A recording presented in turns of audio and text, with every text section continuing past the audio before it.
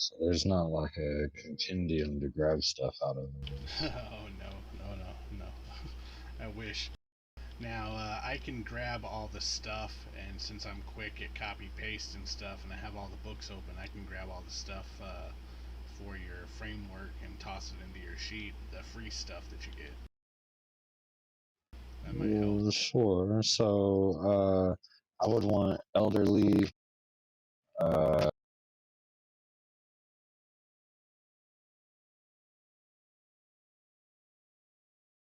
You're gonna be an old timer, huh? yeah. Elderly and a major pacifist. Get off my lawn!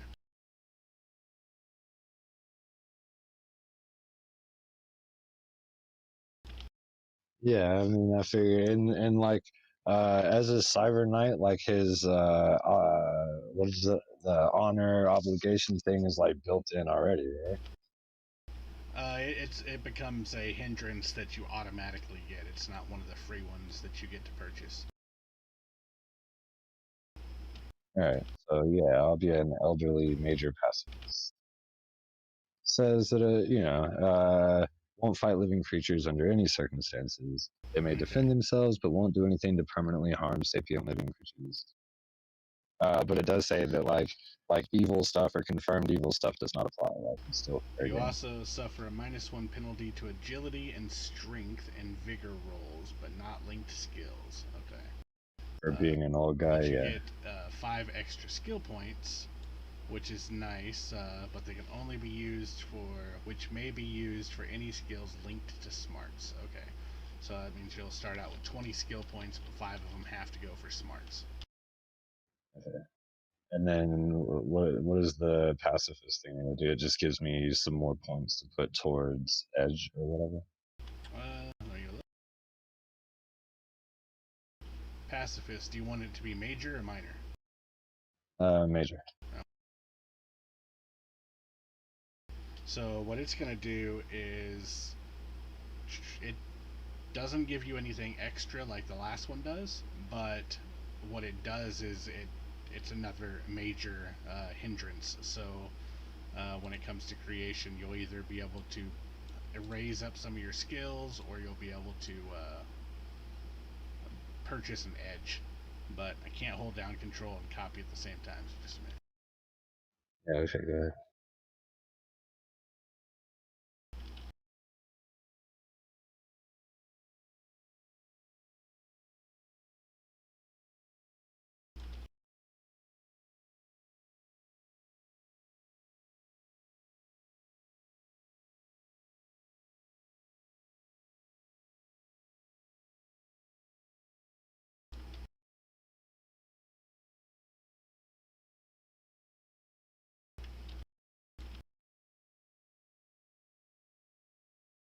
All right, so you So take. then I'm Go ahead. following through the book. So next is like traits and attributes or whatever, right?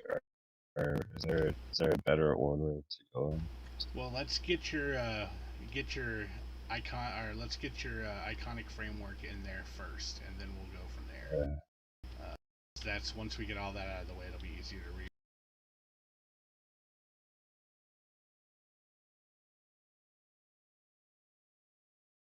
are you looking at my character sheet? Like I have it open. Yeah, Uh, I'm over in the config area, changing things to the Rift setting.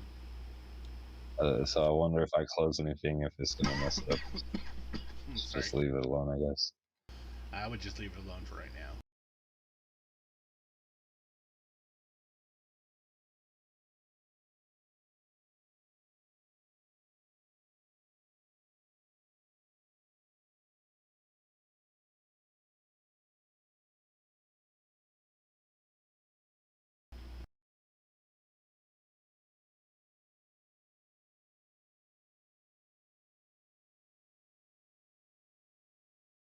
I assume you want to speak American English. Yeah. I mean, I guess I don't really know the pros and cons to any other kind. Is American English like really American? It's just normal American English. It's because they have differentials of England English because England's also in the game. So that'd be a yeah. I don't think I would be able to do a very good English accent, so you better go with American. All right. All right. Elderly, pacifist, got those two. Let's see. I wonder if being a major pacifist is a little too much. Maybe I should go minor. Grab one of it. I mean, it'll be Uh, interesting. That's for sure. it'll be alright. Yeah, it'll be fun. I kind of want to be like a super badass that really doesn't want to hurt anybody, but like also old, maybe a little cranky. It'll be funny if you go pacifist in because Landon was pushing for the Cyber Knights so much because they're fucking like yeah they're pretty strong and like cut you down with their fucking blades in like 2 seconds. But if you're a pacifist, it kind of takes the oomph out of it for him. Yeah, right. So yeah, that's what I was thinking. Like, I kind of want to be a really badass, but like I've already done all the badass deeds. I don't really want to take any more lives or whatever. Yeah.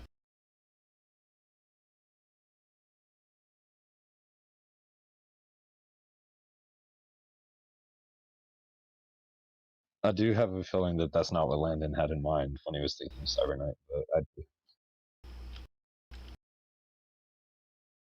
All right, you get a +2 to toughness, which is awesome. I mean, your toughness is 6 right now with nothing.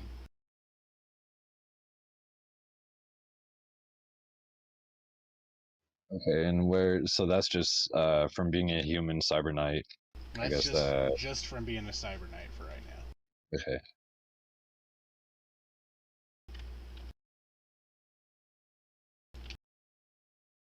Oh yeah, I almost took mild mannered. I guess if I were to, yeah. Well, I mean, being a pacifist is pretty mild mannered. So that'll work.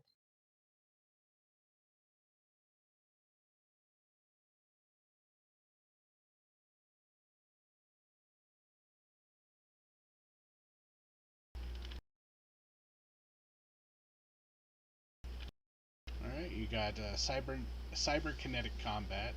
Any electronic technology based attacks such as lasers, railguns, and vibroblades suffer a -2 to hit you. That's nice. Okay. So you're throwing this stuff on the sheet, right? Because I don't want to. Yep. I don't want to be double. Yeah. Okay.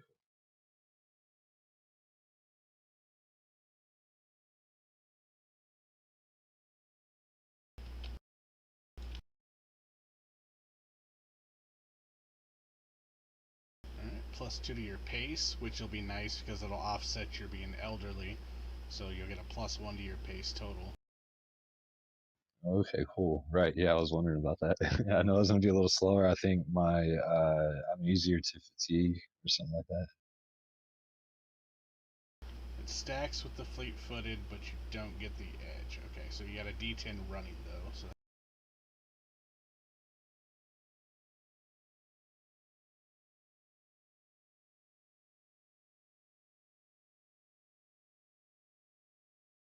okay. All right.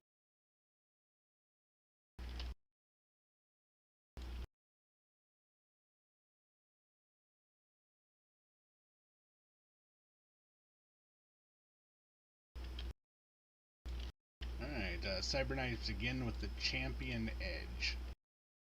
All right, gotta go in another book.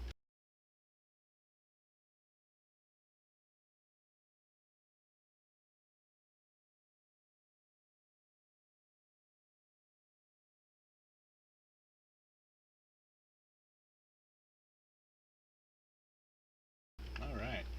So you automatically get that, so you don't have to have the requirements. That's nice. But it says, oh shit, I'll paste it so I can read it.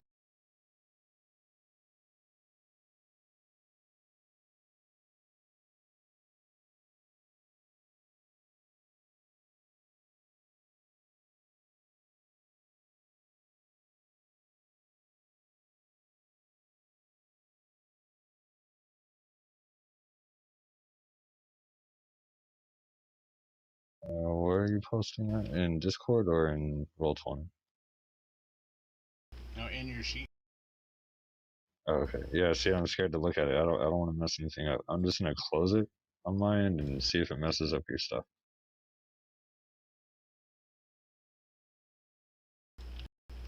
Okay, now I'm gonna open it. Yeah, you should be fine. And I don't really know how names go in Savage Worlds. Like, are they pretty typical American names? Blake Gerson sounds right. I mean, it fits fine. So, champion, what it All right, does cool. is champions are holy or unholy men or women chosen to fight for a particular deity or religion. Most are pious souls, ready and willing to lay down their lives for the greater cause, but some may have been born into the role and followed their path in some reluctance. Forces of good or darkness, +2 damage when attacking supernaturally evil or good if you're evil creatures. This bonus applies to area of effect damage, etc. So +2 to damage for attacking bad Pretty much guys. everything. Okay, right. Okay, so that's a free edge. The cyber armor is also. Are all these free or what? So the way that the sheet works, there's no place to really put your abilities that you get for it. So when you put them in here, when Okay. you click that little gear, it'll show you like type or took at. You just type in framework right there because then you know you're getting it from the framework. You're not getting it from Okay. Edge from the game.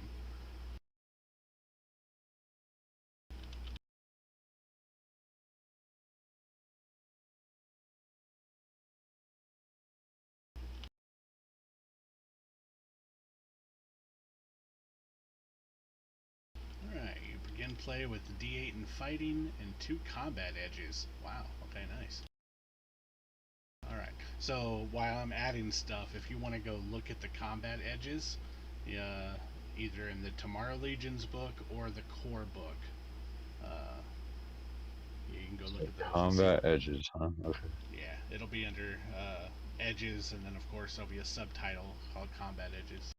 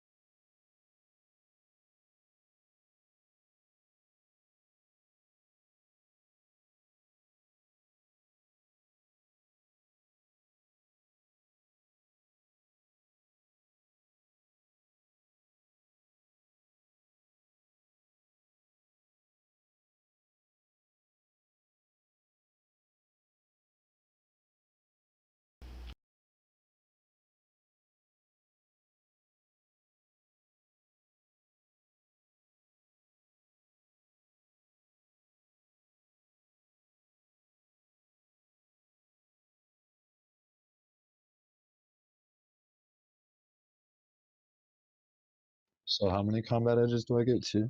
2, yeah.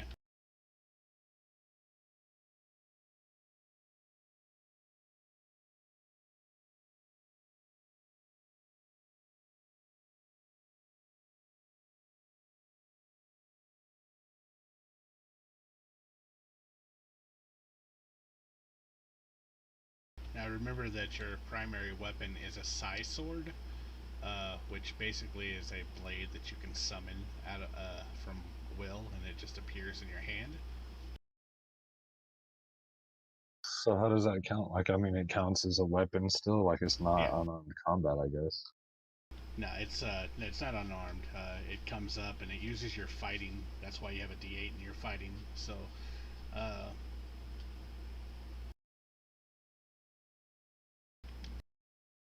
Sorry, I was just hashing a blunt on her paycheck. Uh, it kind of distracted us because I didn't realize what it was. Anyway, all right.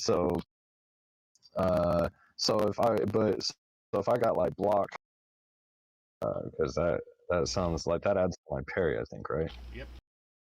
And the block would add to your parry and make it to where like you could use your sword to deflect blows and defend yourself, so you wouldn't be like killing people. Right, right. So if I got block, then so the requirement is veteran block, or what is All right. so? So if there's a requirement for block called veteran, that means you can't pick it up yet because you're only a novice. It goes Okay, novice, seasoned, uh, veteran, legendary, and those are like the three or the four levels. And there's so many advancements that you have to make to become like the next level per se. The next from like novice to seasoned. So I think from novice to seasoned, you have to have four advancements. So that means 20 experience points and each advancement costs 5 experience points. So every 5 experience points you get is an advancement. Advancements let you up skills, up attributes, or buy edges. So you don't get any of those at creation right now because you took an iconic framework. As compared to like me, I took a lower powered individual, but I get to start out at seasoned rank instead of novice, so I get a little bit more advancements and such. But you would definitely kill me in a 1-to-1 battle.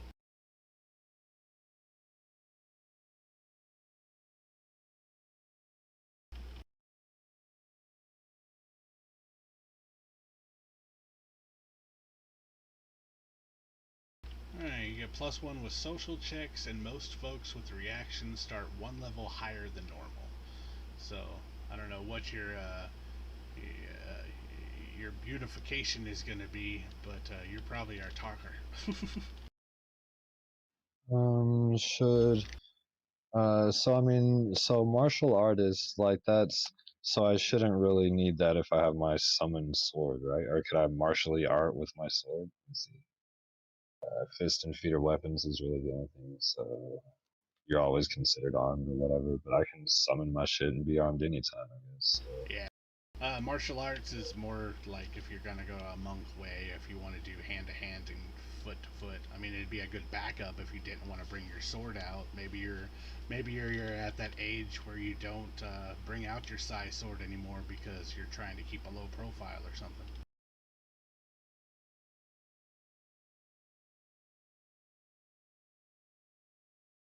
All right, so yeah, code of honor for the Cyber Knight complications.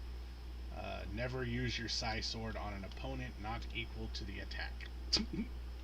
That's yeah. All right, so yeah, I'll go ahead and take martial artist.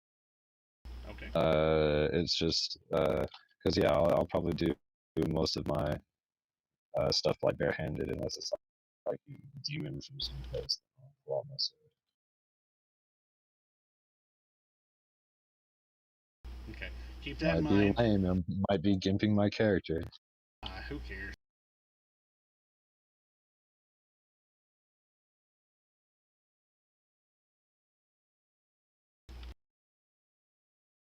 You say keep something in mind.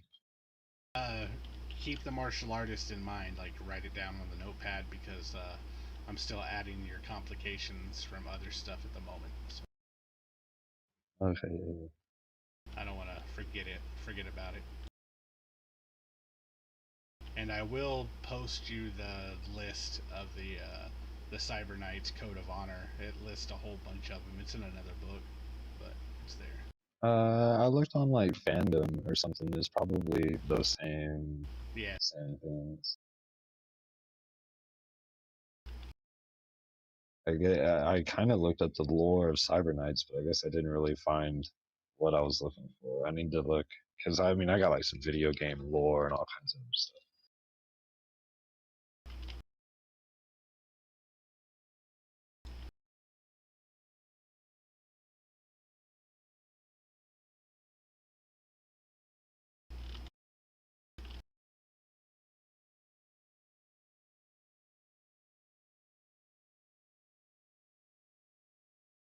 Alright, starting gear. You got starting gear substituting the Cyber Knight medium armor plus an NG-L5 laser rifle.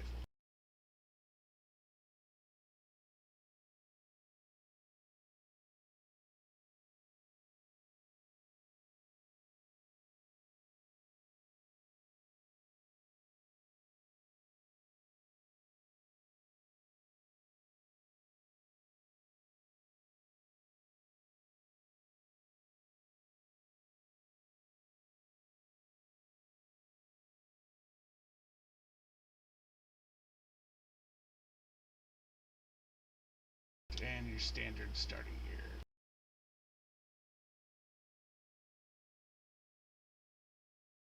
Alright, if you want to give me a couple of rolls, you can. Roll 4d6. Sorry, roll a what? 4d6.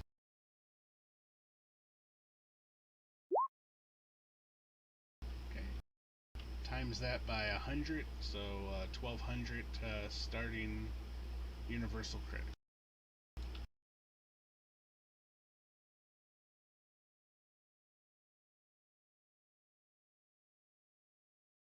Okay, go ahead and give me a 2d4 roll.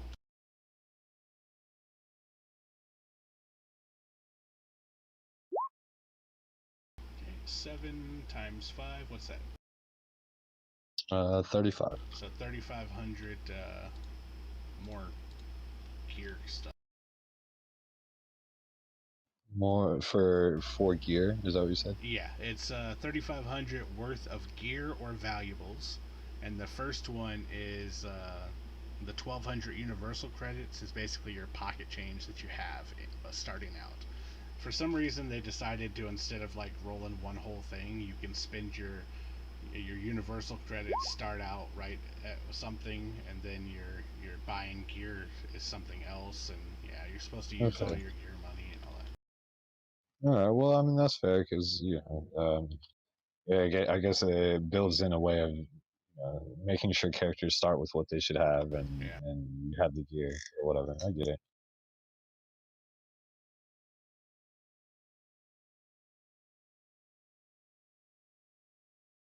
All right, I think we got your most of your framework done. Let me do an armor real quick.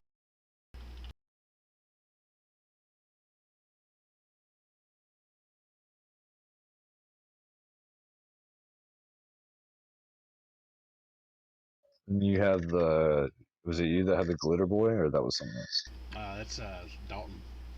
I got a basically he's a human from another dimension, and the dimension where he comes from, the entire planet is a living planet, and it like produces like the lakes aren't water, they're made out of mucus, and like the stalagmites and the earth that comes out of the ground are like extensions of the planet.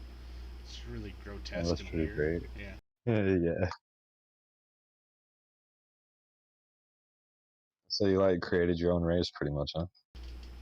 No, I took a race that was they're human, because it's funny because a rift opened like thousands of years ago, and a bunch of humans migrated through to this dimension and started like habiting on this planet. So they're raised human. I mean, they're humans. They just lived on another dimension uh, for since his birth. However long. Yeah. Yeah.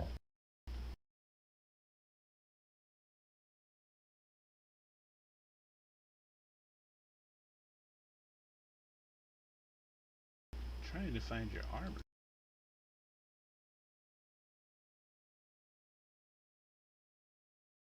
Ah, there we go. Cyber Knight. Okay.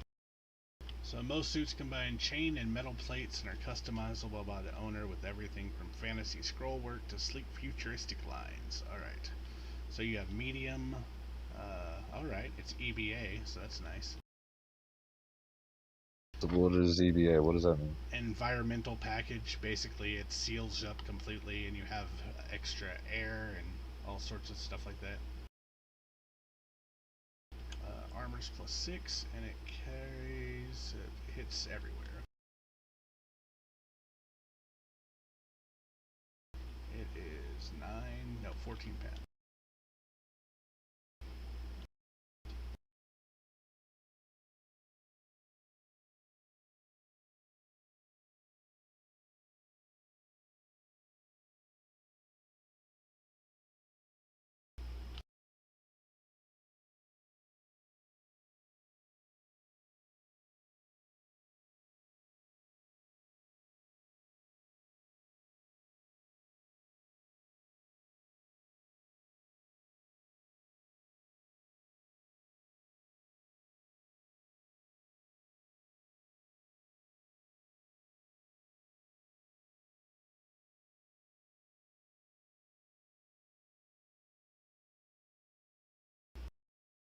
What's this weapon?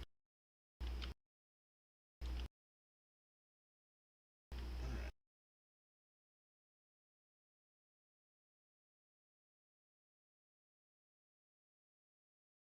Which setting book should I be reading?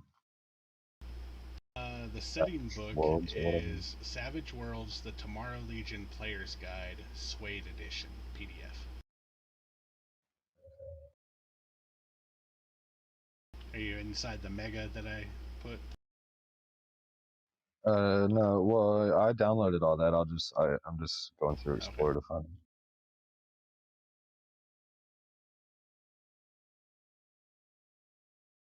I have all the Bad Batch too. I don't even think I finished it, but I didn't remember which episode I was on, so I haven't watched it. Well, I'm not sending you anymore. I got in trouble. Disney smacked me. Yeah, I was worried. Like, I was like, shit. I wonder if they're gonna send me something. Because it pretty much went direct from you to me.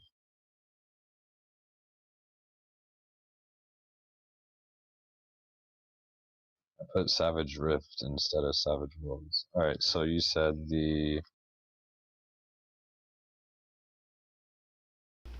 The tomorrow. Tomorrow Legion Player's Guide, Suede Edition. Okay, cool.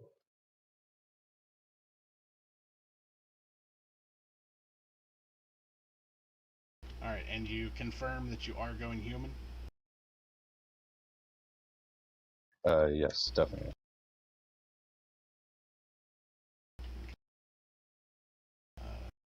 So that And means I get martial an art. extra edge Yes, you get an extra novice level edge. from any category Yep. or from a combat category. Any category. Anything you want. As long as it Oh, doesn't have a prerequisite that's seasoned or higher. As long as it's a novice level, you can get it.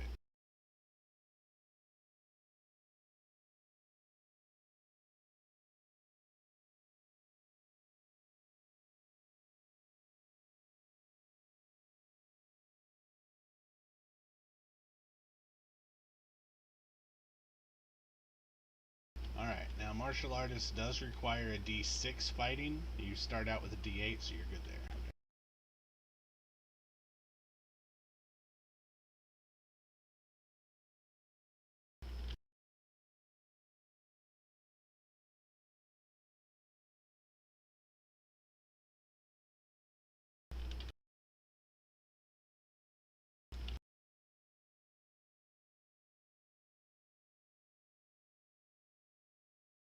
Alright, that gives you fist weapons. Okay, she's always considered armed. +1 with striking and causes strength +D4. Alright, already has a strength damage die from falls, racial ability, brawler edge. No, okay.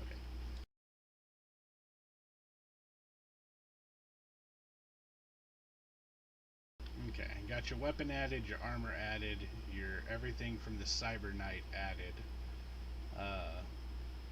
So your other combat edge and your human edge, if you want to choose those right now, would be a good time to. Wait, a human edge and a what? Your other combat edge, because you got martial artist, which was your first combat edge. You need one more combat edge. Block. That's the first one. Let me go back at the block. So I thought block was seasoned. Improved block was seasoned. Now improved block looks like it's a veteran. Well, And block I was is still seasoned. scrolling up, so obviously you got me there. No problem. All right, so okay. You want a high parry, right? Yes. I want to like pretty much not get hit.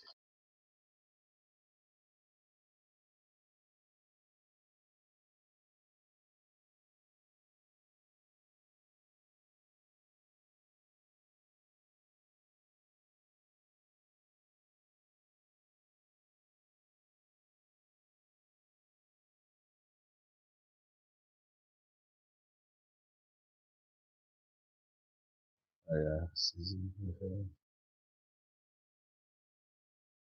Well, so parry equals 2 plus half of your character's fighting die.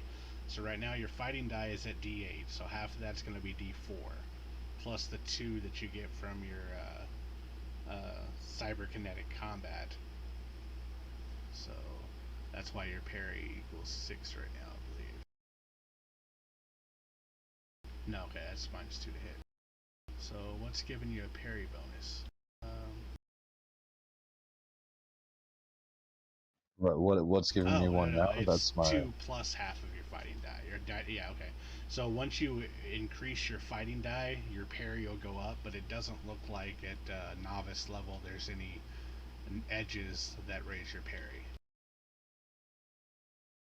Now, if you have anything that raises your fighting die, that will in turn raise your parry, but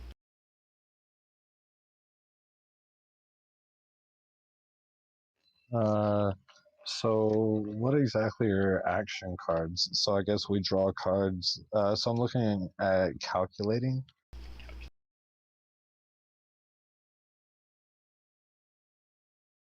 okay. Novice and Smarts D8. A few seconds of study your foe's action gives your hero a major advantage. When his action card is a 5 or less, he ignores up to 2 points of penalties on one action that turn. So basically, how initiative works is instead of everybody having a dexterity that they add to a d20 to get your initiative, the GM goes around and deals a card to each person. And it's pretty cool because Roll20 has it set up to where you can put cards in the initiative tracker. And it goes from like your highest suit down to 2, which would be like if you draw a 2, you're going fucking dead last. Okay. The good things about jokers is if you draw a joker, you get +2 to any roll that you do that turn, and anything else in between is just a number. But say you get a 5, you draw a 5. Because you're calculating, you're watching other people do their actions before you. Once yours comes up, you can ignore up to 2 points of penalties on one action that turn. Which is good because then you can offset the the multiple action penalty. Because if you do more than one action around, it makes you can do up to 3 actions per. So it's like -1, Yeah, -2, -3, or whatever. yeah. I think it's -2, -2, -2, but you Okay. get -2 from all of your actions.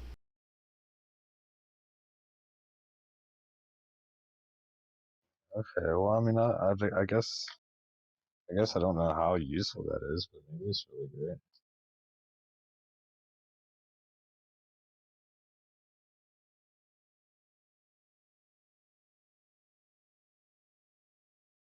Yeah, my guy has extraction and improved extraction. Basically, in D&D, you have attacks of opportunity if someone tries to run away from a fight, and you have the same thing in this. So with extraction, I can flee from one person that's adjacent to me without them getting attacked. But with improved, I get to do it up to 3 people. If they're all trying to gang up on me, I can run away. Yeah, and that might be really great because sometimes disengaging one target isn't even just running away. Like you might be running to intercept somebody else before they get to somebody else in the party or something. I mean, that's really great to have that option. Yeah. I think this dude's gonna be like, I don't know, he's gonna be a badass. What about Nerves of Steel? That sounded That's a combat one, right? Yeah, your hero has Did I learned go to too fight far? on through most intense pain. You may ignore 1 point of wound penalties.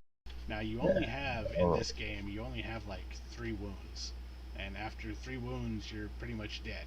So, okay. But once if you. you take a wound, you get penalties, Yeah, like you're considered shaken or whatever. yep. So, Nerves of Steel is pretty good because you get to ignore those wound penalties.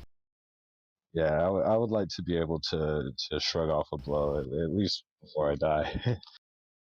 You know, whatever. He's a good tough guy. There's just still sounds good. He won't grunt like, you know, when someone stabs him through the chest or whatever. He'll just be like, So, Martial Artist and Nerves of Steel, both from your framework. Okay. You took Elderly and Pacifist, those two. Okay, so now that you've taken those two. Sorry, I didn't lose you just a minute.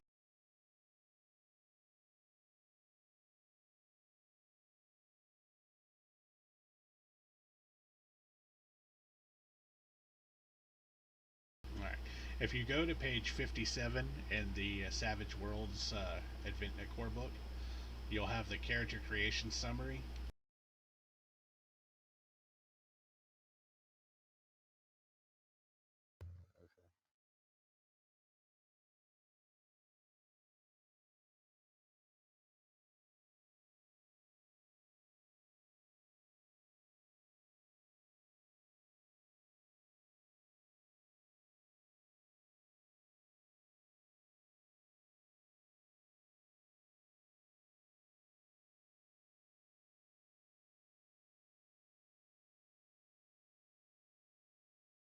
You see it? so for 2 hindrance points, you can raise an attribute with one die type or choose an edge. So I could get 2 more edges or one die type and an edge or whatever. Yeah. Alright, and So before you buy those, you might want to do your attributes.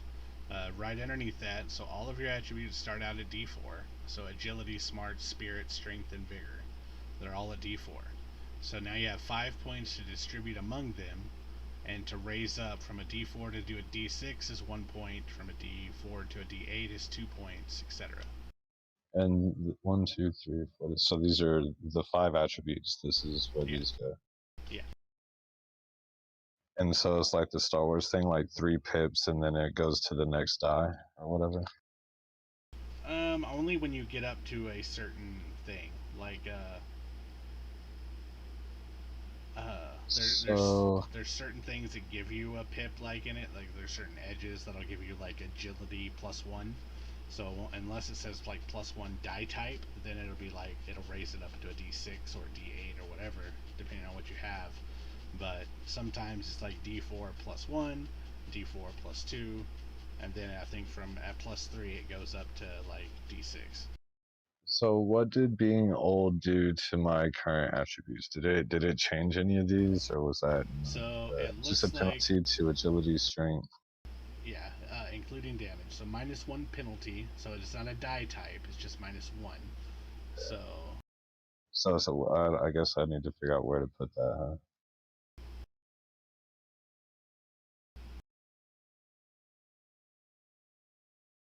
But so I can also kind of counteract that. Like what is so if I'm unarmed combat, am I mostly using strength or is it agility or do I have a choice? I mean, I guess it all depends on my skill, right? So I need to yeah. figure out what. So so the skills, it's real simple. You have fighting skill and shooting skill. Your fighting skill is based off of agility, and your shooting skill is based off of agility. So agility is kind of like the important thing of the game. Now, strength, of course, is going to be the damage that you do, but agility is definitely going to be for hitting things. Uh, your fighting is going to be your martial arts. It's going to be your attacking with your sai sword. It's going to be punching somebody in the face. All that. Shooting, of So course, I is going to be get shooting your 5 rifle. points right now, or five. Five Let me dice. go back. So Okay. basically, you can, yeah. So if you wanted agility to go from D4 to D10, it would cost you D6, D8, D10. It would cost you 3 points to make it a D10. I want to do that. All right. I know that's pretty crazy, but I want to do that. That's what I did. And then vigor, that's kind of like your endurance type. Vigor is your endurance. It's the rolls you do for unshaking.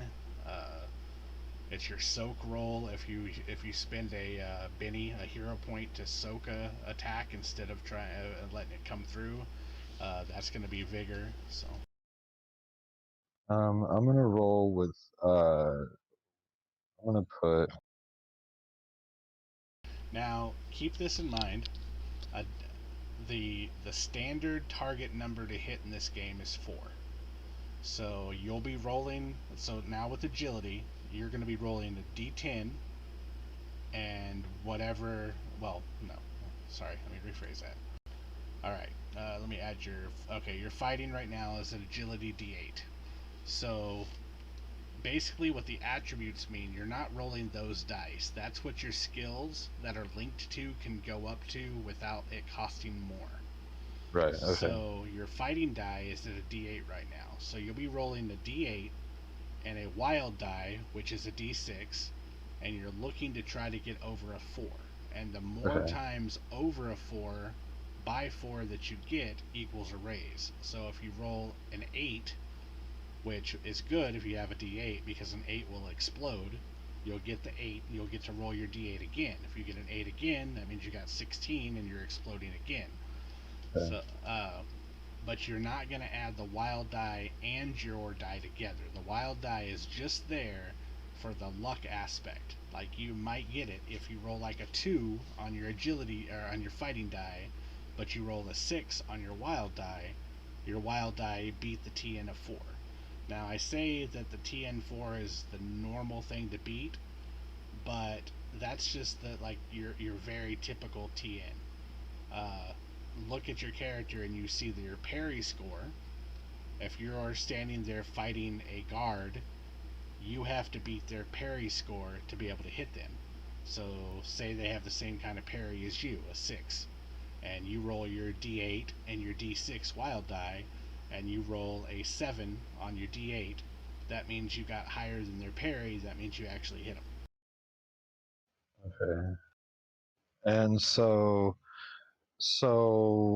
what of my Cyber Knight, like, is it tied to any of these attributes? Like, does it affect the power of my sword or the power of my armor if I have more spirit, or would that be tied to some Cyber Knight skill or something?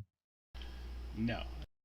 Okay, So so your attributes aren't tied to anything there. Looking at your framework, nothing says yeah, nothing goes in there.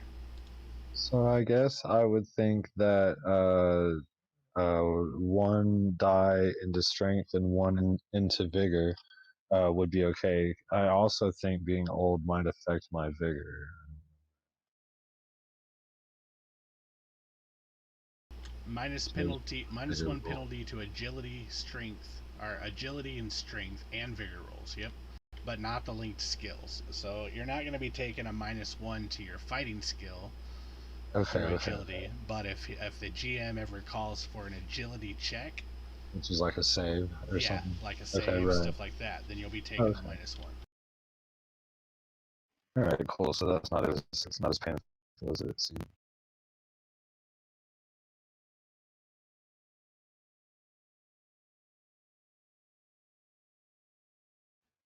Okay, so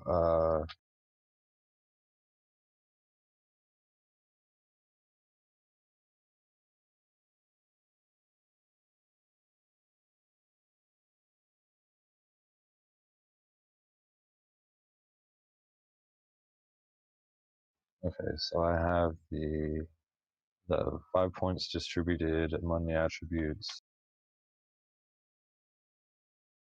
And so I guess now I could use hindrances to raise an attribute one dice. Hello. Hello. Hey, All right, and your strength and your vigor both had the -1 too, right? Yeah. so I guess I would add one more to my agility. I thought From my Well, thought we. no. From Go ahead.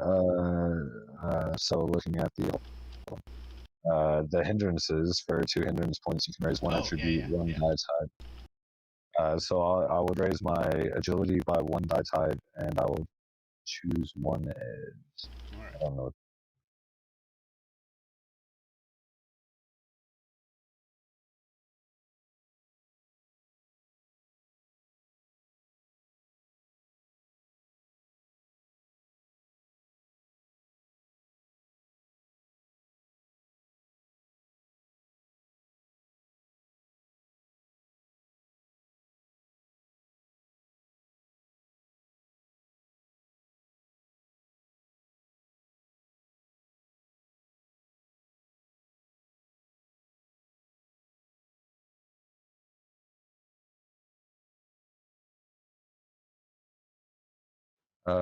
Was that Levi? Did y'all get your? I guess you got some stuff done, huh? No, I'm just taking a break. Bit off maybe a larger project than I could chew in 2 days. So I hate it when that happens.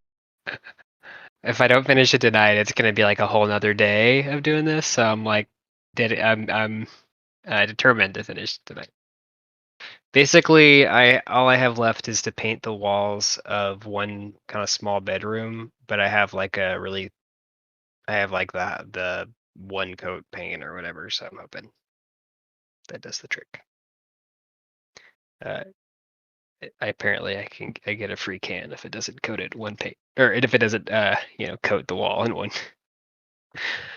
in one pass. So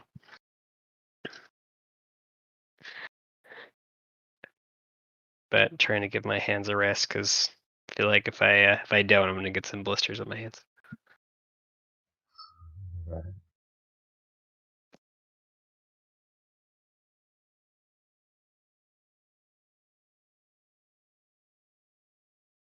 Now, And then after all this, we just have the living room that has popcorn ceiling, but that's like one of the tall kind of angled ceilings, so that's gonna be a challenge. But that's pretty much it.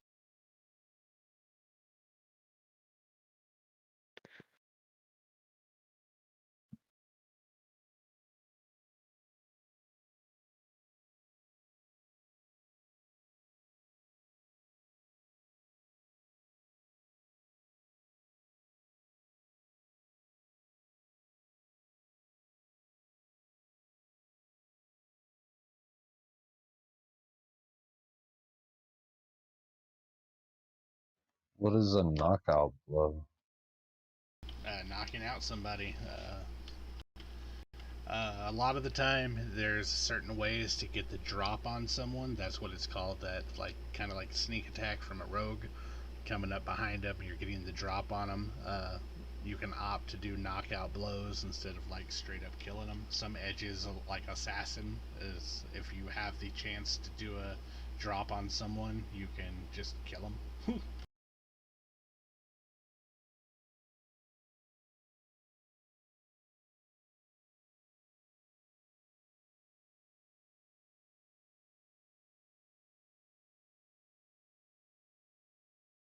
So first strike looks pretty cool to me, but it says once per round, as long as he's not shaken or stunned, the hero gets a free fighting attack against a foe immediately after he moves into reach. So I move it.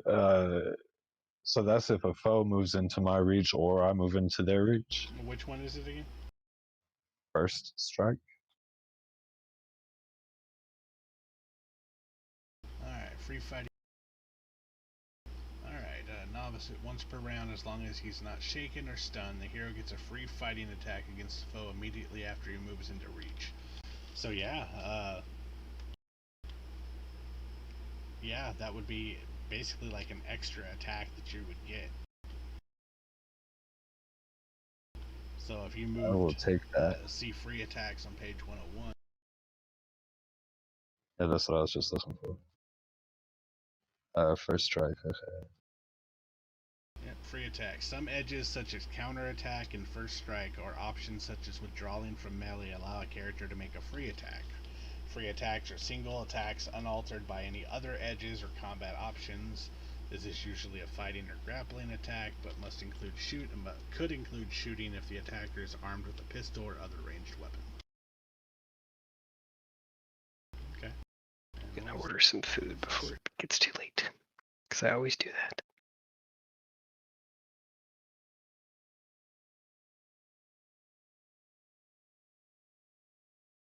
There is a cookie dough bar apparently yeah. close to my house.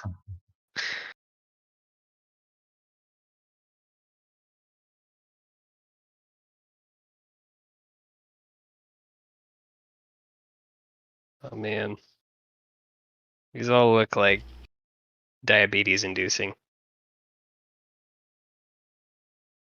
Isn't everything that's not like green lettucey diabetes inducing? I mean, if you're pre-diabetic, I guess. But Isn't I mean, this will everybody get you there. pre-diabetic? No, that's a condition. My dad was actually he was diagnosed as pre-diabetic, and he was actually able to reverse the diagnosis from like some pretty intense diets. It's pretty Yeah, our buddy Chris, Big Chris, he was diabetic, and he's out after he lost all of his weight. He doesn't have to do it anymore. That's great. So 12 points. I have 12 points to put into any skills. 15. Yes, those common skills. Okay, right. I have 15. Well, you actually have more. You have 20, but 5 because Savage Rifts changes it from the core. You get 15 points in Savage Rifts, and because Okay. you're elderly, you get 5 extra points that have to go into smarts. So you get 20 total, but 5 of them have to be smarts. And if you're looking at your list and your character, I added all the common skills that you automatically get at D4, and the ones that are any higher you got from your framework. You can take your fighting, you can take your agilities up to 12 without costing extra. So keep that in mind.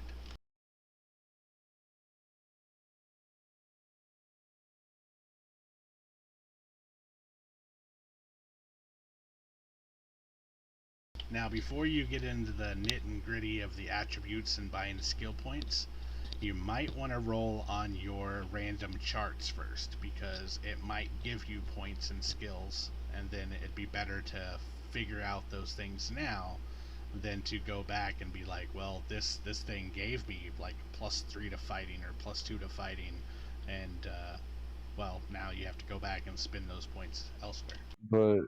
But would it? Okay, so the order I do it, like if I were to add something to fighting and then roll on a table that added more to fighting, it would still cap out at whatever. Yes. Like I wouldn't be able to go beyond whatever. Yeah, it would still cap out.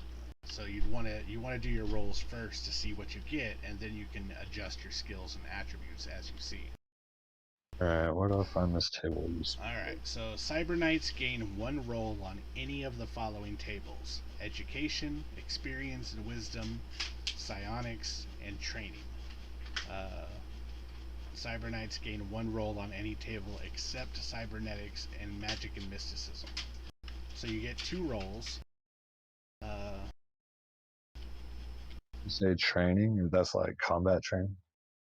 If you go down, okay, so if you're on page 25 of the Suede Legion, Tomorrow Legion book, it tells you your hero roll.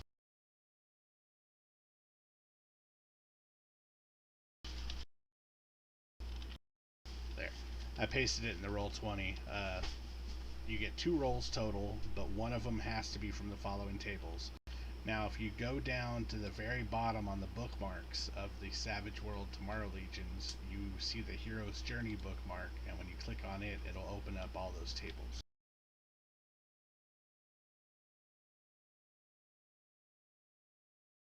You don't need to worry about the narrative hook unless you want to roll one, but it doesn't give you anything, but it might help you with an idea of your character.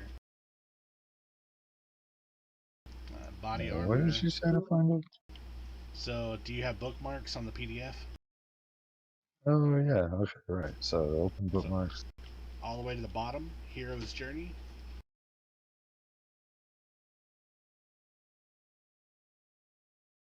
Okay, and then narrative hooks. Yeah, you don't have to roll that one if you already have a narrative hook to get you involved, or you can roll it, but it doesn't give you anything. So, and it looks like the first table is body armor, and that you can choose that one if you wanted. You already start out with pretty good armor, so that's up to you.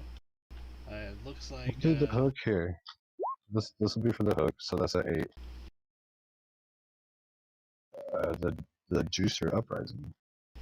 yeah, this kind of doesn't really work with you. If you were playing a juicer, maybe, or maybe you helped the juicers when they uprised against things. I honestly, Maybe if I were you, I would help just them read get them off and the pick dog. one. I need to go get some coffee. I've been searching for the book files on my computer for way too long. Like I know where they are, but I'm just kind of spacing out.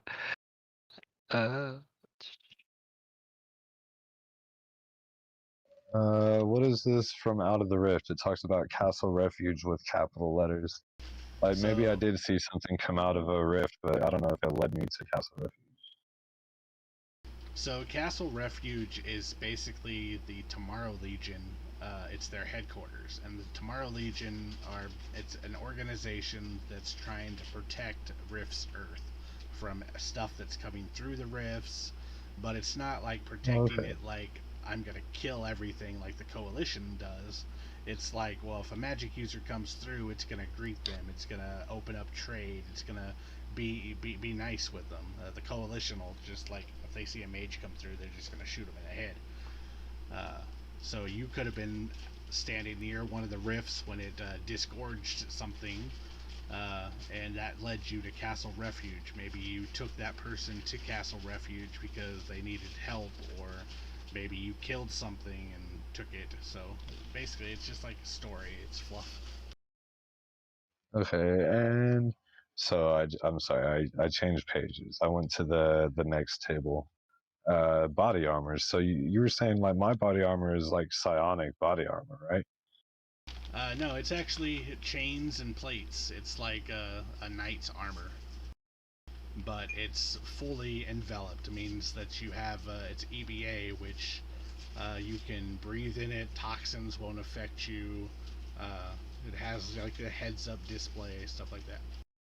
So would rolling on this table apply to that or not really? I wouldn't. I wouldn't pick the body armor table to roll on.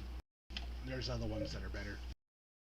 So I'm choosing from 2 of these tables. That's right, right? Yes. You're choosing from 2, and you can't roll on the cybernetics or the magic and mysticism table. So you can roll on. I posted it in the Roll20. The way that it says, it's kind of weird. You gain 1 roll on any of the following tables: education, experience and wisdom, psionics, or training. So I would look at those first.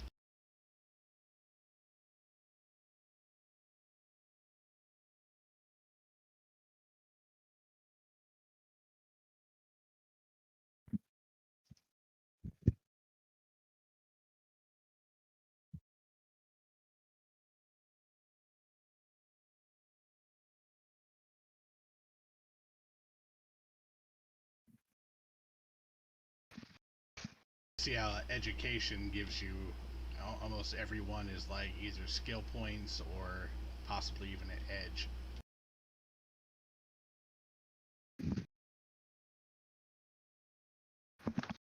Yeah, I was actually thinking that education will probably be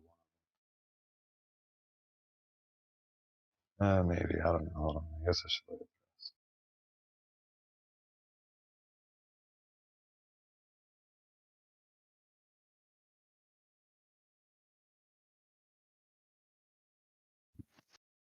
I'm debating whether or not to do an order food.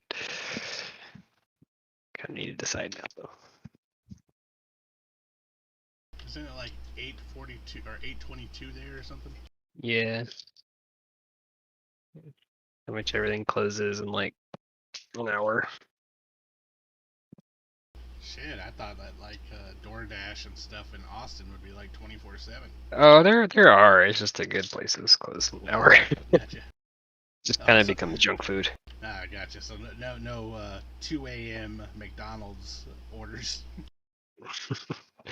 I mean, I think you can, but one of the reasons that I pay a lot of money in rent every month is so I have access to nice things. Yeah. So I like it seems pretty foolish to order like McDonald's or Jack in the Box or anything like that when there's all these really awesome local places. Like a cookie dough bar.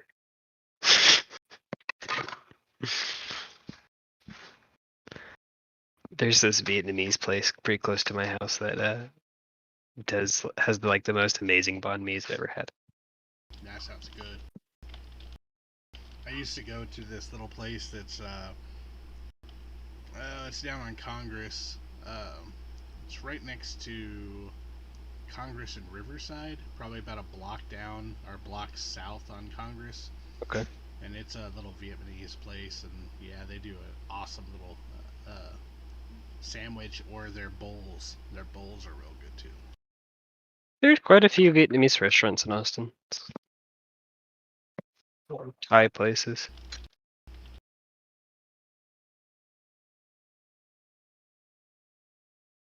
Okay, so Chris, your Psy Sword does do strength plus spirit times 2 damage. So yeah, that does affect your that does affect things from your cyber. So I would take the point out of vigor, I guess, and put it into spirit.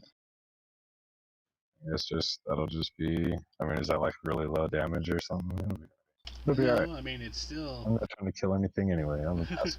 All right, so keep it. All right, I kept it in vigor, right? Yeah. Oh yeah, no. I'm sorry. I think I should still take it out of vigor and put it into spirit. Okay.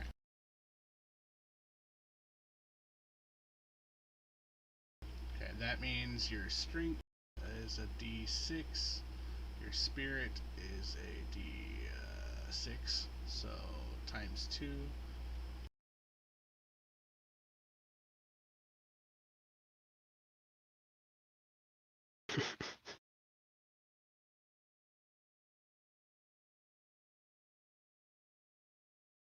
So I'm gonna roll with education and training.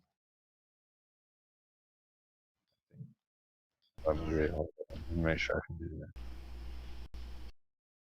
Make sure, because Landon wants people to make sure they're written down, type in that this is an education roll. Okay, let me see. So, okay, education, experience. Oh, experience analysis. Yeah, I looked at that one. Okay, so education, and then okay, the other one can be training. So, all right. What's up?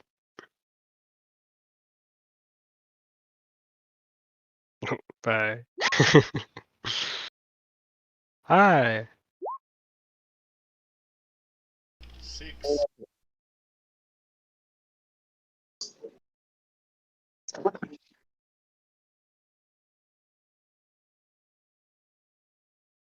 Oh, training roll a 20 is nice. What was the 6? Let me go back up there. Basically you're a historian.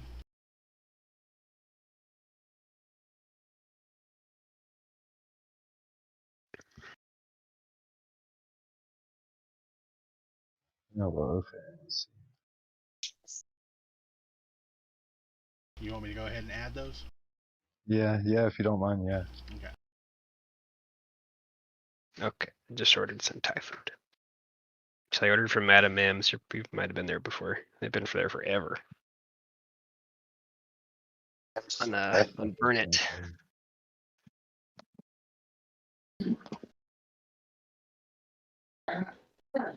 Alright, so you got academics D6, and you increase your common knowledge by 1 die type. So it's at D6 also. Okay. So then you roll the 20 on training, so you get to pick anything on that list.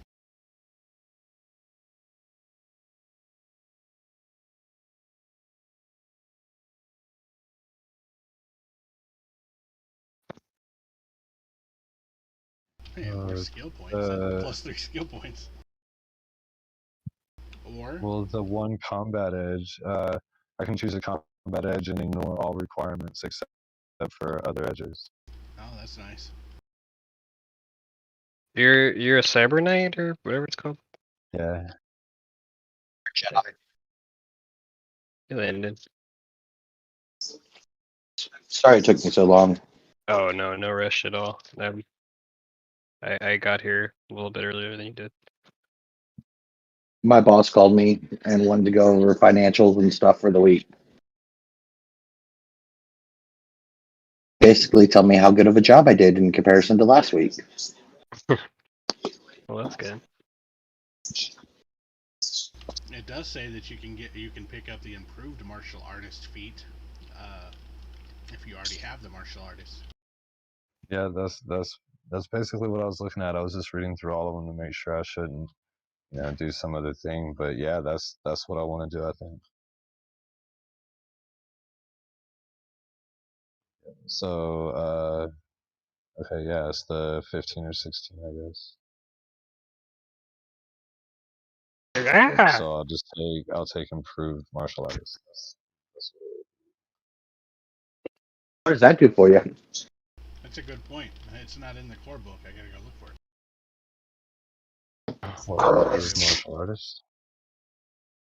It's not in the core book? No, martial something else is in there, but not improved martial. Oh, fuck! I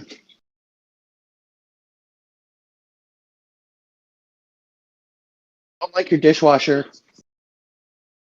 Just slam my finger in it.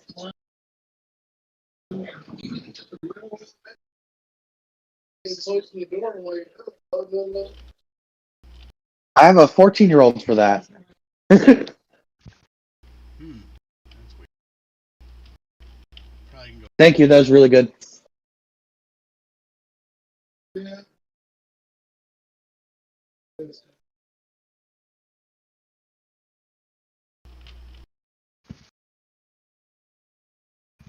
I had to take the blinds off in this room before I paint, and I feel like I'm really just advertising the interior of my house on the street right now. I have this like bright ass shop light in there. The improved martial artist is called martial warrior. Is that what it's? Okay, is that what it's? Yeah, the requirements are seasoned and martial artists. Okay. So my fighting bonus increase the warrior's fighting bonus to +2 and her damage die an additional step. Okay, martial warrior. Fighting bonus to +2. Okay. Not fighting die type, but fighting bonus. Okay.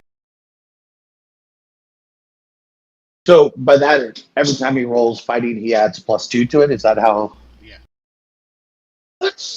Yep, and my damage die goes up a step too. An additional step. So I guess it's already going to be. So the fighter is trained in basic martial arts. Her fists and feet are weapons, so she's always considered armed. She adds +1 when striking, well, except it'll be +2, and causes strength plus D4 damage.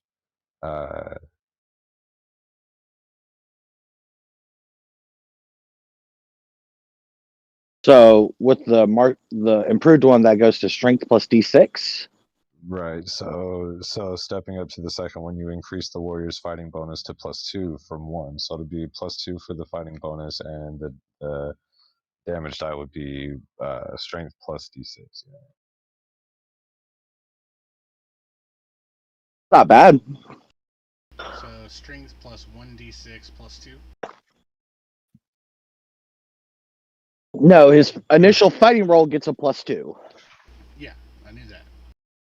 And then damage would be strength plus a D6. Okay, gotcha. What's your strength at?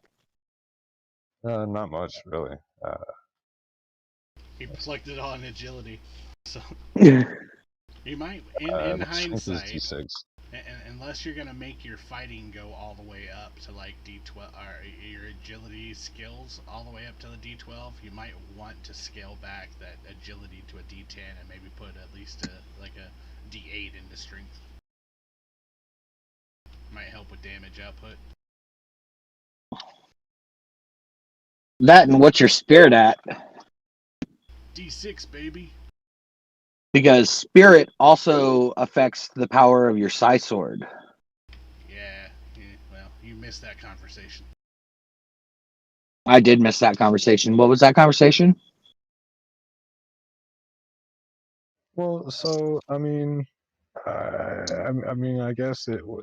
What do you think the priority for the stats are for the attributes? So I could have D8 in agility, spirit, and strength. I guess. I mean, that would be overall. I mean, good. You'd be more That's rounded. if I was building a character, that's how I would go. I am gonna roll with that then. If Landon says that's how he would build a character, then I hold that in the highest of esteems, and I will build my Cyber Knight with those attributes. I will say that when you hear all the other stuff, you're gonna be like, "Oh my god, your character sucks." It's gonna be great. The pacifist, blind. Blind? What? No, because I thought you could take 6 hindrances, points and hindrances as a human or something, but it was only 4. So I just took elderly and major pacifist. The pacifist thing, I'm kind of interested to see how that plays out, considering the world is so brutal.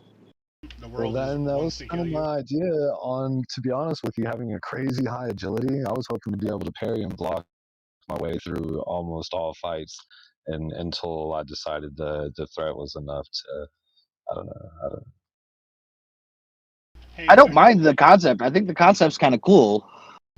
Landon, in what book had that thing that you said about the not the golden rule, but The golden hour. no, not the golden hour. The thing that you said to where you don't have to meet the prerequisites, like you can pick a edge that has a higher. Yeah, what was It that? was in the Tomorrow Legion book. Okay. Let me go to my files. Tomorrow Legion Player's Guide. Yeah. And it was under the setting rules on 115. Blaze of Glory. So page 116, 118 in the PDF. There are Savage Rift setting rules. The following setting rules are recommended for Savage Rifts. Born a hero. Ignore rank requirements for edges and powers from them at character creation. This does not apply to the bonus edge granted to humans. Okay. So ignore. This rank does apply to the bonus edge granted to humans. My bad, I read that wrong. Alright, and more skill points. Yeah, we knew about the 15. Okay, wound cap, never generate more than 4 wounds. Okay, and conviction. Alright, well, there you go, Chris. The Born a Hero thing. If you wanted to pick up block then instead of something else, you could get block and have the higher parry.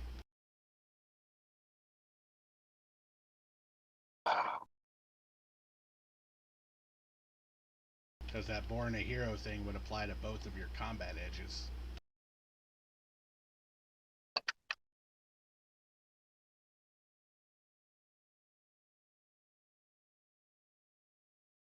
There's also, So if you're looking for under the Cyber Knight edges, the iconic Cyber Knight edges, there's also a edge that you can get that instead of making a blade, you can make a psi shield.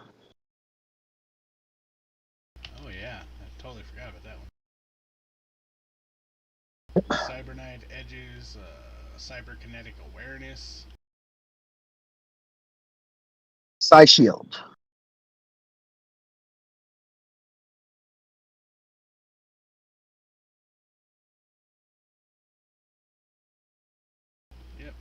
Size sword.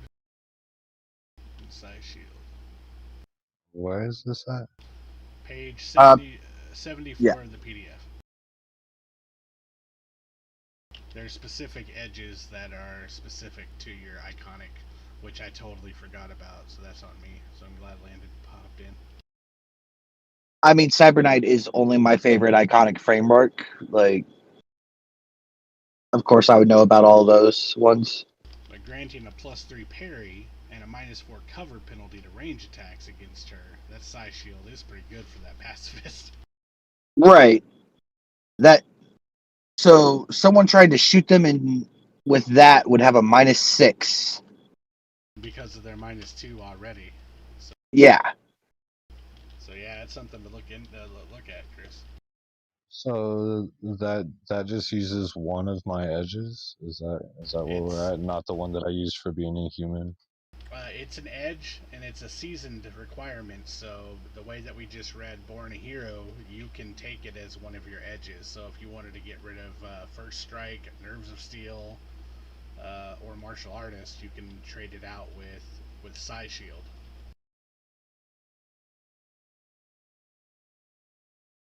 I'll set aside the Nerves of Steel and take Side Shield. So now you're making a Cyber Knight Captain America. You know. I'm just gonna be bitch slapping everybody though, because I don't really want to hurt them. Just like Captain America. And be like, hey, put that down. You can hurt somebody with that. Don't make me slap you. Oh man, you can also bash with it, which is nice. Strength plus 2d4 damage. 44. And provides the welder's spirit and MDC armor of an enemy attempts to shoot through it. That's kind of cool. So by dropping everything to a D8, he now has 8 MDC armor that he can just shoot. I have a shield. Does that so having a size shield, that doesn't take away the ability to make a size sword, does it? It doesn't say one or the other that I see. No. So the way that works is you have the ability to already split your size sword into 2 if you wanted. It goes down. It goes from strength plus 2 times your spirit in damage to strength plus spirit in damage, and it loses half of its armor piercing. But you Okay, can. so if I were to make a sword and a shield, they would be half. It would just be like as though it were two, split. Well, your sword would be half. Your shield would be the shield. Right. Okay.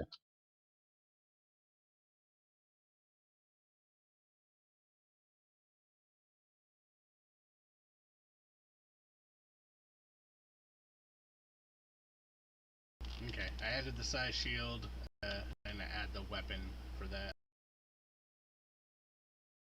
For bash.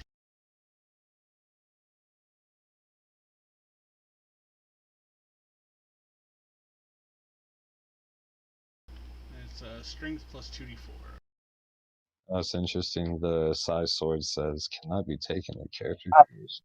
I just read that. I was like, that's interesting that they specifically call that one out, that you can't take that. Where does it say that?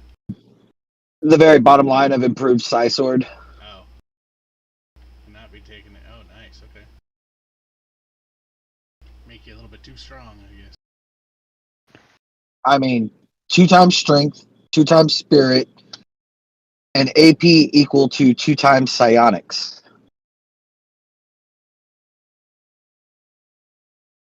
What So- did you do to the attributes? They look like they're wrong. Why did they look this way? So you told me to drop agility to a D8, and you said to make vigor and strength. Okay, well, yeah, the strength didn't go through, but it should be a D8, right? Not vigor, spirit, and strength. Oh. So vigor should be, I mean, I guess D4, right? And or whatever. Yeah, right. Is that what default is? Default's D4, yeah. Everything starts So at a I D4. had 5. So I would have put 3 into agility, and then the rest are wait, didn't we say we could get D8 on spirit, strength, and agility? That's what I heard. I mean, D8 on spirit, strength, and agility. 2 to go to agility 8, 2 to go to spirit 8. But I got like a bonus from somewhere else. Like there was some reason that you used one of your edges to boost one of your attributes, or one of your hindrances to boost one of your attributes. Yeah. Okay, so you have a total of 6 points. Yeah, With 6 points, you could totally do it. So it's 2 points for D8, 2 points for D8, 2 points for D8. Everything else is D4. So yeah, I have it listed there. Agility D8, Spirit D8, Strength D8, D4 Vigor, D4 Smarts.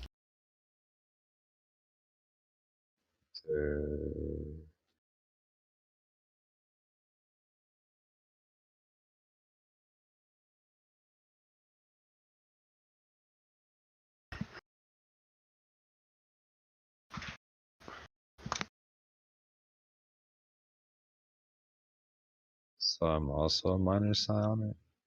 I mean, all the stuff you put on here is stuff I have, huh? You get 10 ISP points and 3 powers, and your psionic starts at a D6, and I already got that over on the side. And you get to pick 3 of those powers: Dark Sight, Deflection, depending on the rank permitting. Smite's a pretty good one. Considering that you only have a D4 in vigor, I would strongly suggest deflection. Yeah, it's probably smart. Now, if you want to read what each one of these powers do, they're over in the spell section of the core book, but there's also a spell section of the Rifts book that changes up some of the powers. To the mega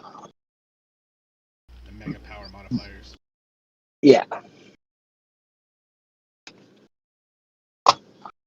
But he's not a master psionic or a master of magic edges, so the mega should I don't think him. Yeah, the mega doesn't.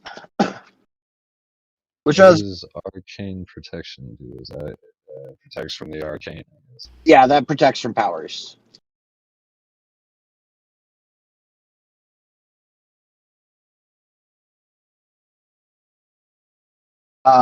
The ones marked with I think it's a dagger, benefit from the reduced cost because they can only be applied to you. Yeah, they have a range of self. But it lowers the cost of using them. So. Well, boost trait, deflection, and maybe healing. Wait, what is just regular protection? Is that like another stay alive thing? I'm right next to it, so let me get down to it. Yeah, so deflection makes it harder to hit you. Protection makes range stuff. So protection creates a field of energy or armor around the character, giving him 2 points of armor, and +4 with a raise. Whether the protection is visible or not depends on your trappings. This is entirely up to the caster. So basically, in Savage Worlds, they give you each one of the powers, and then they tell you, hey, here's the trappings. How does it work for you? So, for example, if you're a necromancer and you're like shooting a bolt out of your hand, your trappings would be a dark bolt of dark fire energy or something. Now it might be whatever you decide. Yeah, it might be like a ray of light if from like a priest wizard or a priest cleric or something. Technically, they do the same thing. The trappings are just the flavor of it. But yeah, protection. Okay, like so protection I can cast on someone else, right? Like I could give that to someone else, basically. I could protect somebody. I guess. It has a little star. Right? So powers marked with an asterisk or dagger, if taken, are activated as innate abilities, usable only on the Cyber Knight. So no, protection can only be used on yourself. Okay. Yeah, So a lot wouldn't of your that stack on psionics top of my are. armor? Does it stack with your armor? Yeah. Okay, that's Yeah. fine. Protection stacks with all other armor, natural and worn, and is negated by armor piercing as usual.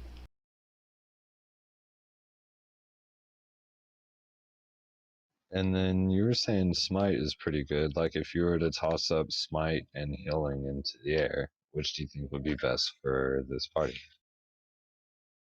Oh man, probably healing if I'm going that route because we ain't got nothing with healing right now. But I would make sure that healing doesn't have a little asterisk next to it. Because It it's smite does. for It me, does. right? So healing for you does well. In that case, if I'm your party member, I want you to have smite. But considering that you're playing with pacifist, I think healing makes more sense. Probably. Yeah. I think I actually think that I will take healing. Uh, Mainly because I feel like I think that my character will be able to. I don't know how this actually play out mechanically, but I feel like he ought to be able to face down pretty much the brunt of most things and be able to handle his own. He might be like hesitant to like hurt someone or whatever, but at a certain point, like if you feel like you're in danger enough, like you try to do the least damage to your opponent that keeps him from hurting anybody else. So maybe some broken limbs or I don't know, submission moves and stuff. Well, if you wanted like a side by side comparison right now, Chris Bassett's character, the Psy Slinger, would, if you had your Psy shield up, would not be able to inflict a single point of damage against you. I mean, that's what I'm talking about. I would hate for him to accrue negative karma by actually causing me pain or harm. The only people in the party so far that I've kind of looked over that could do damage to you would be the Glitter Boy, the Burster. These people that, I mean, if you got shot by the Glitter Boy's gun, you would just be done. Yeah. I mean, hopefully it doesn't That's why shoot you me. just At like one run point, around him while he's about to shoot it and he can't turn around. Right. I mean, seriously, I'm some like super high agility because I thought it would be like this masterful, like monk or whatever. But I think I mean, the side powers playing the way they do, this would be pretty awesome too. I'll try not to get hit by Glitter Boy. yeah. All right, I added healing. What other two powers? Deflection and what are they at? The boost attribute might be really nice to be able to boost like your vigor because it's so low. Oh yeah, is that what so that was the one that I was considering. Well, I mean, I was actually thinking more to my well, I mean, I don't know, shit, but I was thinking about that one. But if the That was the one you had deflection mentioned. allows me to deflect, and the protection allows me to protect, and the healing allows me to heal.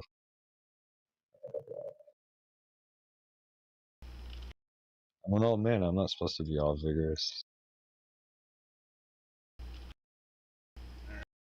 I got deflection and healing. What was that last one again? Deflection, healing, and protection. Boost lower trait.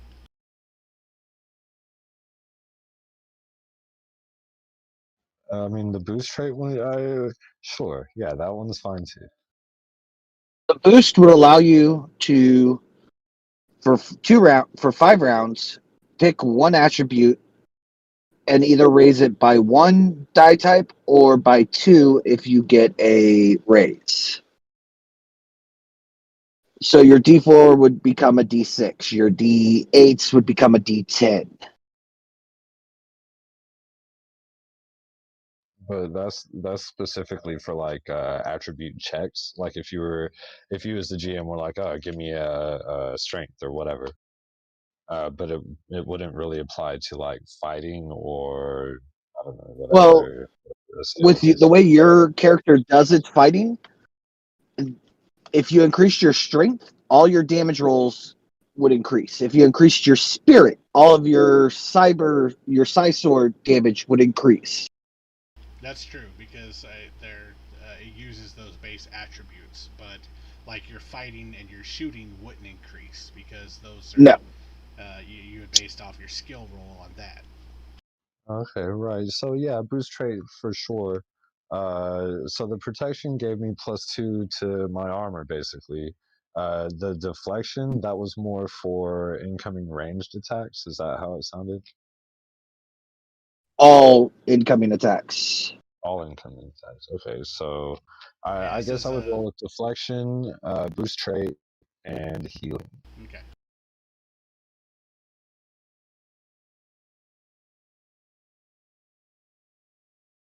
So deflection, once cast, foes must subtract 2 from attack rolls directed at the user.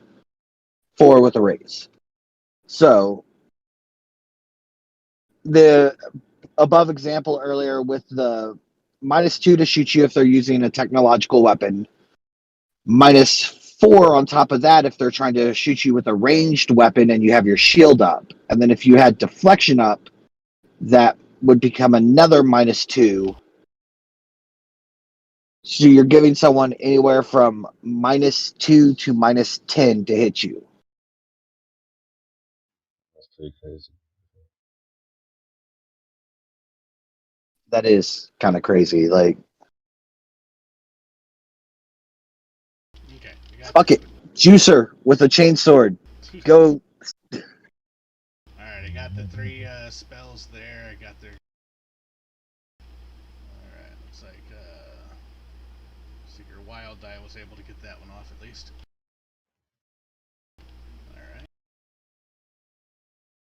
Well, that's in regards to you not having anything in your psionic skill at the moment, so now it's time to work on your skills.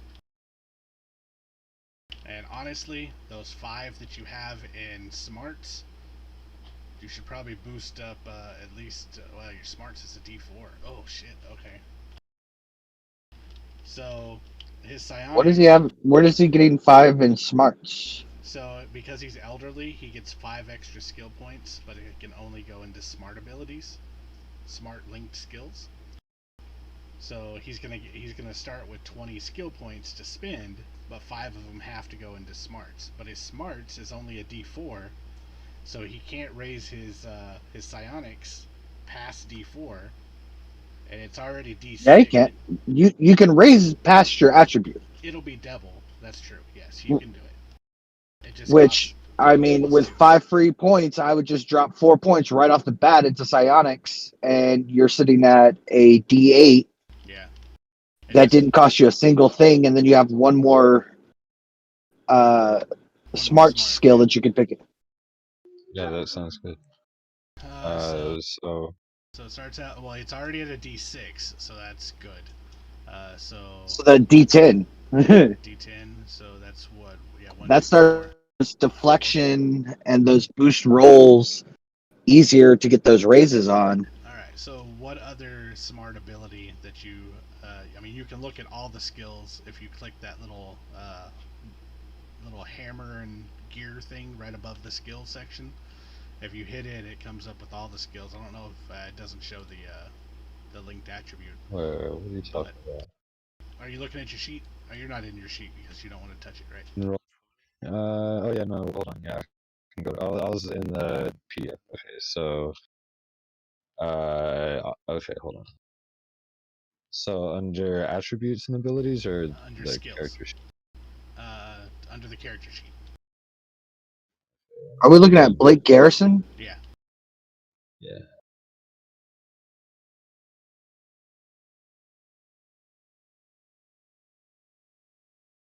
Oh, it doesn't tell you the. Yeah, it doesn't tell you when you do the drop down. I mean, most of them I know off the top of my head, but I did add the common skills that everybody knows at D4, and because of his little thing that he's basically a history buff, he got common knowledge and academics also at D6. So 4 points went into psionics. If you wanted to put another dot into either academics or common knowledge, you could, another die type, or you can pick another smart skill. And if I go to skills, I Let's can see these skills. Where are we at?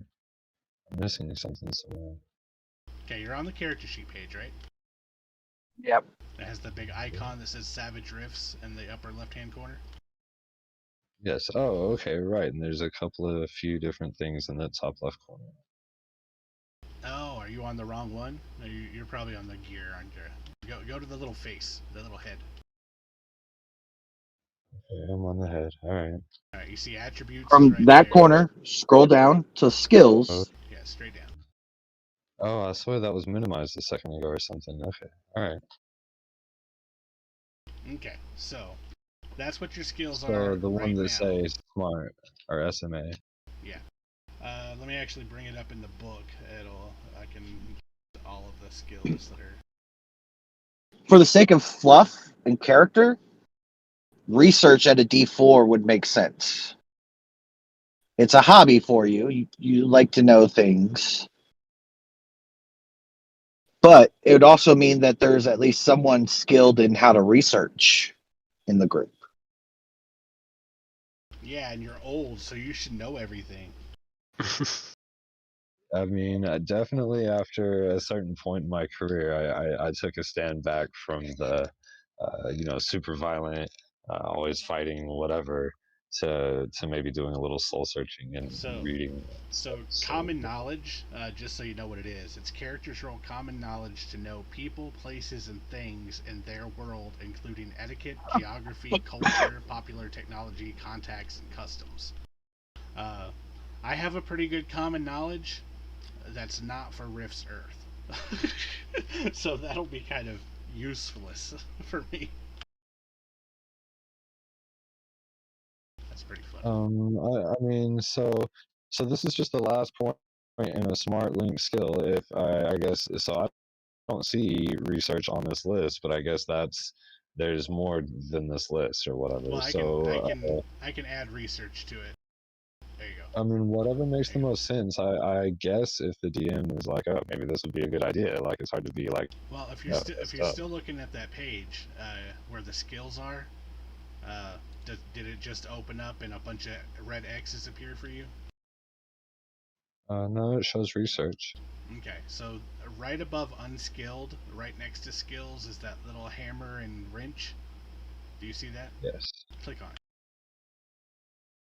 Oh, okay. Alright, so those are all the skills in Savage Worlds.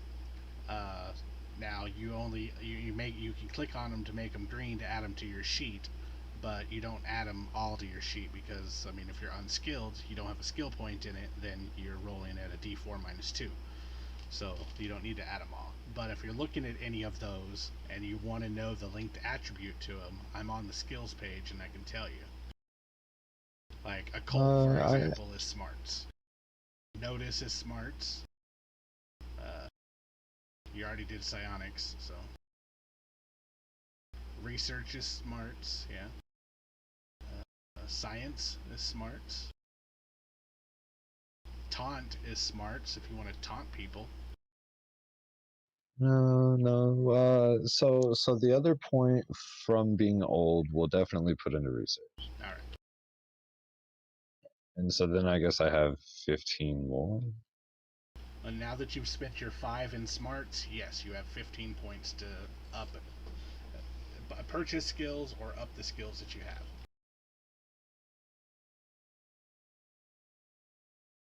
And so if I were to put more into psionics, it would cost double, huh?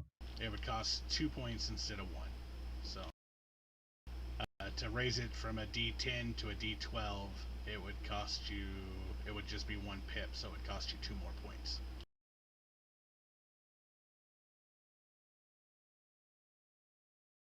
Well, I would spend 2 more on All right. psionics, so that would leave me with 13, I guess. Yep, 13 points left. And because your agility is at a D8, if you wanted to raise your fighting, it would cost you extra points as well. Each one would cost you. So extra. it would cost 2. Yeah.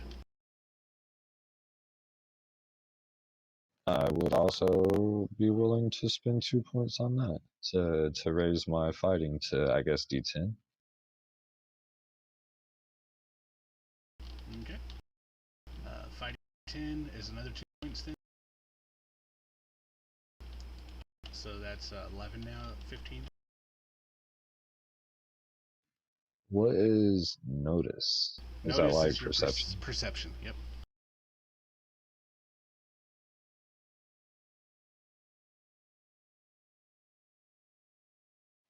That's kind of low. Okay. So then to raise my athletics, those are single costs. So 6, 8, 10 would cost 3 if I wanted to bring it to a D10. Well, to D8, hold on. D6, D8 would cost 2, and D10 would cost 2, so D4, right? Yes.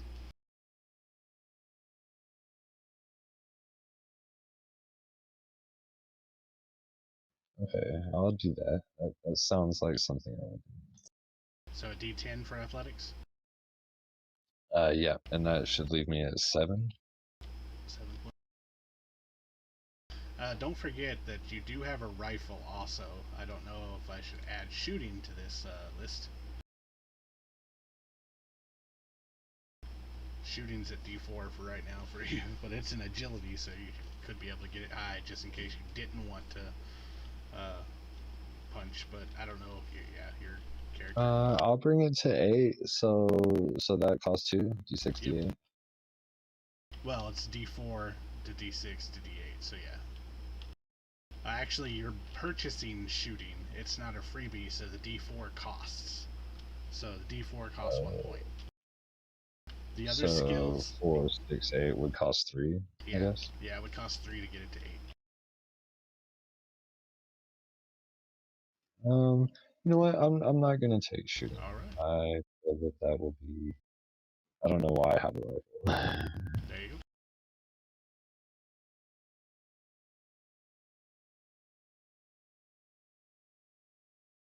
And so I have 7 points left right now. So Survival is also a smarts. Survival has tracking, finding food, finding water. You got stealth. Stealth is based off of agility. You got a D4 in stealth right now. I don't know if you want to slink around. Getting the drop on people with your shield bashed to the head. well, I mean that's the thing. Like maybe being stealthy to avoid conflict would be kind of cool. That'd be smart. So do I have to pay for the D4 or would it just No. be? Stealth is a common skill that everybody gets, so it automatically starts at D4. So you don't have to pay for the D4. Okay, well I'll put 2 into that to put it at D8. Okay, what did I miss? Sorry, guys. Just He has adding 5 skill points left, and he's working on skills right now. I'm still trying to decide on a framework. I don't blame you. That's the hard part. There's a lot. Once There's a you lot. get that one figured out, it's easy. I will say this. We have a very distinct lack of anything arcane. Okay. That's true. I was So- kind of looking at the techno wizard stuff. They're pretty cool. Right. I was actually going to suggest a techno wizard to Dylan, as that kind of seems to be up his alley. He had thought about it. But if you want to go that route and say fuck Dylan, Well, because I was kind of like somewhere in between operator, and then there was like psi operator, and there was techno wizard, and I was like, nah, techno wizard seems a bit more interesting. Techno Wizard There's is pretty been cool. 2 You got all more. those gadgets. Yeah. Sorry. No, Add go ahead. another die to fighting. Fighting? Oh, there's D12 Yeah. fighting. That's another 2 points. get that parry up there. Heck yeah. So that leaves you with 3 points.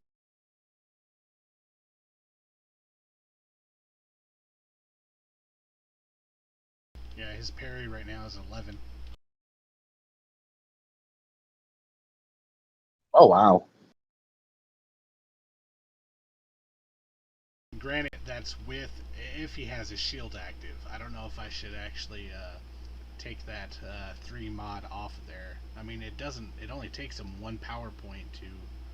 I don't even think it takes him a power point to activate. It doesn't take him a PowerPoint. It's a free action. Yeah. So yeah. I would think that Well, bringing his arm up and manifesting a shield. that's true, but if he like gets shot from, well, parry ain't gonna matter if he gets shot from behind anyway. So never mind. All right.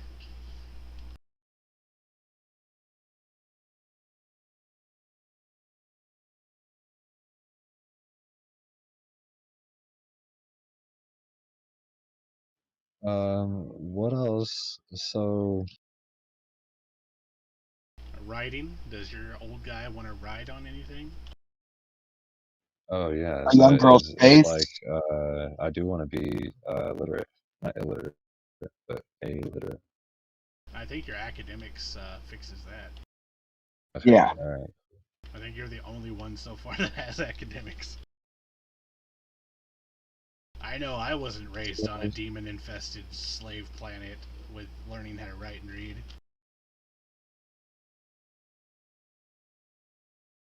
Gungren might have academics, being the rich boy that he is. Yeah, that's true. What is my skill? Okay, so I'll raise persuasion 1 point. Okay. So that's 2 points left. And I'm just gonna put athletics at D12. Because I'm gonna take a hit. Oh wait, no. Yeah. Athletics D12. There Have is you ever looked at battle. that guy, right? Yeah, I don't know if he Well- wants to command or strategy and tactics for general I was military just knowledge. saying it might fit the like old historian. Maybe, thing. yeah. It is smarts. But I don't I know. mean, if I could be into battle tactics, I mean, yeah, battle tactics is kind of a thing. Do you want me to drop athletics then 1 point? Yeah, sure. Drop athletics would give you 2 points back. And then Pick up Yeah, battle. it's gonna cost me 2 to get. Oh no, I guess it would only cost 1 to get battle, right? Yeah, it only costs 1. It's 1 to get battle at D4. Right. Pick up battle and occult, and then you have just a little bit of knowledge of both, and that rounds out that kind of historian academic feel to the character. I like your style. We'll roll with that. Y'all accuse me of like power gaming all the time, and like I'm actually good at building characters. Alright, so skills are done then. I'm sure that if I were to be like, yo, Landon, help me make the most powerful Cyber Knight ever, it would not be like this Oh God, no. God, no. character. But that's what makes it interesting. Alright, so And I like that the system forces you to put flaws into the character. oh yeah. Alright, derived statistics, we got all those. Your pace was increased by 2, but elderly decreases it by 1, so you have a 7. Your running is at D10. Your parry base is 8, plus the 3 mod from your shield makes it 11. Toughness is 4 base, plus the 2 mod that you get from being a Cyber Knight, plus your 6 armor makes you have a 12 toughness. Strain is at D4 because your vigor is only a D4. So don't get any cyberware. You have your, He can't get cyberware as a cyber knight. Hold anyway. well, you can. Just it's -1 to psionics per point of strain. Just screws up his psionic skill. I wouldn't. Mm. Alright. You got all your edges, your champion. If anything's evil, you're doing +2 damage to it. You got your armor. Can I trade my laser rifle for something? That's with Landon. So I don't have shooting skill. Yeah. Is like the NGL5 laser rifle like common issue for Cyber Knights or something? No. Well, it is. It's yeah. In your starting package, it just gives you a gun. Yeah. You shoot it at a D4 -2 though. So, I mean, I just did a roll, and you rolled a 1 and a 0 on your wild dice. So. I mean, that's one of those. It's starting gear. If you wanted to say that you left it behind. Oh yeah, there you go. Yeah, You just well, not have it. I guess I'll carry it around, this little piece of nostalgia or whatever. I mean, Like, maybe totally you got in give it trouble for to never someone being in your cool. party who can actually shoot. Oh, that's a good idea. Yeah, totally. Give them your ammunition. Like, maybe you have no skill in shooting at this point because you specifically have said, I'm never going to use a gun again.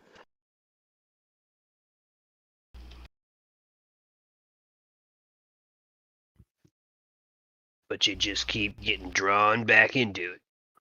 Pulling me back in.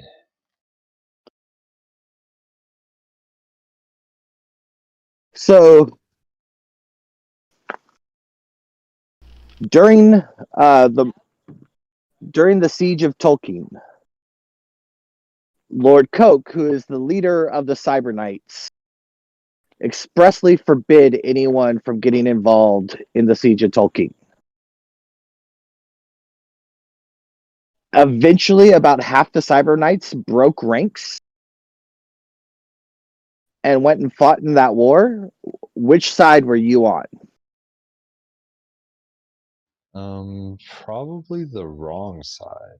If there is such a thing, then probably that side that made me like I'm sure that I had to like do some things during this battle that were like painful to have on my soul. Well, To the tarnish defenders on of my soul.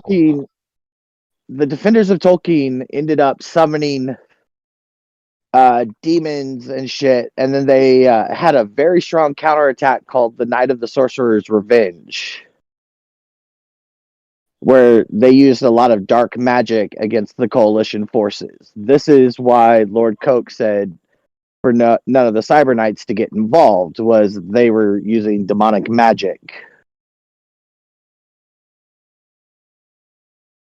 So I guess the right side would have been to stay out of the war, and the wrong side would be to have gotten involved.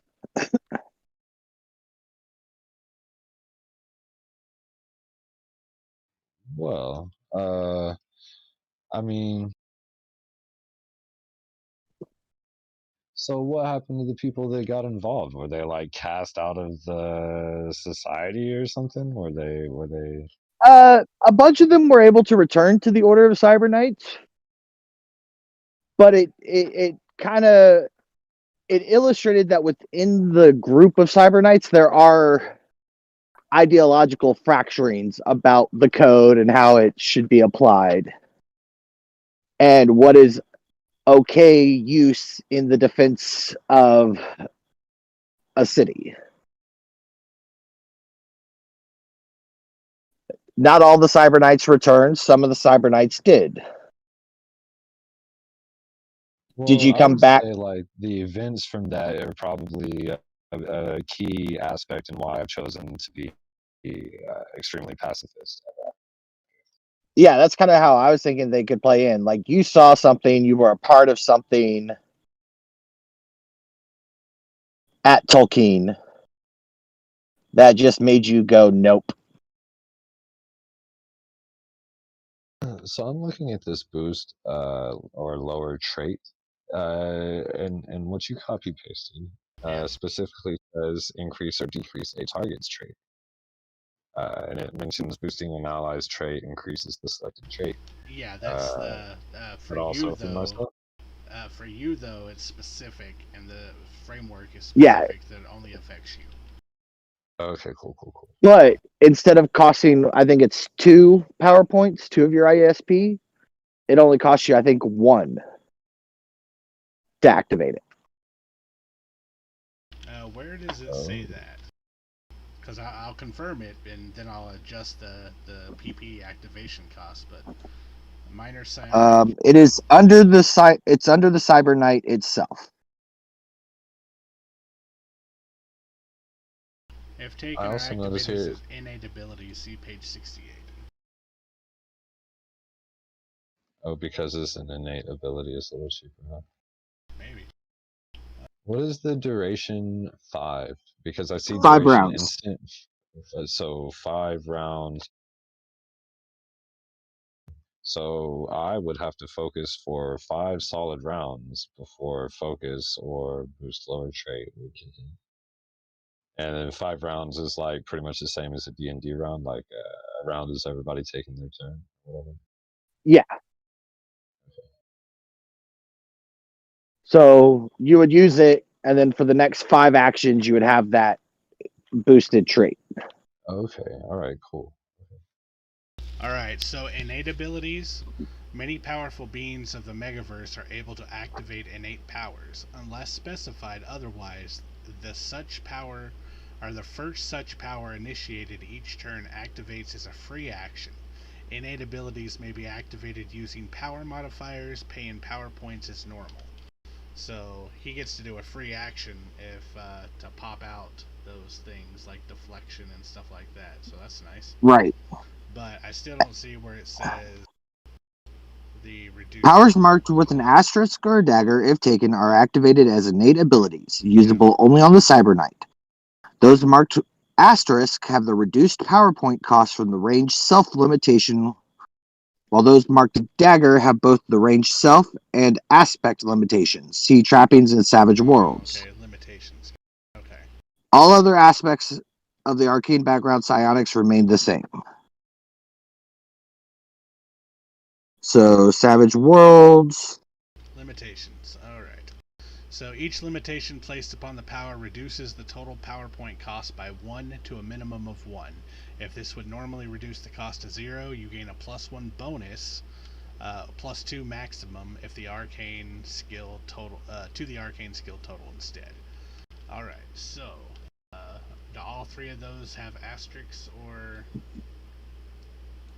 daggers? The boost lower trait would have the aspect and the personal. So his It boost. costs 2 to use it on someone else and 1 to use it on myself. You can still only use it on yourself. Oh, Yeah. okay. But when you activate that power, it still costs you 1, but you now get a +1 on that roll. For the boost? Yeah, for the boost. Because it has both. Okay. What does deflection cost? 3 normal. But I It- don't know if it has a star or anything. It should. Okay, deflection. Deflection, you got deflection. Oh, there it is. It has an asterisk. It doesn't have a dagger. So it costs 1 less. So it costs 2.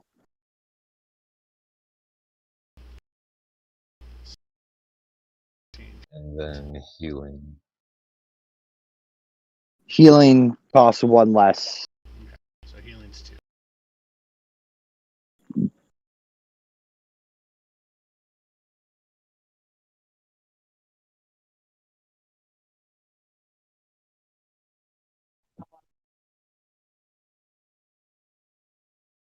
Alright, there you go. With multiple action penalties, you could get off a couple of those boosts if you wanted.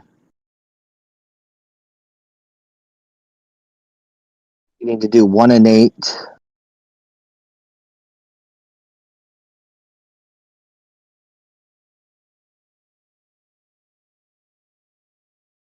And anytime you're doing it in combat, Chris, I would suggest strength, spirit, or vigor be what you're boosting. Yeah. And probably your vigor being the most important one to boost.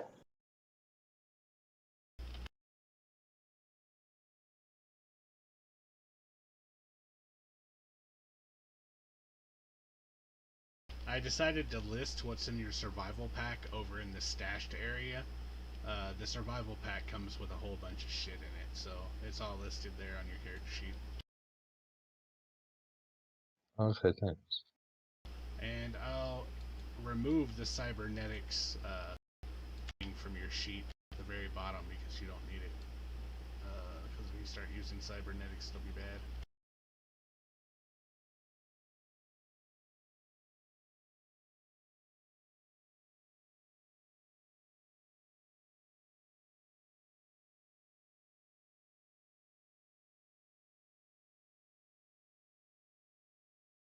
You might also want to include the code of chivalry. Yeah, I told him I was going to copy that for him.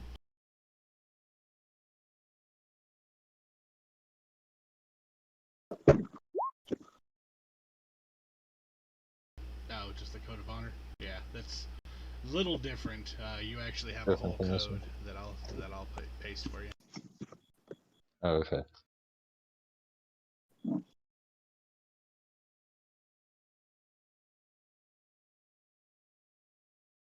How good is that Cyber Knight medium armor? It's armor 6 with it's full body protection sticks, weighs 14 pounds, requires an interface with cyber armor C26. What's that? They have to have the cyber nano armor.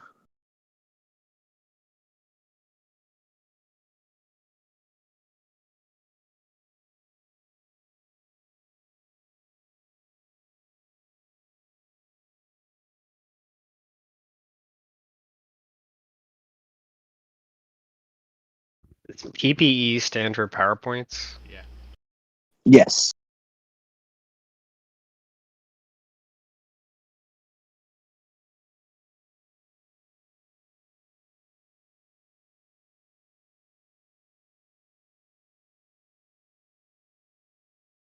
Okay, so all right. It requires an interface with cyber armor. So the cyber armor. Okay, so healing and relief requires. I don't know what the healing and relief part means because if you look up the cyber knight medium armor, it just says that under notes. Well, so healing and relief. So like one of the skills, or not skills, one of the whatevers I took, the psionic, one of them was healing. Do you think that that applies to that or no? No, It's different. I'm going to make. I was just wondering if another psionic power was delete. If you're looking in the book on I- page 91. There is a power called relief to get rid of exhaustion. Oh, okay. Notes healing and relief requires.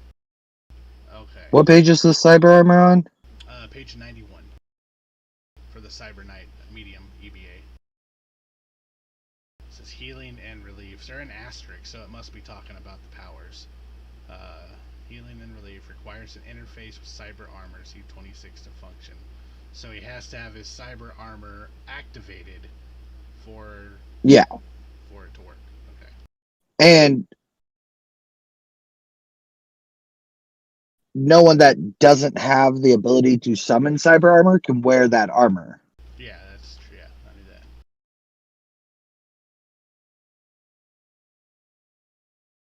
Granted, though, you can go look for your picture now.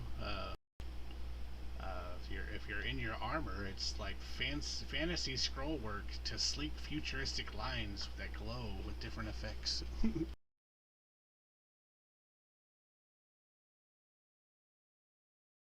Most suits combine chain with metal plates and are customized by the owner with everything from fantasy scroll work to sleek futuristic lines and glow effects. That's cool. There was a book that had which book was it?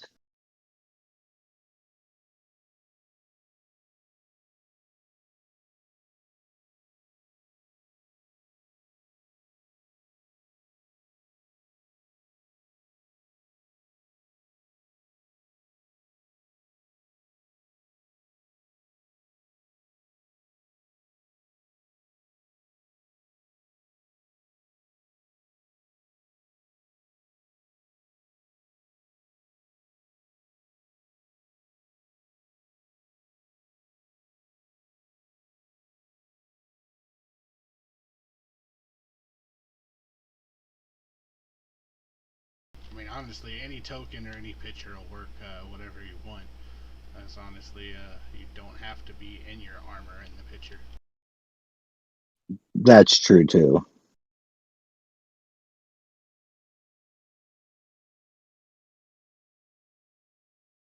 Really wish I could find that artwork again.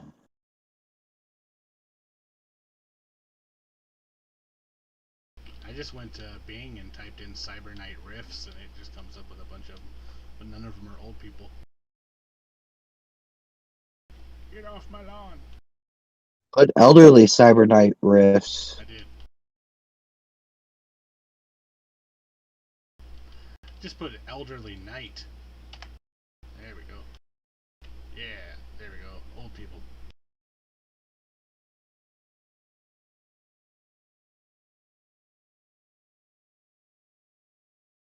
Elderly space knight.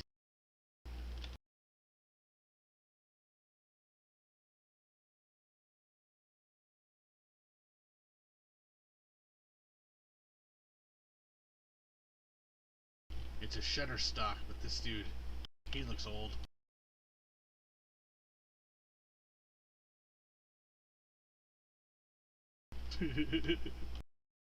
He has glowing nipples.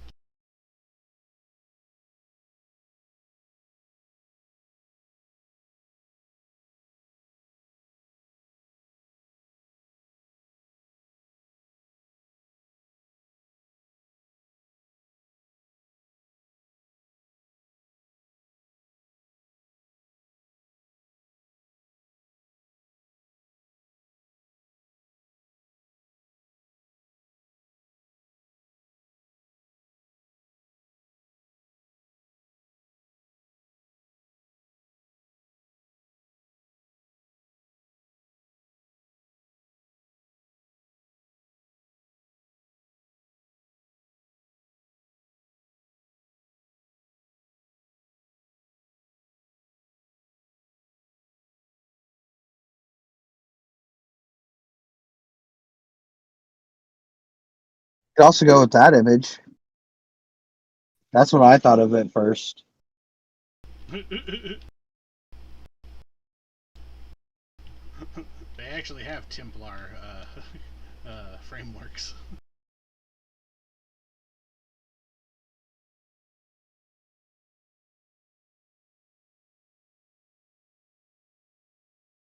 The Knight of the Rose, is that what you're talking about? Yeah. They're not quite Cyber Knights, though, are they? I No, they're knights. was gonna say.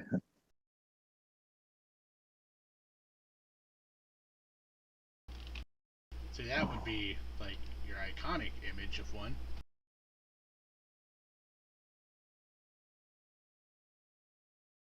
A more advanced, futuristic one. Yeah. I was trying to find like something like that with just a shield.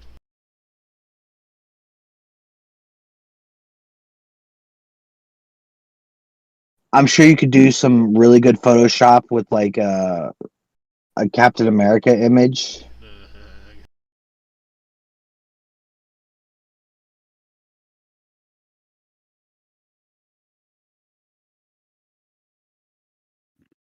Find one of those so, yeah, people I'm who gonna do Techno custom. Wizard. Sorry, what was Ooh, that, Levi? I'm gonna go ahead and do Techno Wizard. Nice. he's gonna go ahead and say, "Fuck Dylan." Well, he shouldn't have had to switch shifts today. Or was it out of his control? It was he had to, or Yeah, he had to. He's also like pretty new, so you Totem know, poles. yeah. yeah. And this is a much better job than he had previously, so he doesn't want to. He wants to make himself useful, you know.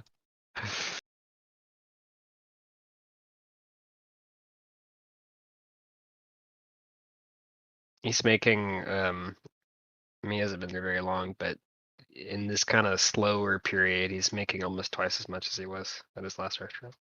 Hell yeah. Oh, nice.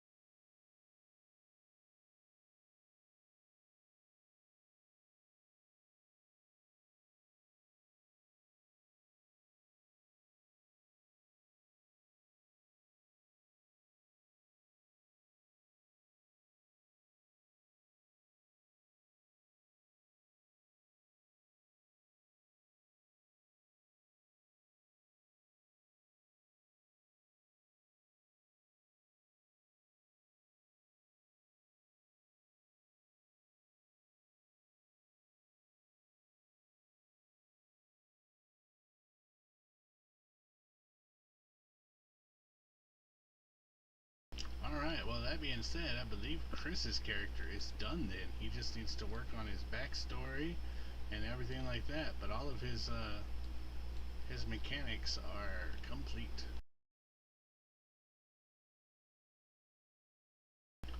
You got a blank sheet already for you, Levi? Yeah, just pull it up here. No, hold on. This is Discord's putting it to the wrong device.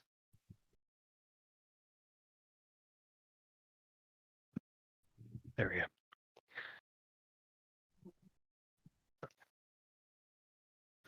go. I will kind of put together the backstory and characterization after, but I am not super read up on the system, so I could use some help just like constructing it. Oh, yeah, no Yeah. problem. That's why we're here tonight. Alright. I did just read through the whole Techno Wizard section though.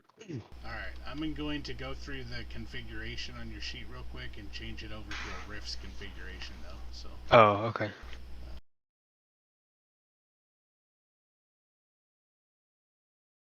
You are going to be a Techno Wizard, so you do have to have power sections. Okay.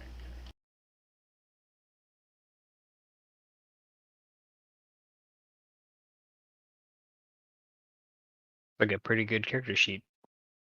Yeah, it's pretty big. It can be used for almost all the Savage Worlds games.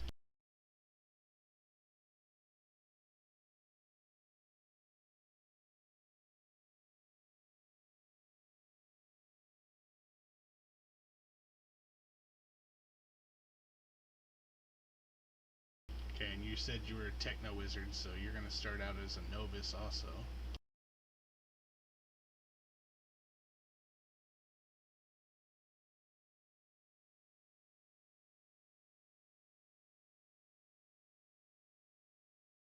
Alright, with your Techno Wizard, are you going to be from the US? I was gonna do a non-human, so probably from the Rifts, right? Alright. So that works.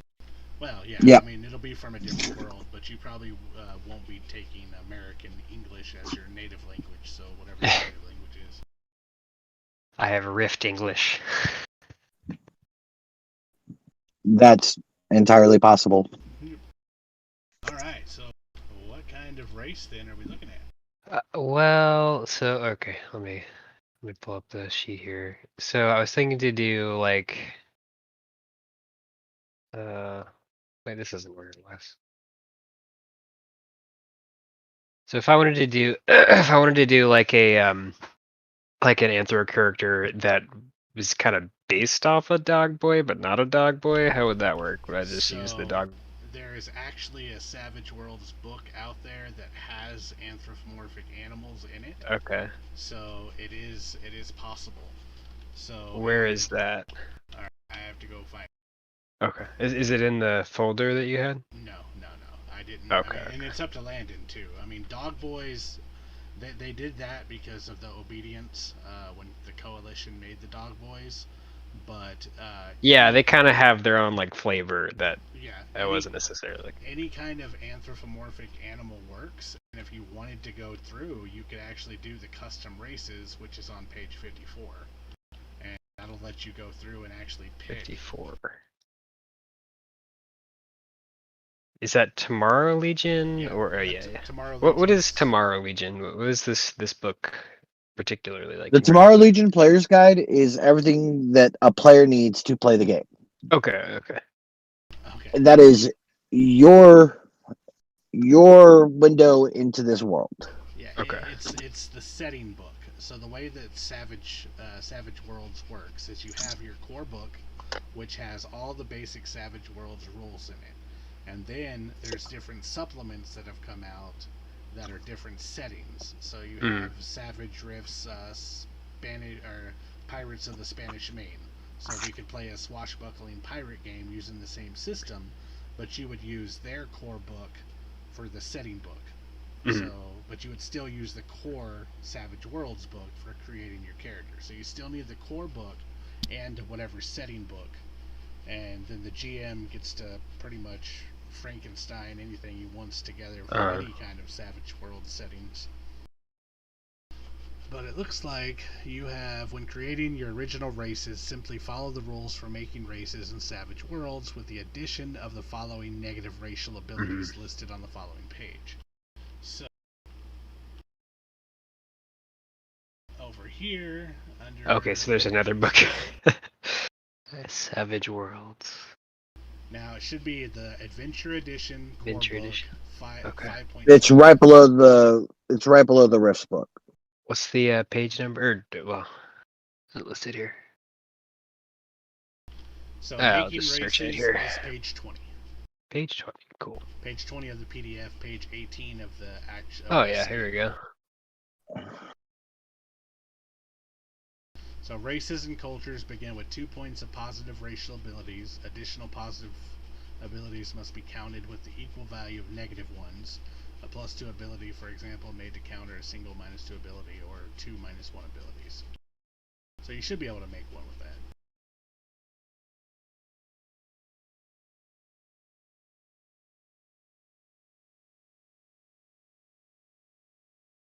Okay, let me just read that. So you follow the rules and with the addition of a negative. Okay.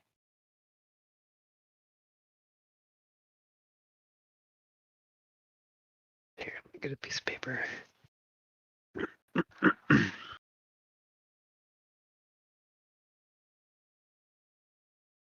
I'm wired. I'm on my second cup of coffee right now. I've got a whole room to paint though, so it's not a bad thing. Okay. You know, see, like, I just found on Drive-Thru RPG, Beast Folk Meandery, the complete collection. It's a collection of over 100 anthropomorphic animal species for Savage Worlds. Oh, that is a lot. I mean, if they're well, like, balanced or something, but yeah. I mean, Why does everyone keep bringing up balance? Yeah, there's no balance in this game. That's fair. Like, balance went out the door the moment that Derek decided to make a Mars character. The difference is like custom races in like 5e tend to just be horribly unbalanced when you compare it to like the other stuff. So I'm just comparing it to that. And I understand in other systems, but in this, like, once we decided we were going to play Rifts, we basically threw balance out the window. That's fair. Brewing. Well, I mean, some people want to play the mole. Mole man. What's the character from Incredibles?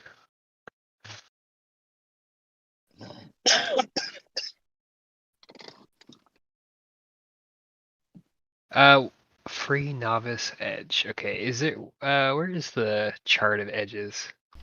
In that same book, you just gotta. You should be able to open up your bookmarks on the left-hand side. Bookmark. Okay. What kind of animal did you want? Do you know? I was thinking to kind of use that a version of that character that I made, the artificers. It was probably a fox. Fox. Okay. Edges. Powers? Is it under powers? No. Venture toolkit. Rules. Get started. Let me just search. Actually, no. If I search edges, it's probably gonna come up with like several hundred hits. It should be hard to find edges, right? Yeah, I'm just looking for a chart, so I'm kind of getting an idea. Core or the Tomorrow Legion Player's Guide. Whatever is more relevant, I guess. All right, so. No, they're both relevant. It looks like fox and tanukis are under the same category as dogs. So foxes and tanuki are smarter and quick on their feet, starting the game with a level-headed edge, but they also are mistrusted and seen as rogues, so they also have the outsider hindrance. But they get scent +1. Your sense of smell is highly discriminatory, granting you +2 to relevant rolls, including perception, usually perception and survival. They can make a bite attack at strength D4, a strength plus 1d4 bite attack. Loyal, well, I don't know if the loyal applies to that. I can show you the stat block and see what it. Sure, yeah. It's like a screenshot or something. Edge summary starts on page 61 of the core book. 61.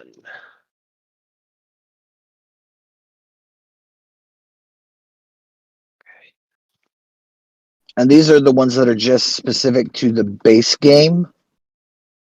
We'd have to jump back over to the Tomorrow Legion if you want to look at any specific to that setting. So these are basically like feats, that kind of thing. They're somewhere in between a feat and a class ability.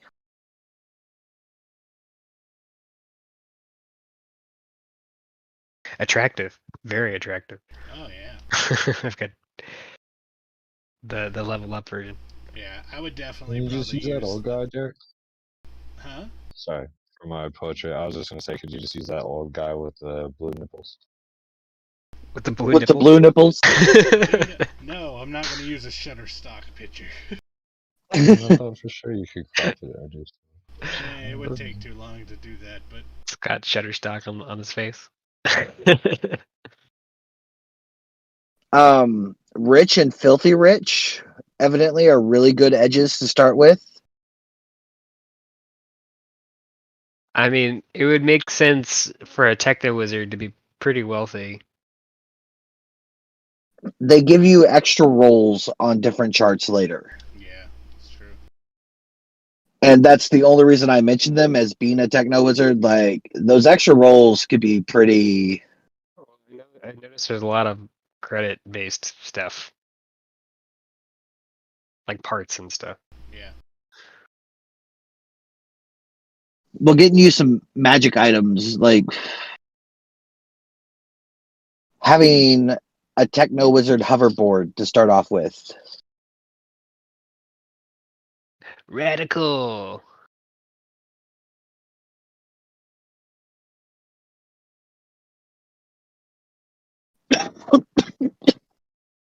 You cannot have the gadgeteer edge. Did you just limit something? His Okay. framework limits it. Alright, I was just wondering. I thought, shit, I thought you were. When have I ever really placed limits on characters? Yeah, that's why I was wondering. That's kind of a bit odd. Is that like to kind of separate the operator or something like that? You get a form of the gadgeteer edge built into your framework. It's the conversion. Is that what it is? Yeah, it's someone else in the game could pick up gadgeteer if they wanted. Yours are a little bit different. Yeah, I was noticed it was saying that basically if I convert something, it's no longer like a normal. If somebody's not a techno wizard, then they'd look at it and be like, I don't know what the fuck this is. And someone that's not proficient with techno wizardry can't use your shit. Although I think, can anyone else in the party use your stuff? Techno Wizard stuff, yeah. I mean, he can use it. You can use Techno Wizard stuff. Like my Mars character can walk over and pick up his Techno Wizard gun, because it doesn't use arcane energy to fire. It uses science, and it's been constructed with magic. Well, he gets 3 that are fueled by his magic. If it specifically says it's fueled by his magic, then yeah. But if there was like saying something about making like gizmos, if I made like a gizmo to do a specific purpose and I gave it to somebody and was like, just press this button, you know? That's what your version of gadgeteer can do that. A number of times equal to your smarts, I believe. Let me go back to the. But the like person I gave the device to, if I was like all you got to do is just pull hit this button. Yeah. Yeah, you can do that, but it functions slightly different. Sure, they wouldn't like understand how it actually works or something. Just that.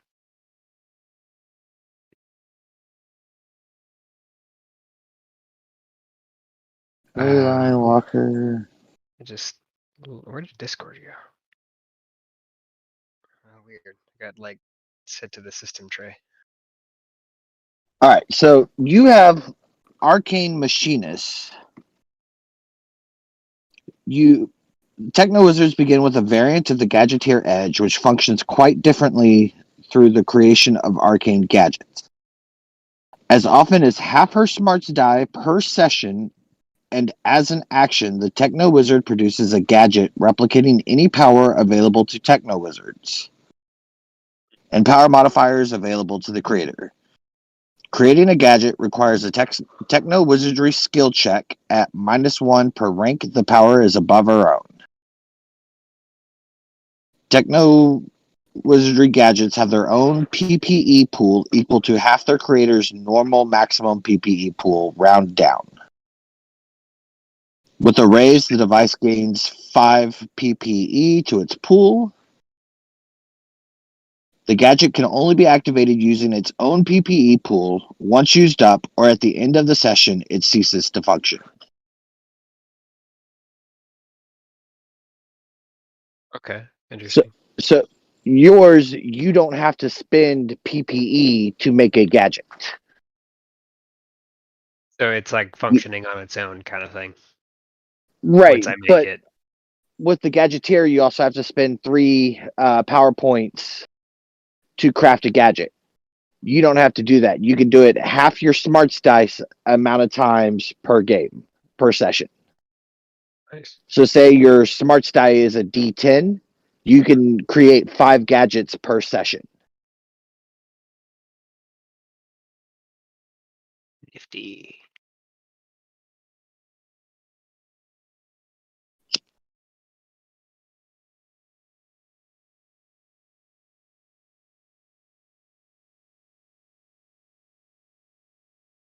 I'm just gonna choose my own things for the race.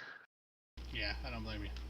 It's kind of not quite lining up.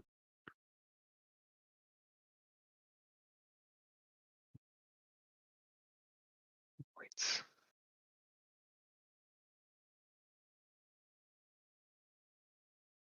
Of course, it'd be Levi and Dylan that decide to make it the most difficult way.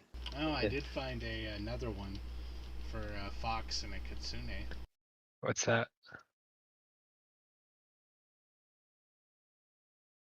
Let me highlight it.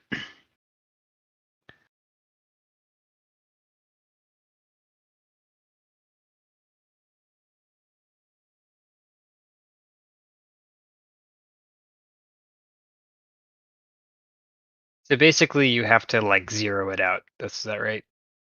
Yeah. Okay. Oh, 8. Oh, there's some expensive ones here. I guess that's the construct one, huh?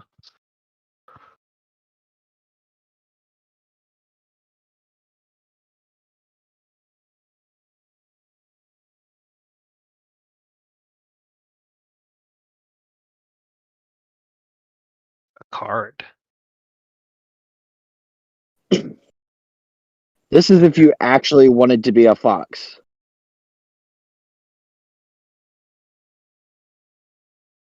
Do you want to be Racket Raccoon as a fox? And there's the Kitsune. Well, this would be anthropomorphic, not like literal fox. A foot and a half tall. Yeah, that's no.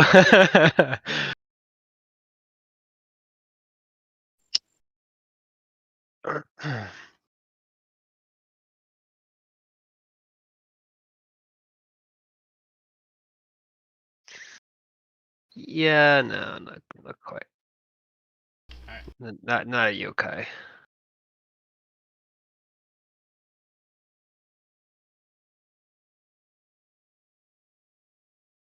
Have you seen that anime? What is it? I think it's like called Dragon Maid or something. I have no. It's actually it's pretty funny.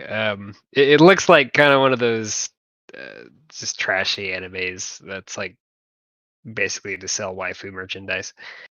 But it's like a full ass dragon, kind of like in this game, but they can transform into a human at will.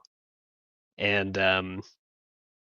this dragon gets like bound to this human, basically, kind of against their will, and it's like a slice of life anime with that setup, and it's surprisingly good. Huh. It's something Dragon Maid. Oh, it's Miss Kobayashi's Dragon Maid. That's it.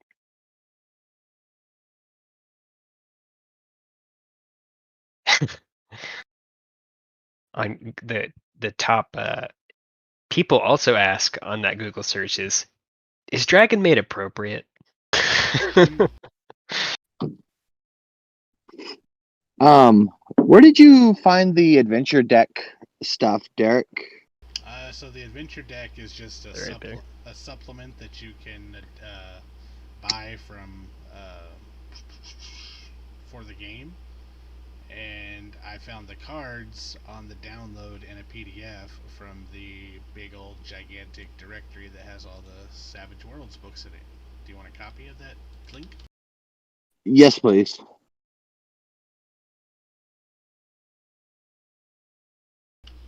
It There you go. If you go to that has all the different Savage Worlds games in it.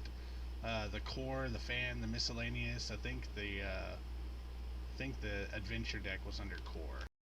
I can double check. Yeah, the adventure deck was under core.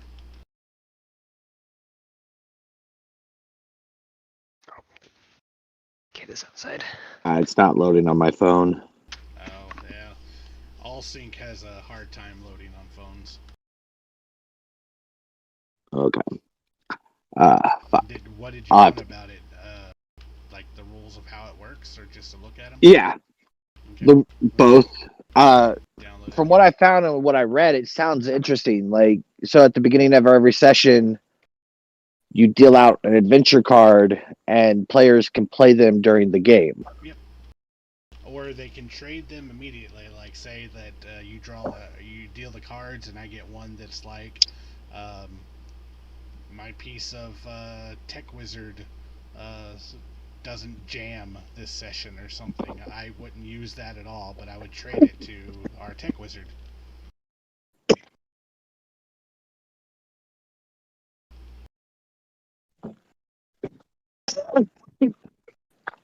But I wanted to see like what the cards were and what it was about, because it sounds like a interesting thing to kind of push like RP and stuff forward. Yeah. Let me see if I can find the right one. I just downloaded the old one. There we go. There's the. And it's only 7 meg, so I should be able to upload it.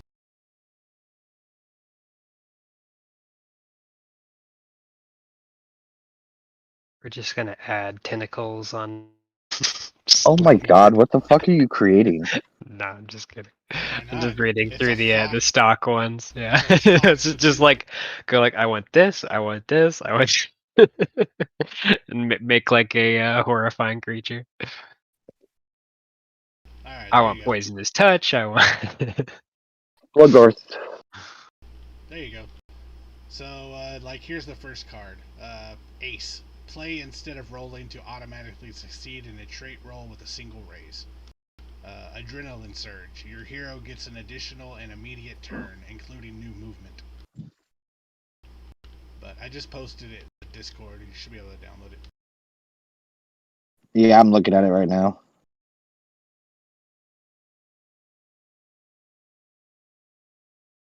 It does, if you do use them, it does open up to the new Destiny's Child background edge that any novice character can take, which you draw 2 instead of 1.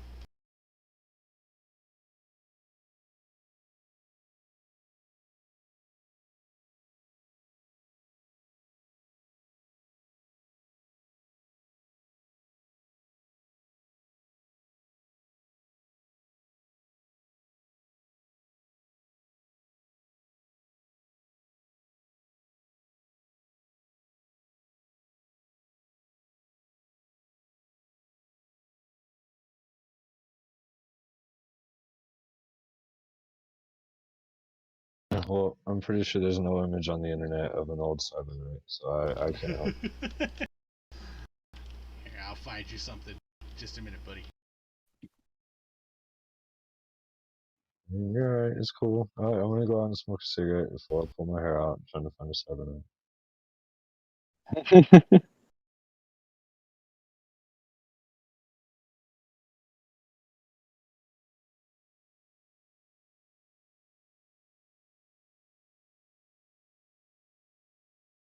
There, I'll go there.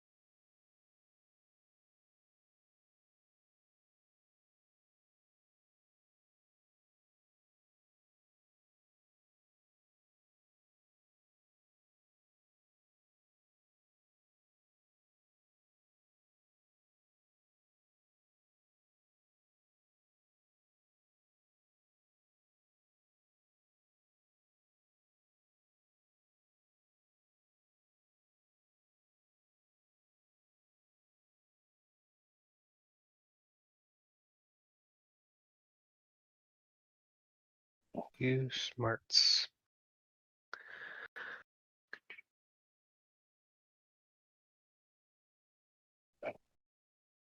Here comes the cavalry. Now, what does it do? Help arrives from some source determined by the GM. Oh, nice. There was enemy. Play on an enemy wild card in the first round of combat. You may not soak wounds from his attacks for the rest of this encounter. Oh. But you immediately draw 3 adventure cards and keep one of your choice. Oh, damn. You may play another adventure card this session. Hey, my dog has to go to the bathroom. I'll be back.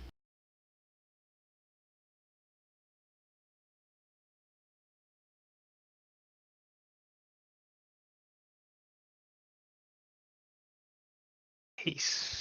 Okay. Pace is the like Speed. speed you can walk. Okay. Yeah.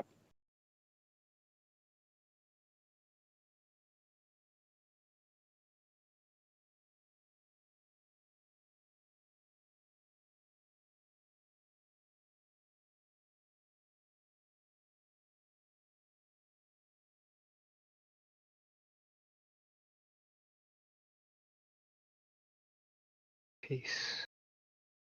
Love interest. There is literally a love interest card.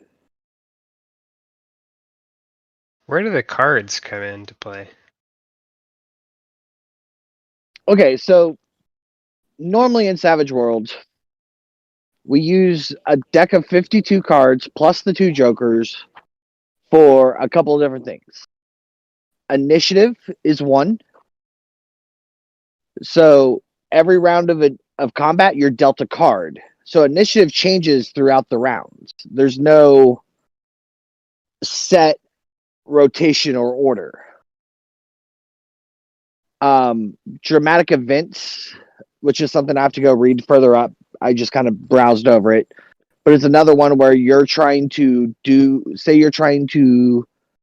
build a nuclear bomb in the ruins of a castle while it's being sieged and your friends are holding them off. We'd use the deck of cards then on do you make progress or not. You know, those kind of like dramatic moments.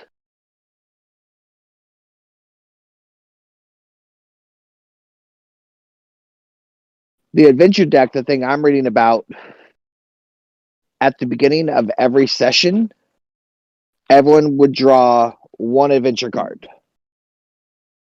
You can play that card at any point during the game to kind of change what's going on. And that uses not like cards from the game, but just like a normal deck of cards. Initiative in the dramatic systems uses a normal deck of cards with the jokers. Jokers are special. The adventure deck uses cards from the game. Okay. But Derek already has them loaded in on the Roll20. Sweet. In initiative, if you draw a joker, all of your rolls for that turn are made at +2. And immediately after that round, we collect all the cards, shuffle the deck, and re-deal.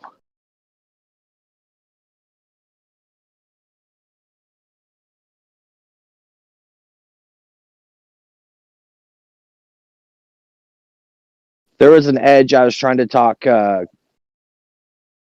other Chris into getting, that if he ever got dealt a joker, his first ranged attack gets doubled in damage.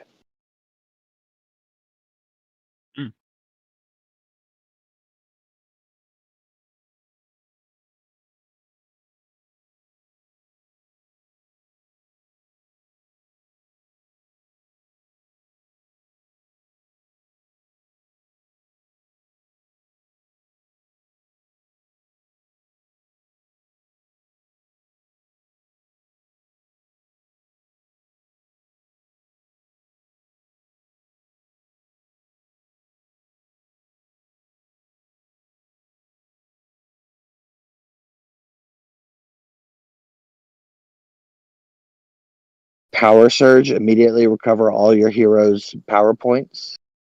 Alright, I'm back. This adventure deck is ridiculous. So that's a no. I love it. Okay, good. I love it. But it is ridiculous. Like,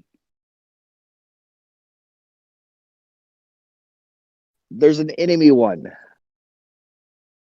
You play it on the first round of combat against a wildcard enemy. For the rest of the encounter, you cannot soak any wounds that he deals. But you get to draw 3 adventure cards and keep 1.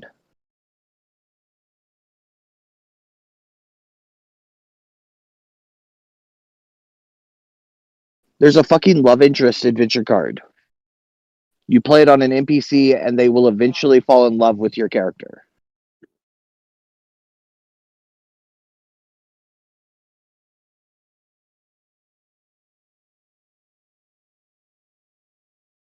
Oh, pacifist is a hindrance. Interesting. Yeah, our Cyber Knight took it.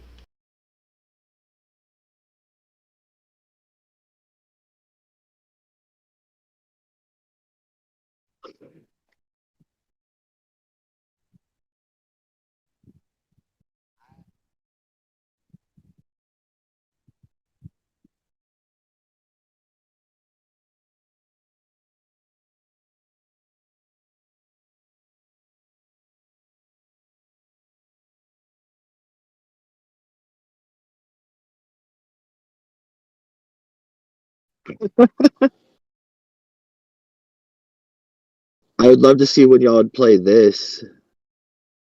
Reinforcements. Play during combat. Strong reinforcements arrive for the opposition. The exact number and type is up to the GM, but should represent a significant threat. Every player character immediately draws an adventure card and may play an additional one this session.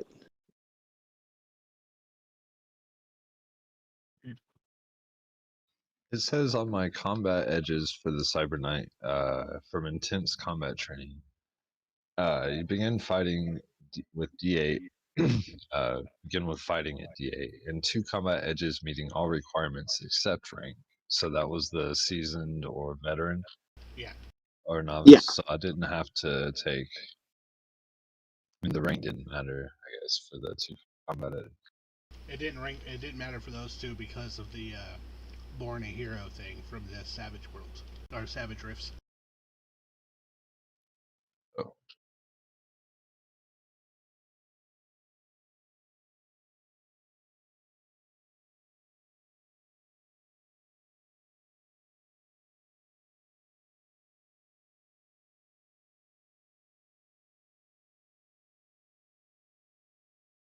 Oh, that's bullshit. What? Spill the beans. The subject of your questioning tells you everything you want to know, whether by friendly persuasion, intimidation, or force. Nice. So y'all just, okay, here's an exposition dump.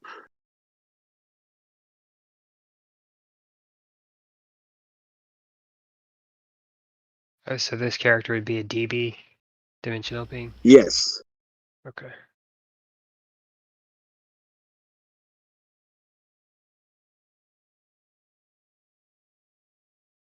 Which means initial reactions to you would be unfavorable to the average Rift's Earth person.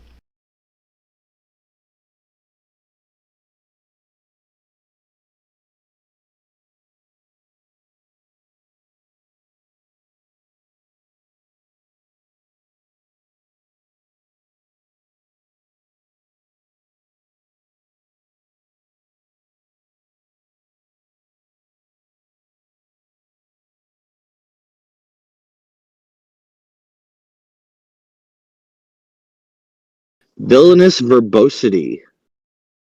Play to make an opposing wild card lose his next action by gloating or talking about his master plan. It's fucking great. Use cyber resistant. Since it hurts Techno Wizards anyways.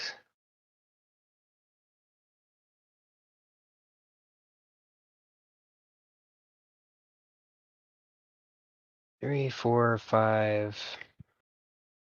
Need. Ugh, gosh. All right.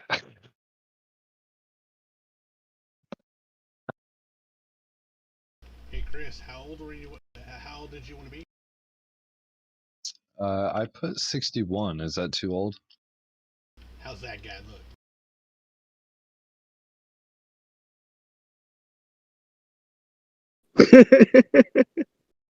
I mean, it looks pretty good to me, I guess. At 61. I don't Maybe it's know. a long, old 61.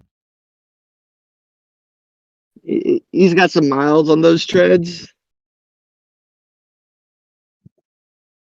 Hey, it's better than this cockhold.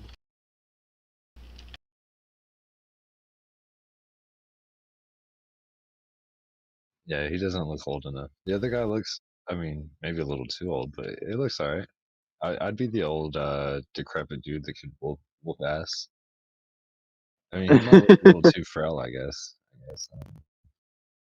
Yeah, but with your You boost guys are actually attribute pretty thing, tough. that's kind of cool. I like the old guy.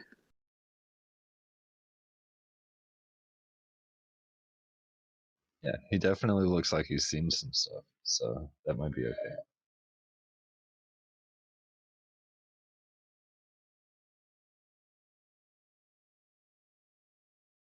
Arcane Spike. A character with an arcane background may cast any power available in their setting, regardless of rank, one time only.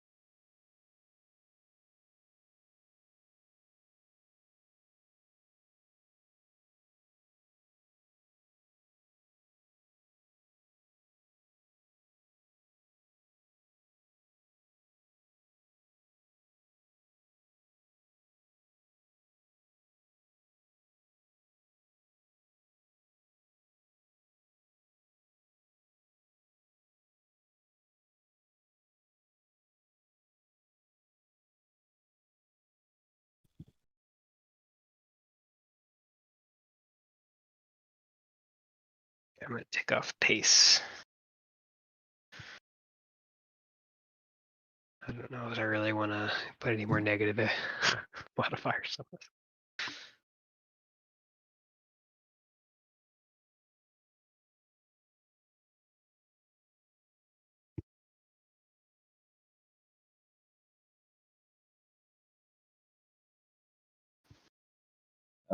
It says for one ISP, and that's like a PowerPoint or what? What is ISP? Yes. Yes. Those are all So- PowerPoints. So anytime I can make my size sword deal mega damage. Yep. So, nice. You're one of the few characters in the party that could actually fuck up the Cyber Knight. I mean, I am the Cyberknight. Yeah, good one. I mean, not the Glitter Boy. Okay. Dude, the easiest way to fuck up the glitter boy is just don't let him in his suit. Yeah, but that'd be mean. Let him in his suit and then cover him in goblins trying to rip it apart.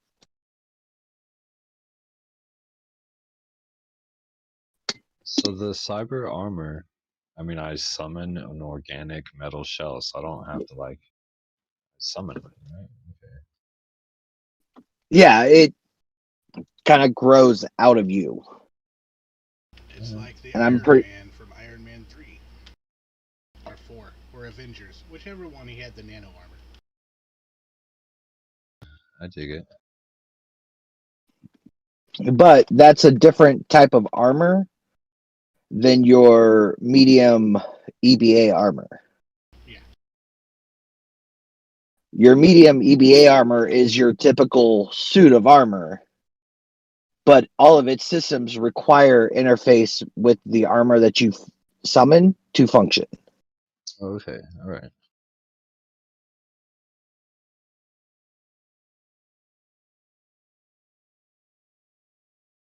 It's one of those, it gives you a little bit of protection even outside of your normal suit of armor. Well, I mean, so with my armor on, I guess my toughness is 12, so that's pretty good, huh? Yeah, that's someone would have to do 13 points of damage to even affect you. And then I But guess it keep- would be a little bit more if I had my shield out or whatever.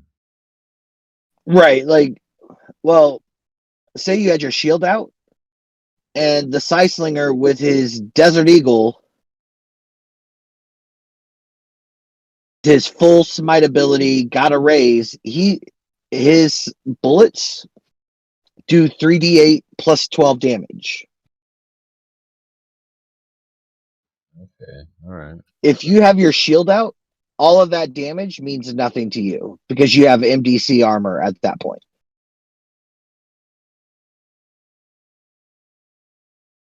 Where do I put the race modifier stuff? Under abilities? What I was doing was put it under edges, and then there's this little side area Oh, edges. where it says where you got it from. Put it either racial or framework there. And that's because that's the best place to put all that stuff, because it gives you a place where you can hit a button and it'll paste it, and it keeps it all separated and nice. I just put all of them as separate items. Yep. Okay.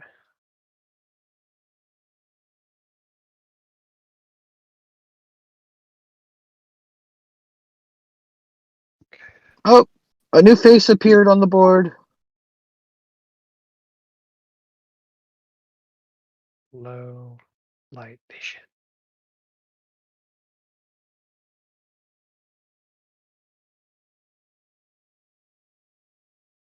Bang. Oh, damn it. PDF does that thing where it copies. You might have to make them a little bit smaller, Derek. Yeah, I probably will. Is that a Tony You need to Tiger fit- mask?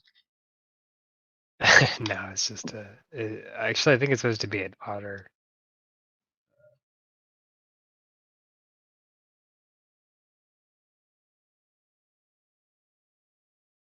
But obviously, people, because I have a tiger stripe sleeve, people make that reasonable assumption, I would say. Lately, so I actually just had my last tattoo session last week on my Oh, sleeve, nice. and I been out shopping a lot lately for like home renovation stuff. And I was asked, I think 6 times in one day if my tattoo was real. I don't. I get asked that so many times. Is it real? And I think that's such a strange question to ask somebody. I mean, is it like What does your really tattoo colorful or look something? like? Well, I mean, let's see if I have a photo on hand. Oh, we're gonna tell Dylan you're But sending nudies now. It's I'm actually gonna take like a really nice photo when it's fully healed. I guess Like, Bean was commenting on Reddit about unsolicited dick pics or something, and then but like the autocorrect made it duck pics. So now she has like 3,000 duck pics that have been sent to her from like Reddit users. duck pics. Ducks, yeah, ducks in ponds, ducks walking, all kinds of ducks.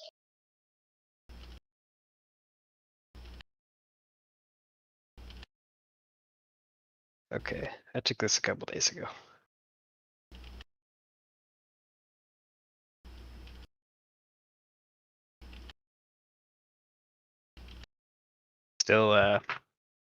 Still healing right now though. Oh, that looks good. So I think it's the like, so it's intentionally supposed to be like kind of a henna color, and I think Yeah. that's what throws people off. But I'm like, no, I just got a fake tattoo that took many hours. It's just like nobody gets henna tattoos like that scale.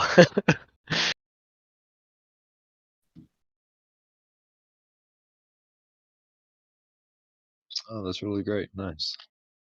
Yeah, like that's actually really good work. Yeah. That looks good. Originally it was going to be a solid color, but we ended up kind of doing it with some dimension, and I'm glad we did. Probably, I mean, I've been working on it for so long because of COVID, a year and a half. Oh wow. Just because like tattoo shops were closed for so long, and I started it just before COVID. You know, Derek, you could give back any of those bennies anytime you want. You don't have to have 5 of them. Why? I put 2 edges to have 5 of them.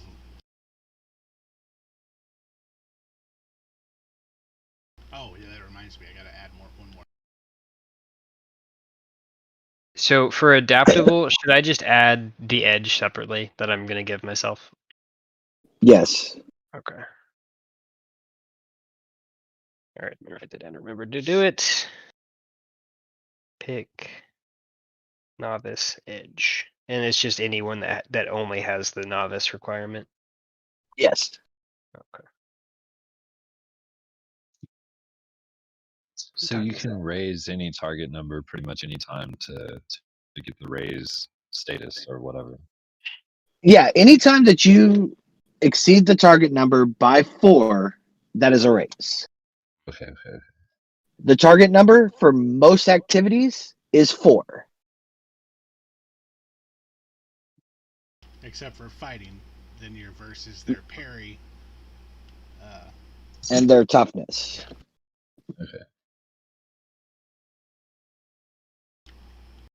Attribute increase. I did find another fox that's looks a whole lot better. I think he just built his own. I just I spent quite a bit of time. So Awesome. Is there an easy way to just add the attribute point increase before I've done everything else? Or do I just type it in on the plus? Is that it? Just go change your attribute on the sheet to whatever die type it. So if you're looking at your sheet, when you click like the D4, it'll bring up a drop-down box that allows you to change it to D6, D. So is that what that means when it says smarts +2? I say D6. Or is it that- say, does it say smarts +2, or does it say +2 to the smarts die? It says Yeah. during character creation, species increases a particular attribute, one die type. Okay, Oh, so it'll okay, start so out D6. at D6. Oh, cool. Because everything starts out at D4, so at D6. And I guess if my framework has it probably starts at D6, would that make it a D8? I need to look at it, but So Right. So if it was a D4, then 1 would be D6 and 2 would be D8. yes, Right, but he's saying would his framework add on to it, or would it?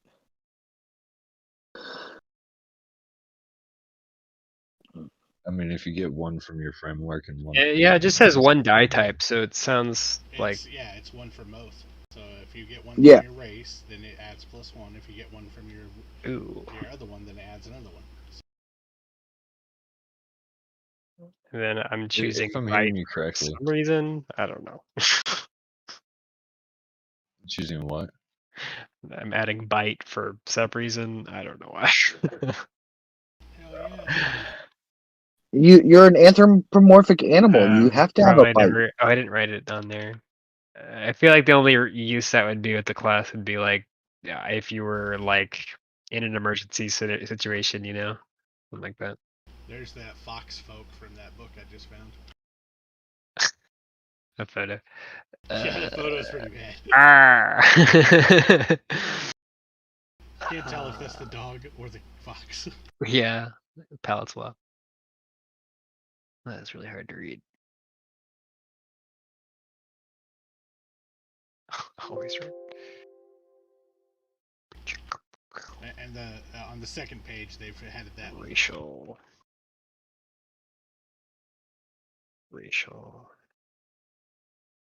Greedy. Okay, so then I'm gonna have to choose one novice edge. Let me just make sure I'm not picking one that my thing gives me.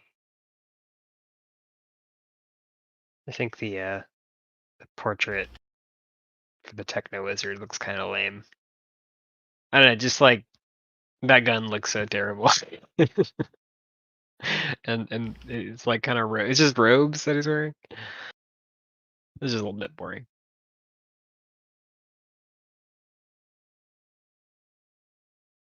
Oh, that dude. Okay. Yeah, I think that's the iconic character too. Yeah, Ulysses is his name. it's a little dry.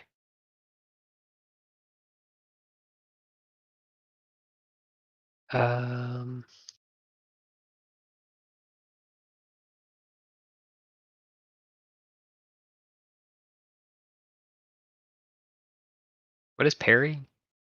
Parry is what people have to beat to be able to hit you. So if In melee. Yeah, if they're using their fighting skill against you, like punching you in the face, and they roll higher than your parry, then you get hit. That sounds more useful than bite.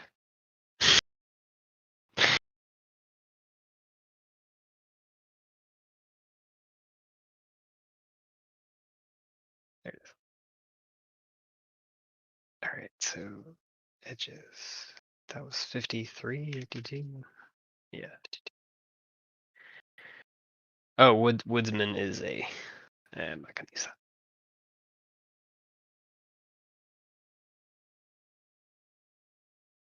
Lots of edges. Very edgy.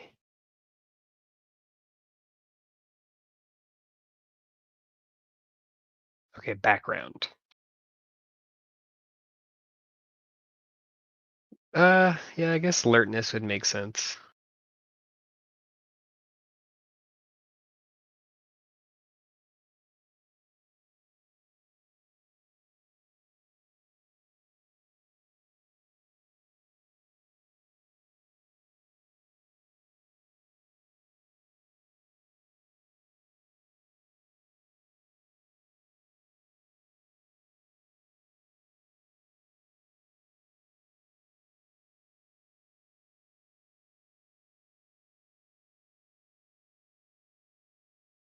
So could a techno wizardry convert a glitter boy?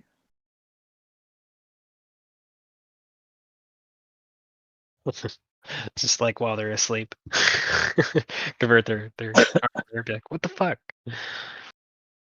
I was just reading through some of the things you can do, and like with vehicles, they get plus 25 miles per hour in handling on ley lines. So the idea of a glitter boy built to ride the ley lines.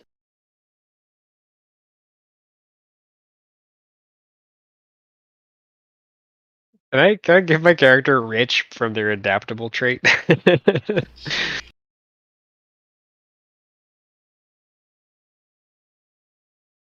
I'm just Yeah, racially rich. I mean, so you're Jews. That's wrong. Every Jew has a pocket of diamonds around their neck, right?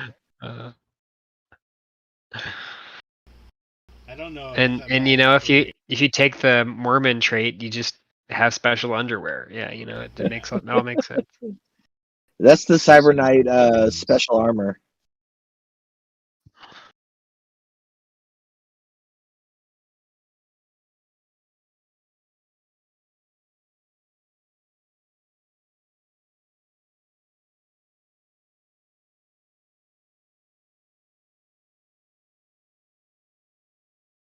Yeah, because I kind of want to take rich and then use another edge to take filthy rich.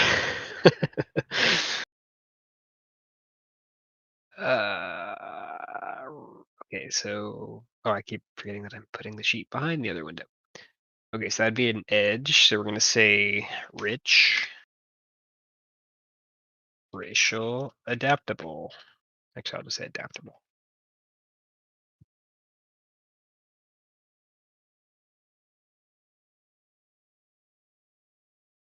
Look, you know, the humans of the world may not trust my character, but they'll trust money.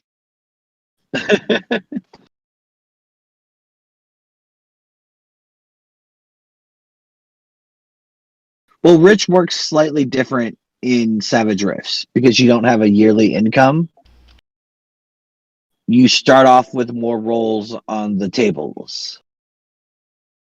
Yeah, if you go to page 71 of the PDF in the Savage Worlds Tomorrow Legion book, it'll tell you what rich and filthy rich do for this setting. Okay.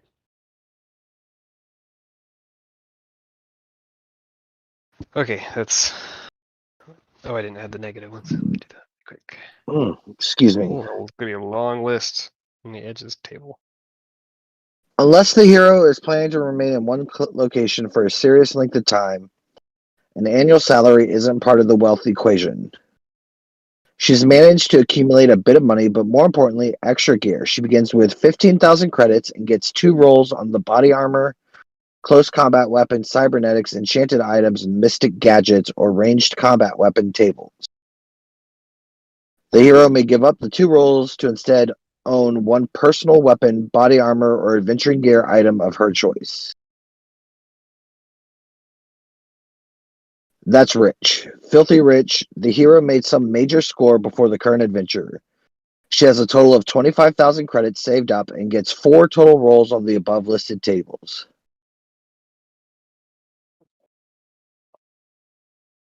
She may give up 2 rolls to instead own 1 personal weapon, body armor, or adventuring gear item of choice, or 3 rolls for 1 non-robot vehicle of choice.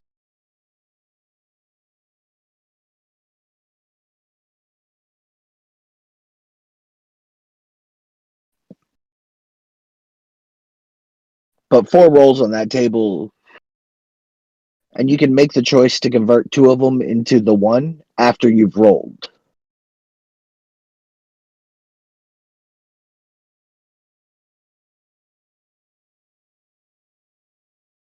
Compute penalty.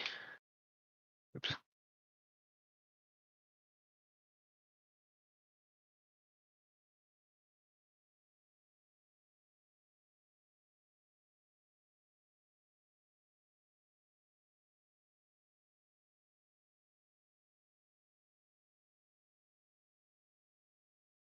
Racial.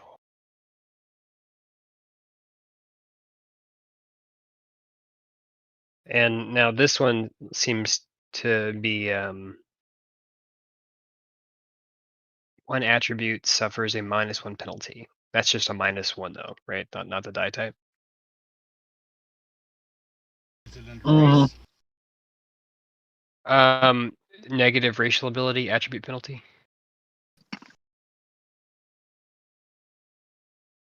So that's like my being elder. So for like, if I have to make agility, strength, or vigor check, then I do so like at a -1. But that's not a die type. It just applies. That yeah, from what he read, it doesn't sound like a die type. It's just when he makes those rolls, he has a -1. And I don't think that affects your skills if it's similar to the hindrance I have. It only affects for the attribute checks. Yeah, it says it's but not its linked skills suffer a -1 penalty. For 3 points, it suffers a -2. If strength, this applies to damage as well. So yeah, in the sheet, there's a little gear that appears next to things where you can add a plus modifier or a minus modifier. I did it for Chris's elderly stuff, and I put a little note in there that said elderly -1 for agility, strength, and vigor. Oh, okay. So I say -1 there. So should I put the? Oh no, that's different. Okay. All right, there we go. Did I copy that? Yes, I did.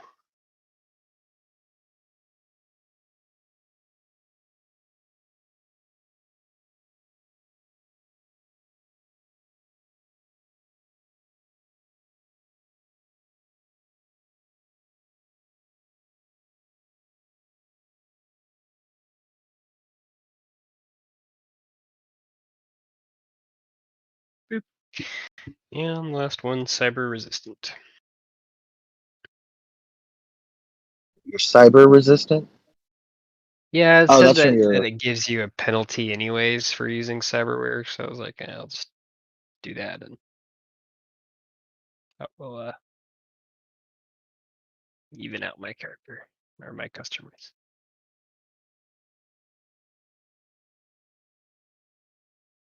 So I wasn't gonna use it anyways.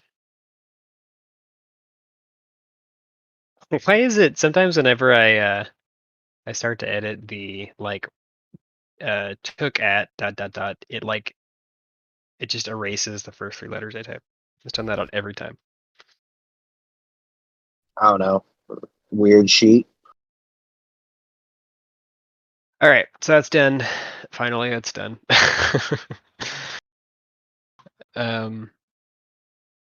So back over to Techno Wizard.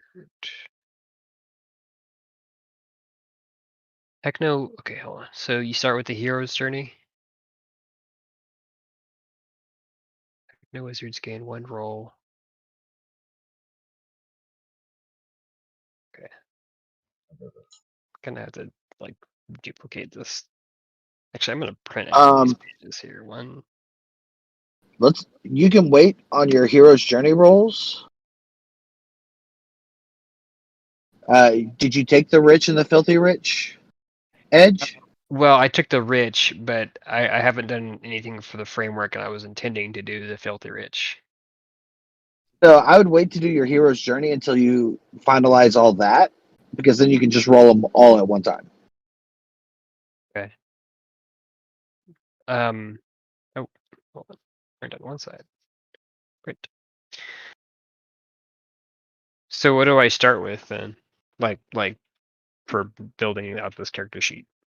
All right. So I would Then I'm go gonna add all your abilities and bonuses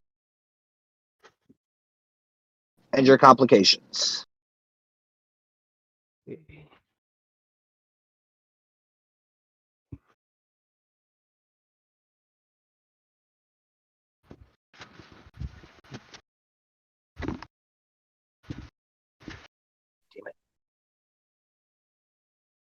Is the Artificer in the core book, Derek? The Artificer Edge, yeah. Yeah. Okay. On page So arcane background. 47 of the PDF.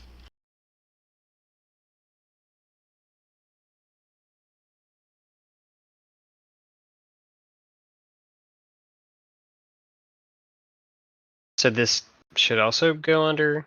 Oh, I just realized I put the hindrances under edges. Shit.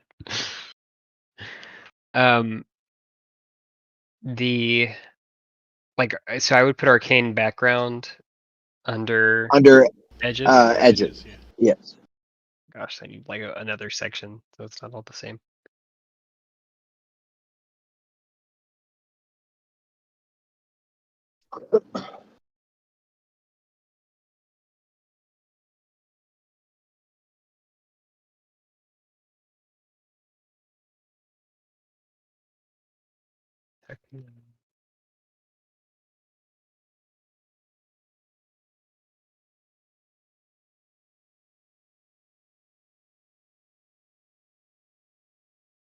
And this is Techno Wizard.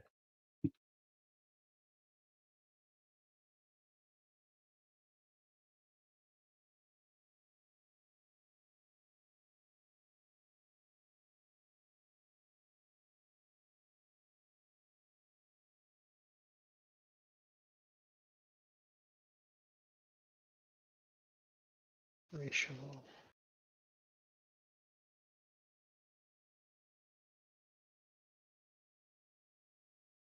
A bullet magnet.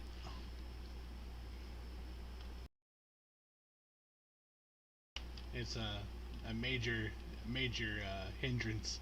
Some people are just in the wrong place at the wrong time, but this character seems to make a habit of it.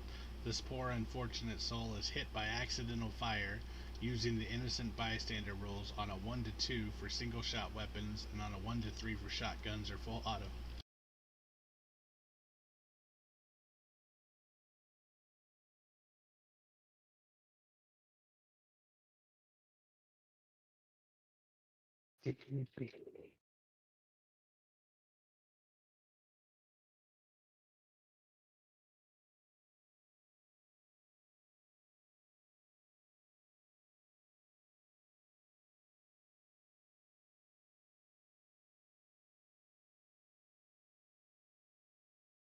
Cyber resistant.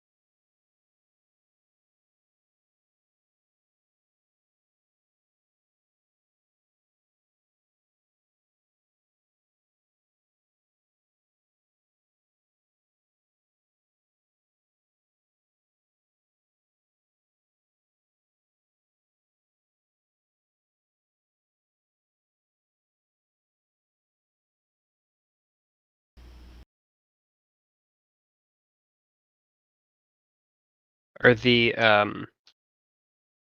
like Artificer Edge and stuff, is that on the Tomorrow Legion or is that on the player book? That's on the player book. Okay. That's what I was just reading. Does anybody else have level-headed and quick for edges yet?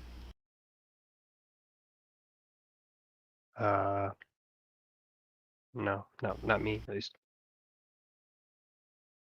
Artificer. Should I not be putting like the arcane background and arcane machinist on my edges?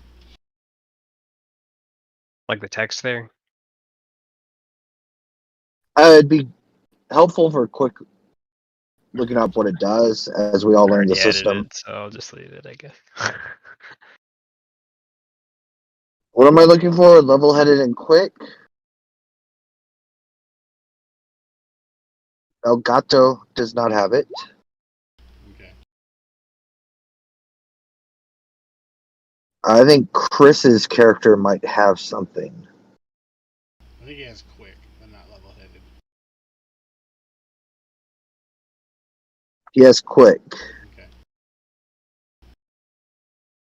Weird science. Weird science. Do do do do do do do do do do do do do.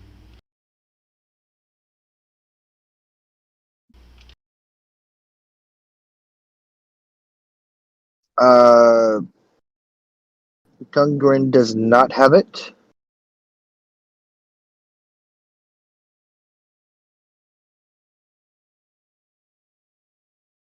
I'll check Dylan's blank character sheet. He doesn't have any edges.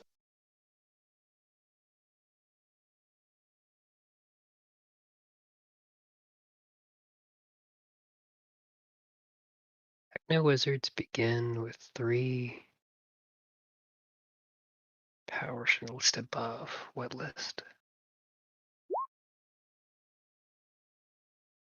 Oh, under fantasy and microchips.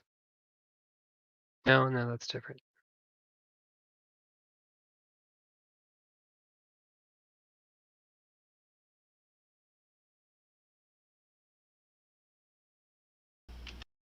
Oh, that's you that keeps doing that. Yeah. I'm trying to get the initiative system to work so I can explain to you how it works.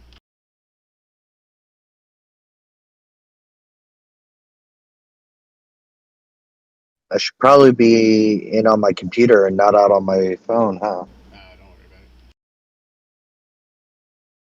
I mean, I want to learn it. I thought you just would deal out everyone would draw a card. That's a way to do it also. There's an automated way to do it because anybody that has quick and level-headed, or quick or level-headed, you get different ways to do it. It's like with quick and level-headed, I'm going to be drawing multiple cards and taking the best one. Right. Whereas quick, if they get anything under a 5, they redraw until they get over a 5. Yep. And if you have both of those, then you do both. What does level-headed do? You draw multiple.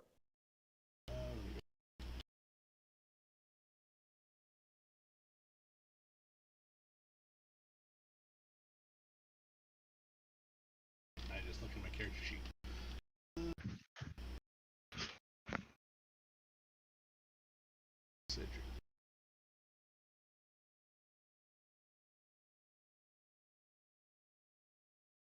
Fighters who can keep their cool when everyone else is running for cover make deadly combatants. A hero with this edge draws an additional action card in combat and chooses which to use.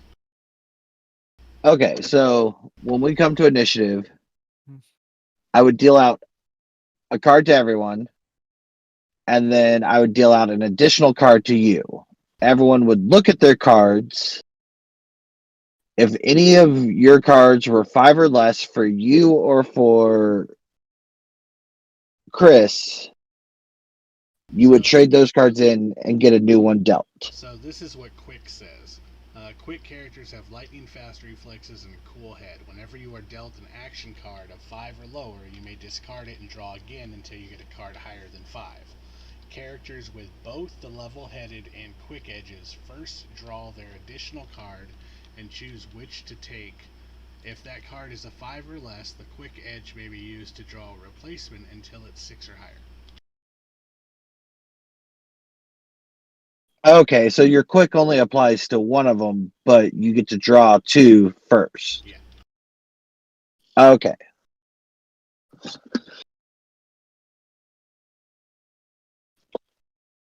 And then the other thing that I remember about all that is if a Joker is dealt at the end of a round that a Joker is dealt, we collect all the cards, And reshuffle. shuffle, And if and then redeal. if a Joker is dealt to somebody, they get +2 on any of their checks for that. On all of their checks for that round. Yep.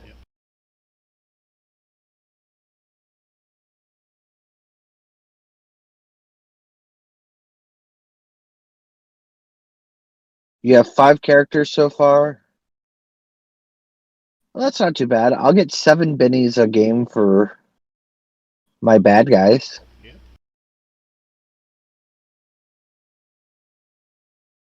I don't know how I feel about that just being 2 more than what you have. Hey, that's not my fault. It is your fault. You're the one that decided to take all that ridiculous luck. Hell yeah, luck is important.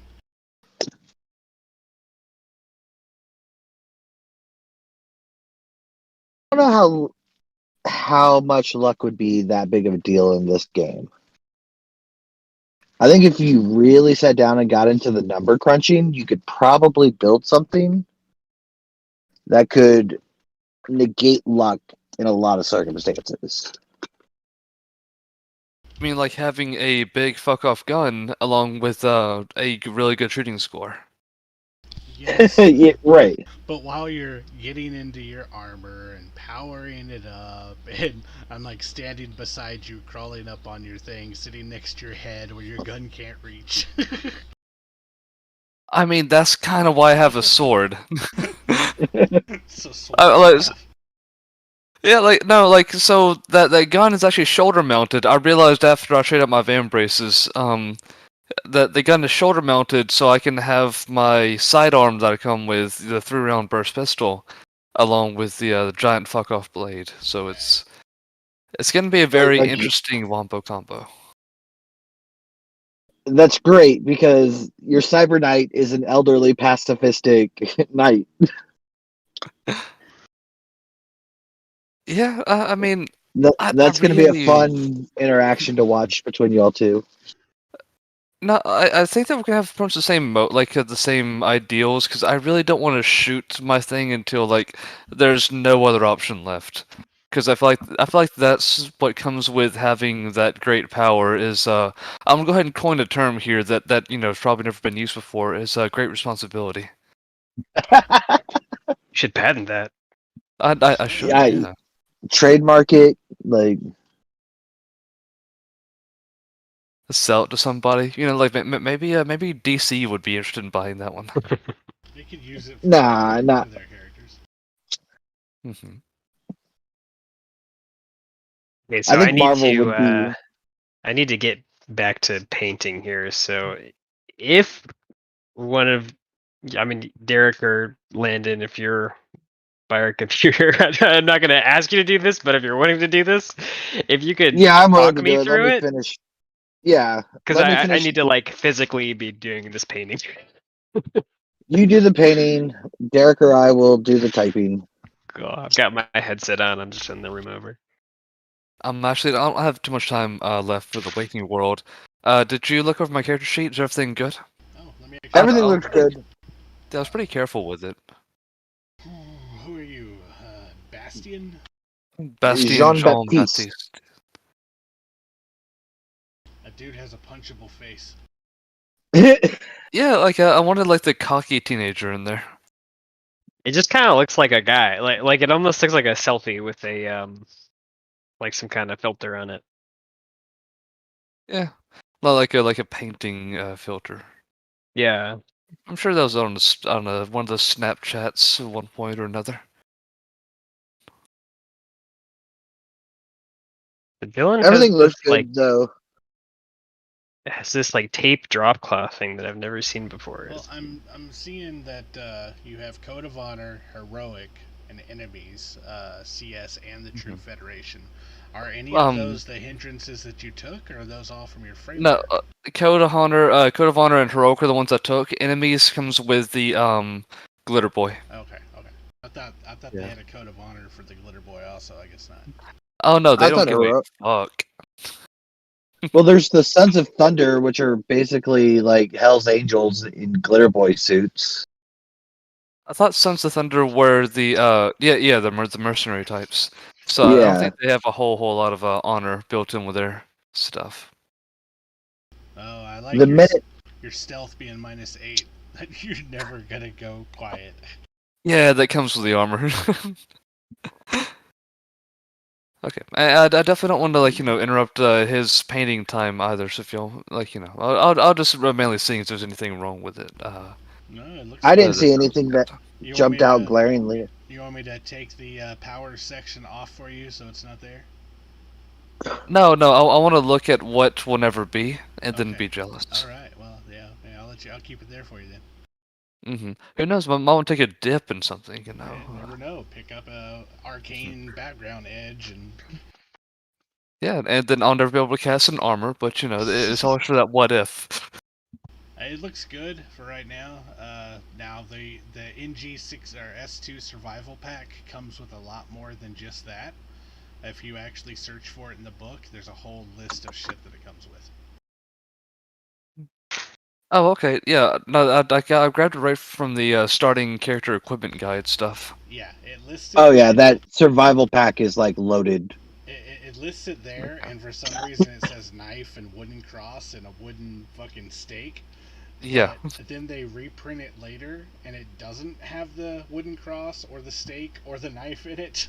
So yeah, it's weird. It's like listed like 3 more pages down from where you saw it, but it adds climbing gear. It adds all sorts of shit.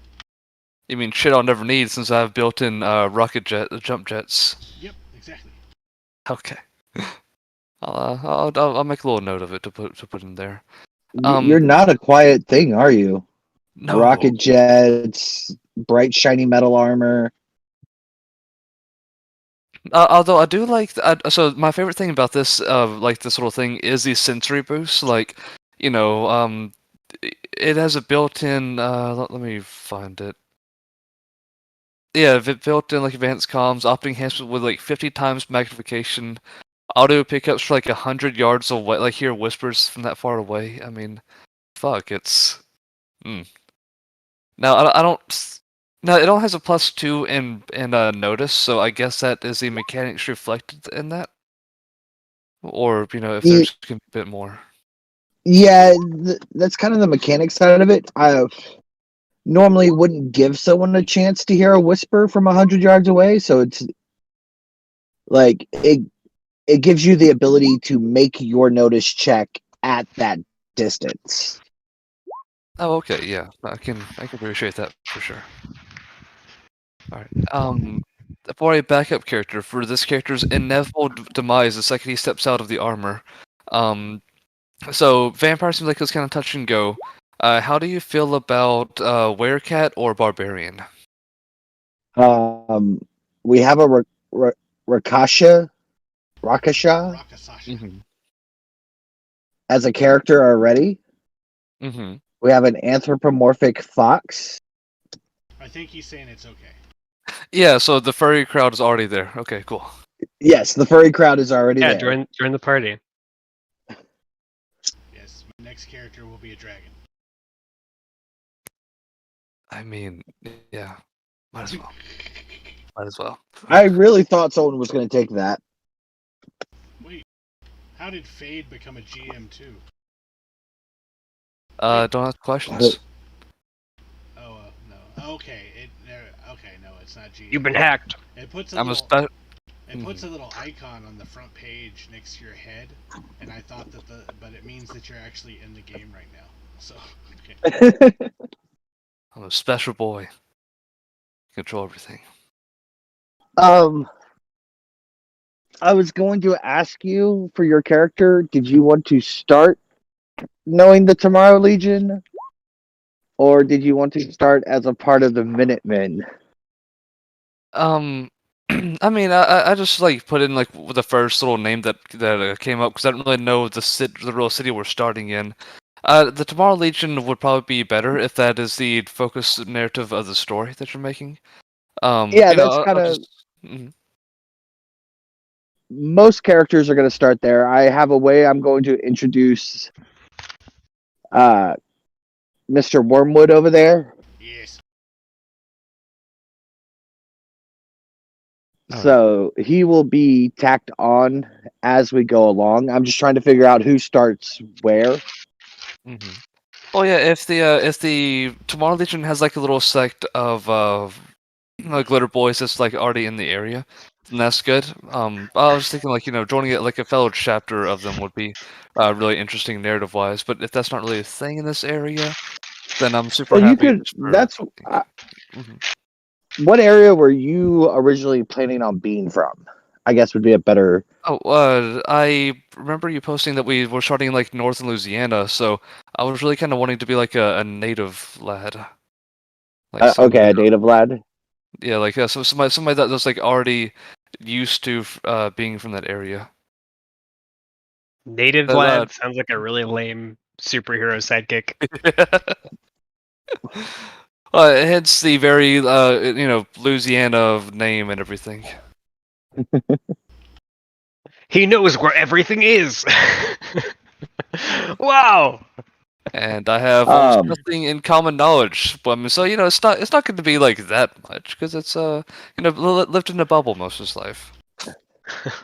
right. So, kind of what I was thinking for you is with your whole backstory thing that happened, you aren't exactly a part of the Tomorrow Legion yet. They, at the beginning of the game, they are coming to meet you to go do X, Y, and Z. Okay. Do like Which, a moral tryouts or whatnot. yeah, like the Minutemen from the lore I've been reading do work closely with the Tomorrow Legion, and with your backstory being what it is, Mm-hmm. it gives a kind of good hopping off point. So this would basically be like your I hate to use the wrong terms in so they're like biker gangs. So this would be like your tryouts to join this particular chapter of the Minutemen Mm-hmm. is going out and recovering your second suit of armor. Okay, yeah, I can get down with that. So I'll be trying out for the Minutemen, but still a pledge for the Tomorrow Legion as well, basically. Or they'll be Yeah, approaching me to do that.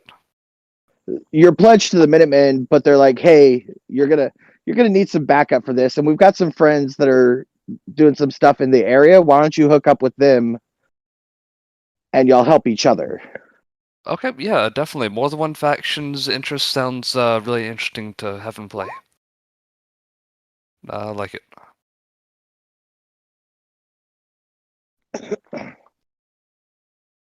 Cool. I think that was the only thing I had for your character. Mm-hmm. I need to figure out how to get this to stop doing this. What are you doing? So as I started using OneNote to start building out my campaign notes and everything, but every time I first open the app, it just has a whole bunch of the different pages that I've used recently as a quick option. Instead of having like my personal notebook, my Savage Rift notebook, my work notebook. I also use OneNote, and I've had a seemingly what's like a count level bug following because I've had it on multiple computers. But if I open up OneNote on Windows, there's a very high chance that all the text is invisible, and it's pretty problematic. If you might. Yeah, On my I phone, it's always fine, but on desktop, see. I've like only ever half the used it time. on my phone, Even but on it's like I literally installed the beta version of Windows 11 on my laptop, And that still has the issue too.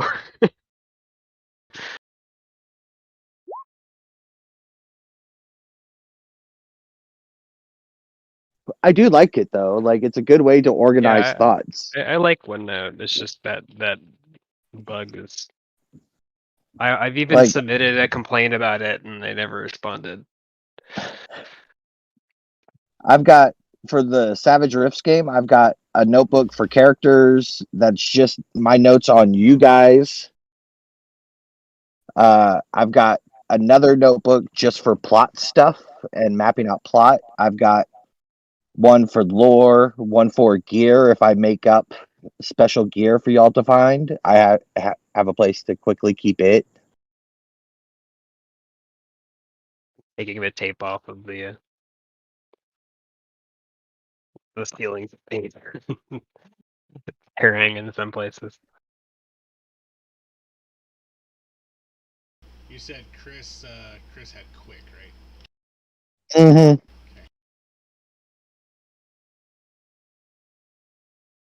I tried to get Chris to take Deadshot, and he didn't want to do it.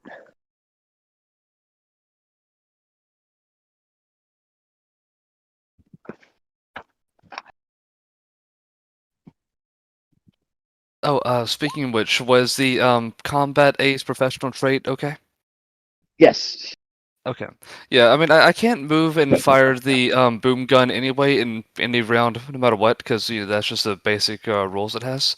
So it's more about being able to, like, I guess, Move, jump, swing your navigate, sword. swing, yeah, or do any complex action I need. So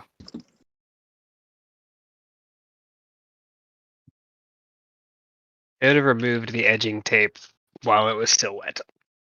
Ugh. Ugh. Now I'm having to like trim it with a razor. It's just a lot of effort. So Got much clean painting lines to do. though.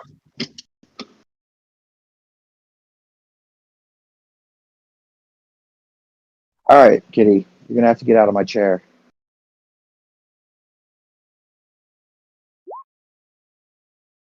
Where'd you leave off, Levi?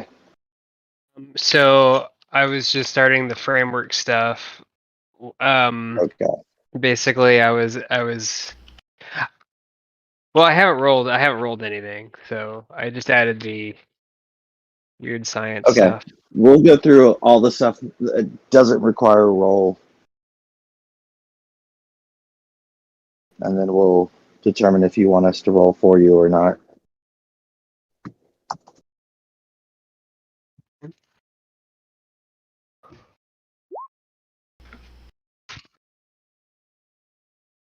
Hey, you fucker. Rolled an ace.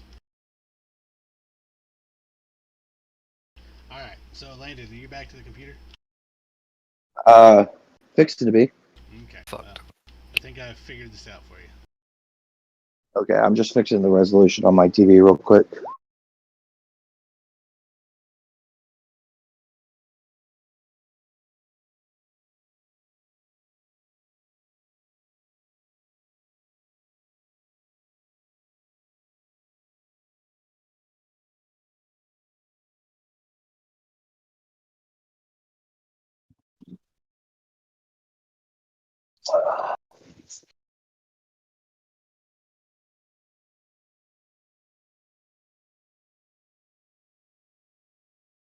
This room that I'm painting is the ugliest yellow color. I have no clue why anybody would ever have chosen this color in the first place. It's like a mustard yellow that looks as if it's faded over 20 years.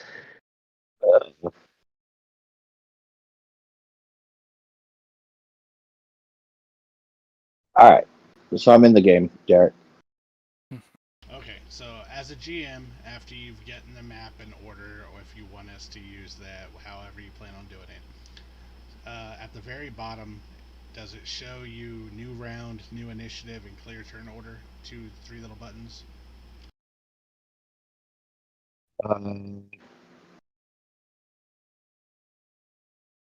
It'd be underneath our where our camera stuff would be.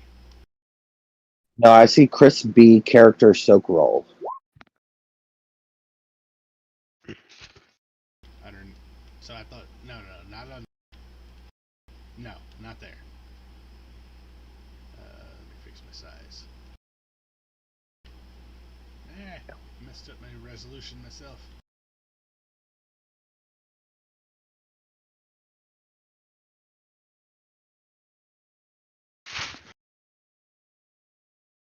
Okay, so if you're looking at your the Roll20 screen, underneath the names at the bottom where it has Derek, Landon F, Fade, and Levi, there should Yeah. be 3 little buttons underneath there called New Round, New Initiative, and Clear Turn Order. Are those there? No, all that is there is crispy character soak roll. Alright. So, I don't even know how that got there. yeah, that's weird. So, over on the side, then, at the top, where you have your little chat bubbles, where you have where you add pictures, where you have the character sheets, go to the second to last one, the 3 little lines and the 3 dots for macros. Collection? Macros. Okay. Do you have the little check mark box that says Show Macro Quick Bar? Yes. And it's checked? Yes. Alright. There's little macros right there. The names of them: Clear Turn Order, New Initiative, New Round. Are those there for you? No. It's weird. The macros should be. Alright. So I'm going to export. I've got safety deck, bennies, adventurer deck, playing cards. Yeah, that's all the decks. And that's it. What if you go up? It doesn't have any macros? No. Okay. Selected emoji bubble. Okay, it has that one? That's weird. Yeah. Alright, but it doesn't have the macros for you. That's weird.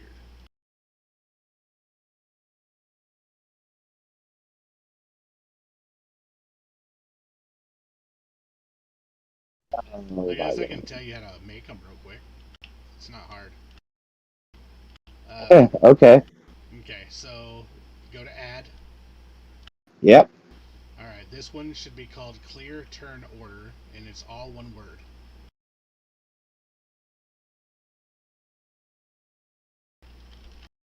Okay. And do you have where if I post something in Discord you can copy and paste it, or do you want me to do it in Roll20? I'm in Tab's Discord, so you can send it over Discord. Okay. So you would copy that and you would put it in the actions area, and then you would hit Save Changes.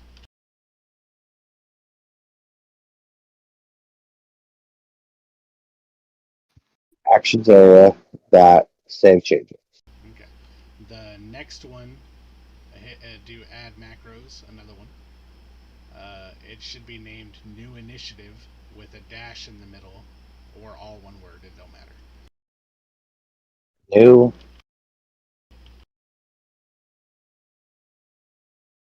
initiative. Yeah.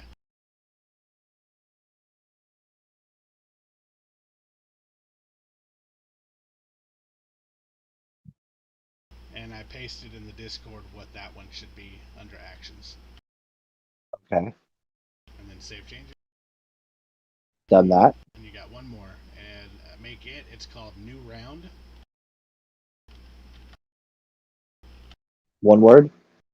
Yep. And then deal initiative with the exclamation point should be the actions.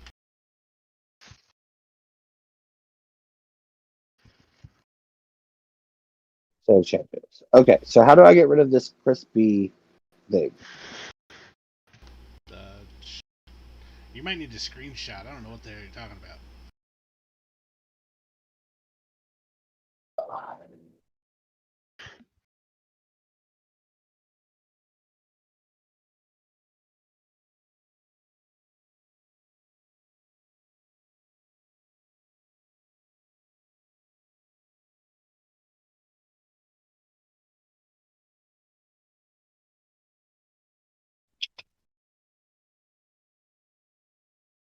You pasting a screenshot? I'm taking a picture. Oh, okay.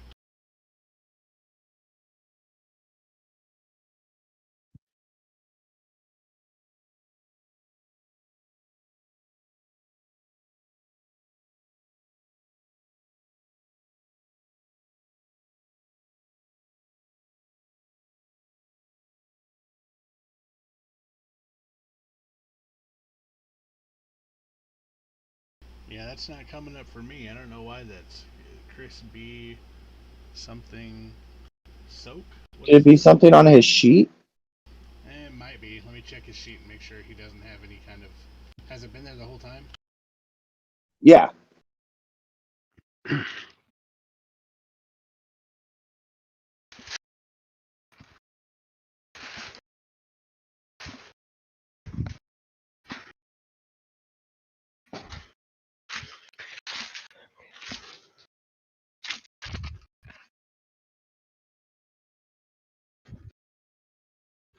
Have you tried leaving Roll20 and coming back in? It loaded up that way, but No, when you just got back. yeah. Okay, so that's probably not a problem then. Okay. I'm looking at his I sheet. just left and relaunched, and it's still there. Okay.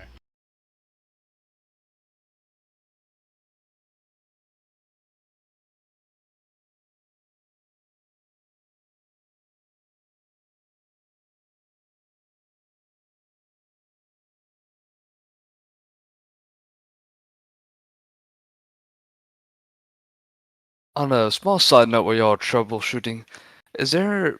Did y'all come across anything to like be able to lock any power armor? You know how Shadowrun has like biometric locking or anything like that? I really hate the idea of just like leaving my suit out on a street while going in and talking to important NPCs and coming back and it just being gone. I'm sure we could buy like a padlock or something for it, but still. Maybe I We're gonna mean, I need would you an assume arcane padlock. that's probably a big thing, like stealing people's power suits while they're sleeping. It's gotta be. Like, well, okay, so you can actually sleep in it. It has full life port systems. You can do that for 3 days before rolling fatigue checks. So It's good to know.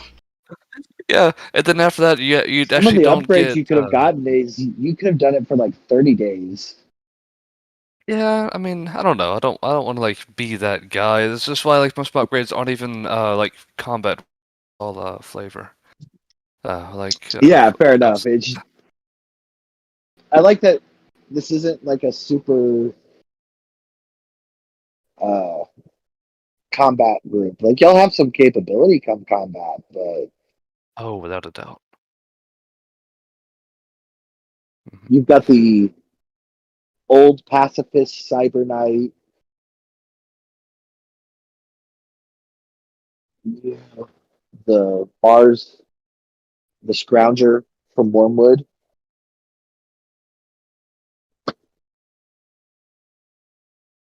All right. Anyway, Derek, All right. figure out how to get rid of it some other time. Yeah. All right. So back over to then the macros drop down. That's you've made your clear turn orders, your new initiative, your show A new macro, rep. your show macro quick bar. Click it twice, and it should get rid of the macro bar, and then add hopefully those new buttons. The new buttons are there. I added them into the bar. Okay. Okay. Just Chris's is there for some reason. That's weird. Yeah. Yeah, I checked everything on his sheet. Alright, well, here. So, when you put us on a map, our tokens, you will you'll highlight us all and you'll go add turn. It'll immediately add us all to the turn order. And it should have just popped up for you, right? Yep. Okay. So now, once we've been added to the turn order, go ahead and hit new round. There you go. You can see. Red Joker. Yeah, nice, huh? You can see that it automatically does the level-headed and the thing for Cedric, and Chris B's character should have done it too. It looks like only 1, 2, 3, 4.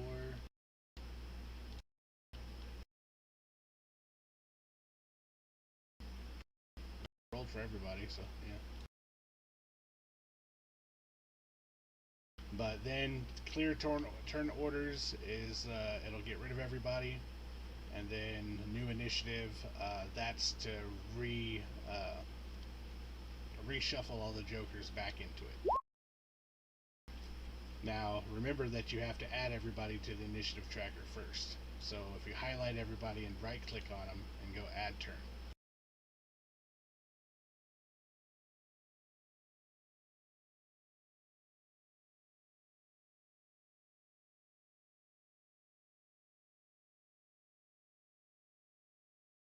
How do I highlight? If you just drag like over by Blake's face, just highlight with your mouse. Just highlight everybody and then it does them all, then right click.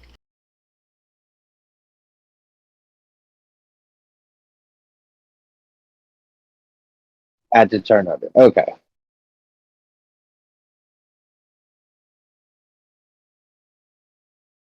Round. Does that put it automatically in order? Um, it should, because of miscellaneous by card and suite. So you might have to click the little thingy and yeah, change it because there's turn order settings, descending, ascending, A I to mean, Z. it's changing everyone by cart. I mean, that's an order from the bottom up. I mean, the Joker.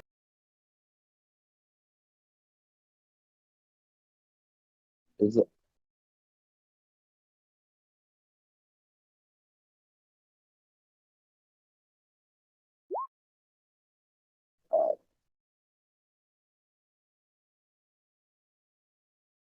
Joker 10-8-6-4. Descending order. And then it's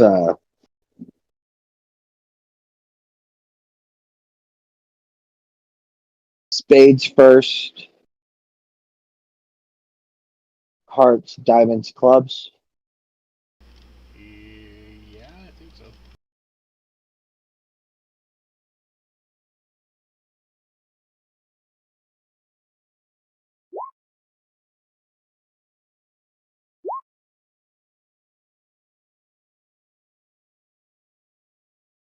Why'd it move Chris B down? Did you hit next? No.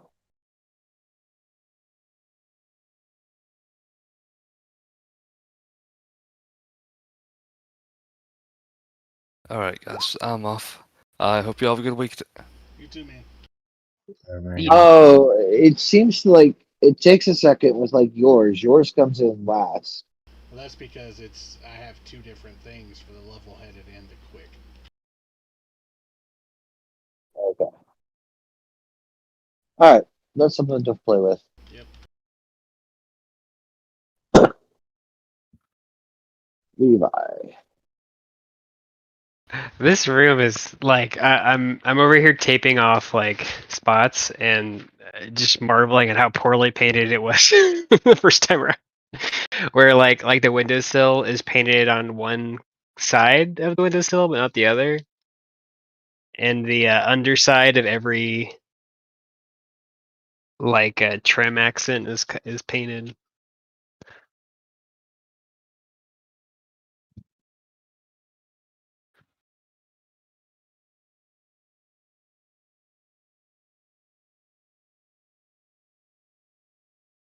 Oops.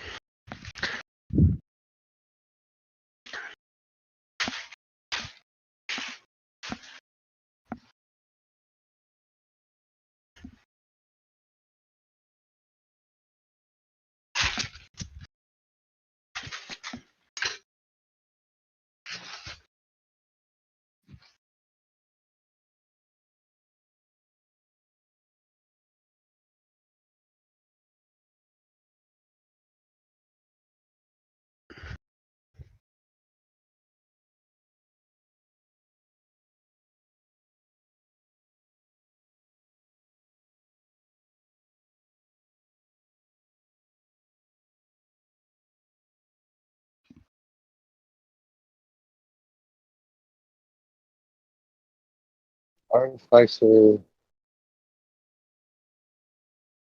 Where did you leave?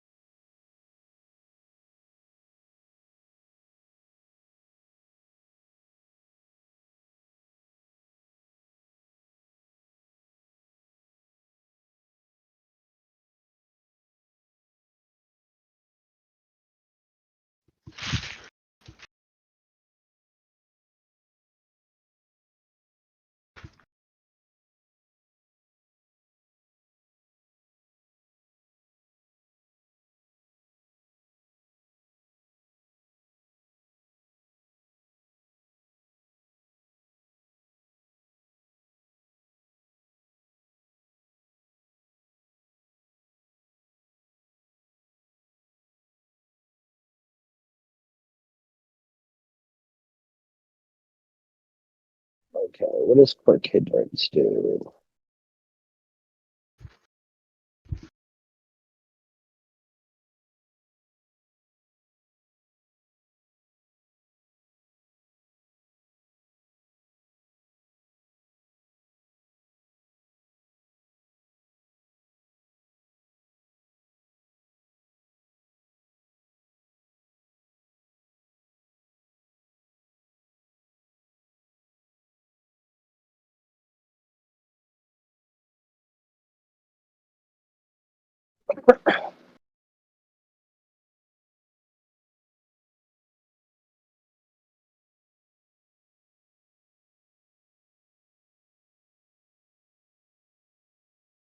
All right, Levi, you have a quirk. This individual has some minor foible that is usually humorous but can occasionally cause him real trouble. A swashbuckler may always try to slash his initials on his foe. A dwarf may brag constantly about his culture, or a snobby debutante might not eat, drink, or socialize with lower class, for example. Is it specific to techno wizards? It is Gearhead Geek. The techno wizard relationship with technology and machinery results in odd behaviors. Some talk, hum, or sing to their gear, while others paint sigils, runes, and arcane diagrams all over their machines. However it manifests, every techno wizard has a quirk hindrance of this kind. I think like talking to machines is good. Quirk. Or like names all of their machines. Overly verbose naming. How's that? Well, like personify kind of name. Like this is Rose. No, hold on.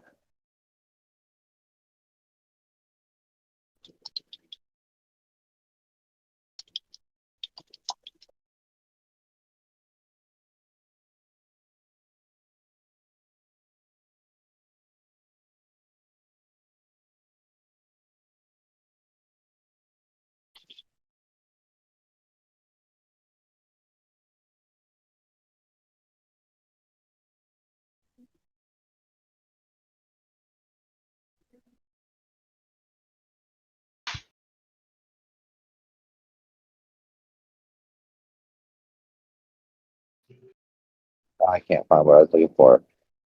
It'd be like putting a whole bunch of string of words together to form a name. Oh, like acronym kind of. Yeah. Yeah, that's good.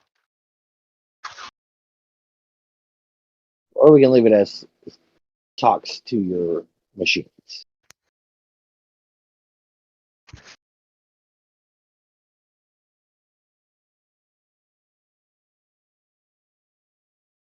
You have to talk to your machines to get them to work. Believe in yourself.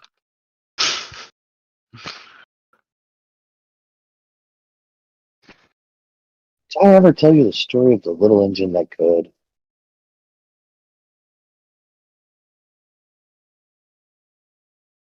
I have to molest all of my machines. I'm not putting that down. I refuse. You I can't must make me. fondle my gizmos.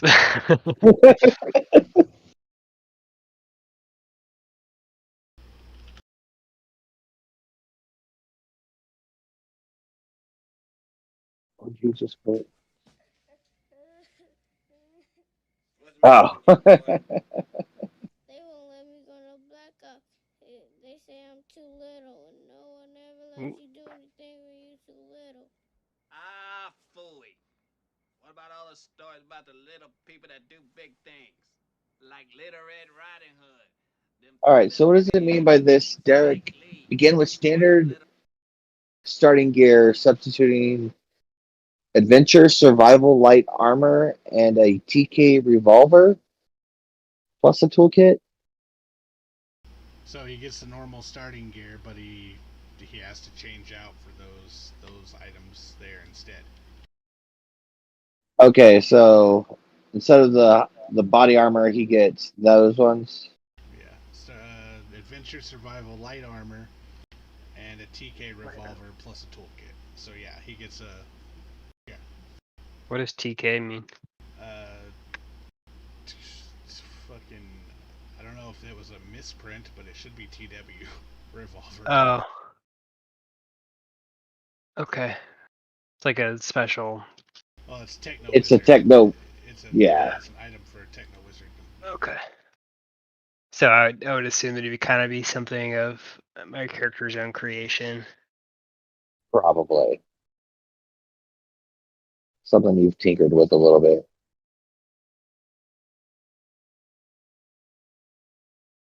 Yeah, there's Techno Wizardry ranged weapons.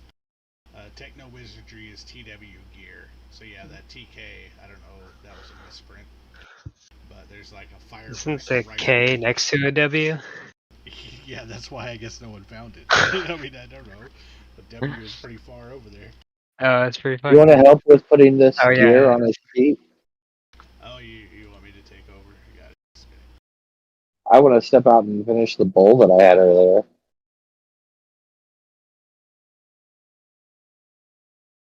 What is this armor? I feel like the prep of all of this is going to take longer than the actual painting. Okay. That's pretty typical for painting. Painting is the easy part. Yeah. All right, Levi. We got. What are we looking at? Quirk talks. Where's this it? Oh, is this it? What are you talking about? I was looking for the armor that he had. So he gets the. What's it called? We go back to it.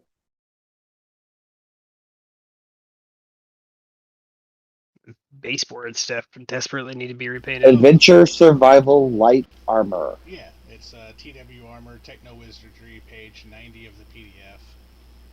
+4 to armor, +1 to toughness, minimum strength of D4, a weight of 5, a rarity of -1, and it costs 10,500 credits. It gives you +2 versus all hazards. Wait, that's a type of armor? Yeah. Adventure Oh. Survival Light Armor.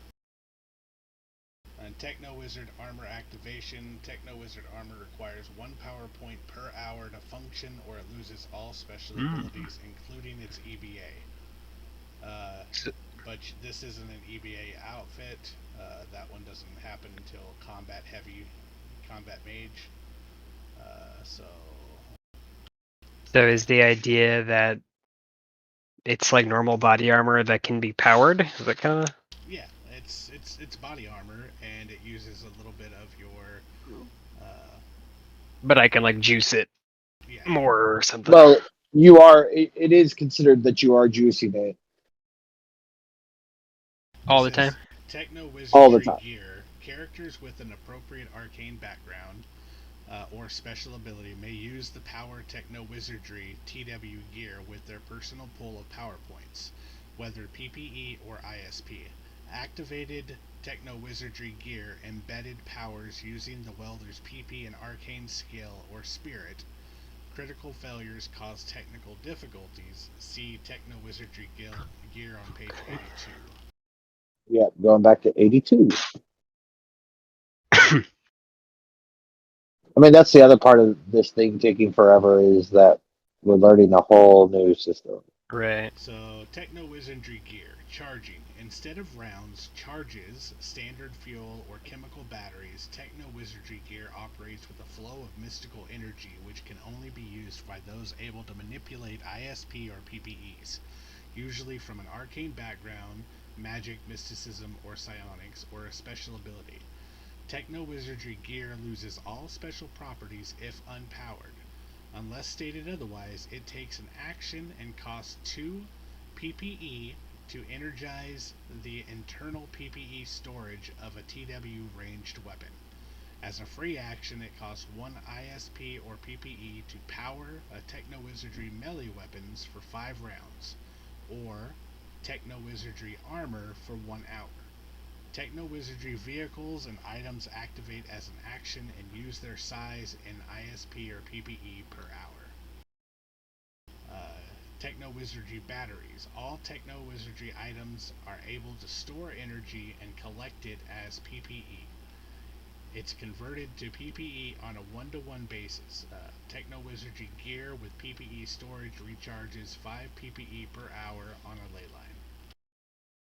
Then you have embedded powers, which is Techno Wizardry gear with an embedded power allows the welder to use the power spending her own PPE or ISP even if the power is not normally available to her.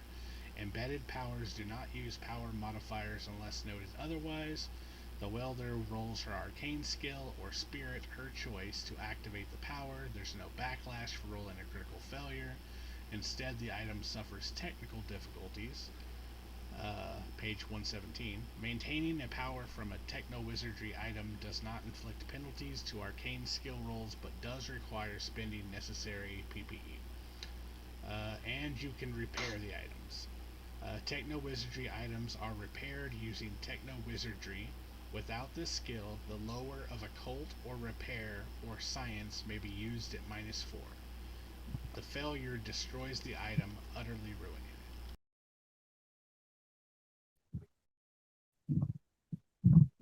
Did that make any sense to you?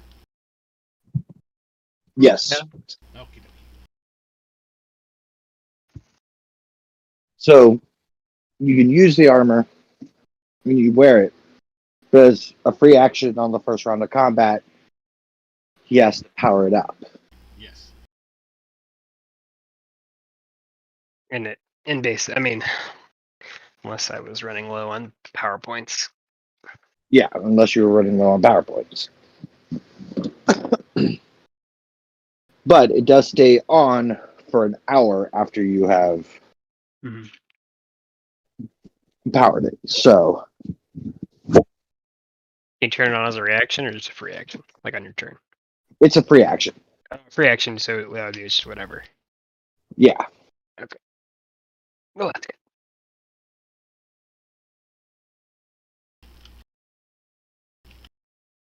Oh, there's Dylan's desk is in the middle of the room. It's really hard to get around everything.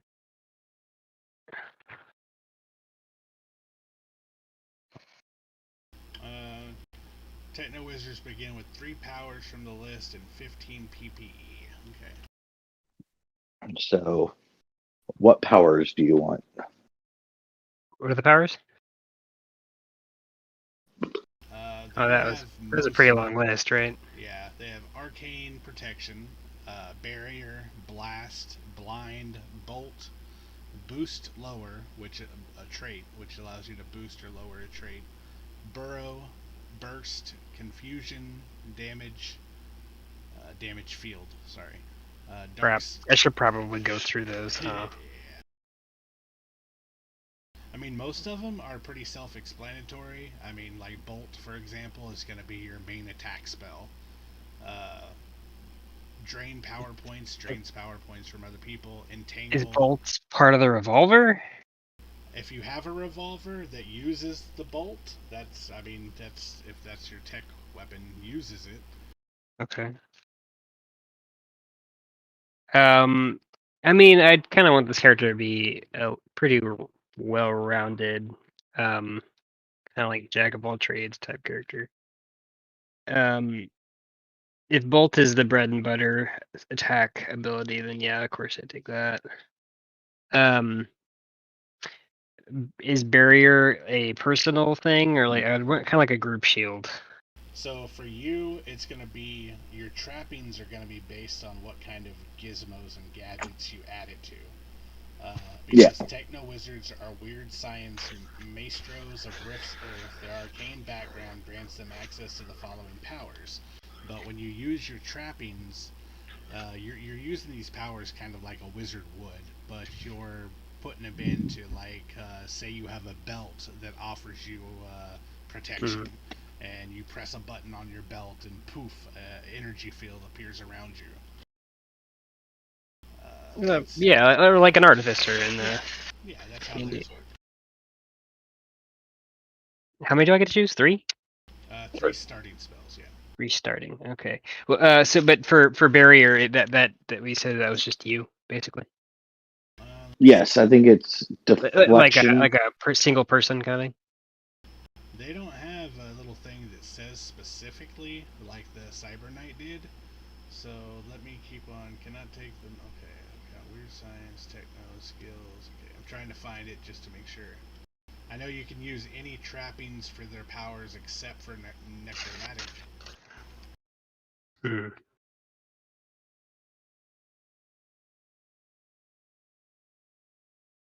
Okay, here we go. So Techno Wizards begin with 3 powers from the list above, 15 PPE, a Techno Wizardry skill of D6, and each of their powers built into separate gizmos of their own design. Their PPE pool is used to activate their gizmos, as well as other Techno Wizard gear in the creation or modification of TW gear or arcane items. Gizmos are unique items which cease to function after 2d6 days without their creator's attention. Anyone who uses a TW gear can also use the Techno Wizard's gizmo by expending power points as usual. So yeah, it would be built into the power. So if you made a protection belt that extended to 3 people, then yeah, it would work. But you would probably change it from a belt to something else. Okay. I'd want like something I could throw, like Yeah. a bubble shield. Like a protection grenade. Exactly. That would be exactly. I mean, basically the bubble shield from like Halo. Well, here's what I'd say about that. Save a bubble shield for your gadgeteer ability. Would that be something that I could make? Yeah. With your 1 round action. Like, okay. So, Bolt could be a little wrist missile launcher or whatever you want it to be. I would focus on the ones that you have built already being personal items, and then what you want to spend like the bubble grenade idea. Use your arcane gadgeteer thing to do that. Well, how about we skip that for now, and I'll kind of look at the list when I'm in front of my computer and think a bit more carefully about that. Okay. Okay. Here's a simple one. Dark sight goggles. My character has low light vision. No, well, there you go. Okay, so at this point, I think it's attributes. So you would have 5 points to spend. And it looks like you already have one in smarts. The smarts is the racial Yeah. bonus. And then I also have a -1 to strength from racial bonus. Okay, just a -1. Okay, yeah, but not a minus die. Okay, you Yeah. got that plugged in. Okay. So yeah, you got 5 points to. So wait a second. Why is it only? If you have attribute point increase smarts +2, why is it only a D6? Why isn't it a D8? I Yeah. haven't done any of the other things yet. I just did the Okay. Rachel. So So if it's starting with a D6, it should be a D8. yeah. And do you get another one for your being what should we call it? Techno wizard? Yeah. Well, so I thought that was the D6, or is that charged at a D8? Techno wizardry starts at a D6. Your skill. So okay, so then with the racial bonus, it would be a D8. No, the racial bonus shouldn't be adding anything to your skills. It should just be adding to your attributes. Oh, okay. The skills then. I was asking if Techno Wizard gives you smarts at all, and no. No. Okay. All right, so your attributes, your smart starts as a D8 because of your fox. Okay, so now you have 5 points to spend to raise up your attributes. Your Okay. agility and everything else are at D4, and your smarts is at D8. And it costs. And 1 point moves it up a die. 1 type? point Yes. moves it up a die type. Yes. Oh, okay. So D4 to D6, So D6 I to would- D8, D8 to D10, D10 to D12. Let's do 2 on smarts. To take it to a D10. Max out But- your smarts. Yeah, a 2 on smarts would be a D12. Or yeah, let's do that. Okay, so you spend Which means you, with your gadgeteer thing, you can make 6 little gadgets a session. Nice. Okay, and then there was, I don't remember all the stats. It was agility, spirit, Agility. strength, and vigor. That's it. Strength is exactly that. It's your physical raw strength. Yeah, because you already maxed out at D12. So Vigor is probably the next most important stat to you because that's going to determine your toughness and kind of your HP and how healthy you are. Okay. Agility will determine how hard you are to hit to a certain extent. Mm-hmm. and how you can shoot your Techno Wizard gadgets. Yeah. Or use your techno. I mean, yeah. You don't have to have all your techno gadgets be ranged. I mean, if you wanted like a Techno Wizard staff that electrocuted people, that would be the fighting skill. So that would be different. Which is controlled by agility. Yeah. I think I'd be more ranged focus. Okay. It's still so agility for shooting, or athletics Oh. for throwing. Wait, what was for shooting? Agility. Agility. Okay, then let's did I have anything added to agility? No. It's at a D4 right now. Oh shit! Hi Dylan. Scared me. Hey, what's Walk up, in the man? dark. So can you add? Oh, tell me if this is stupid. Can you do 2 to agility and 1 to vigor?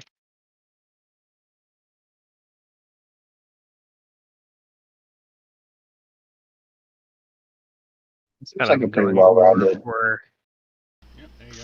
D8 in agility, D12 in smarts, D4 in spirit, D4 in strength, D6 in vigor. Who the fuck needs spirit? Spirit is important to remove the shaken condition. Okay. But you can also spend a Benny to do that automatically. What is it, Benny? A hero point. Okay. That's the easiest answer. Yeah. Not an Eggs Benedict. It's a benefit, or an American slang, a Benny. That's what it says in the book.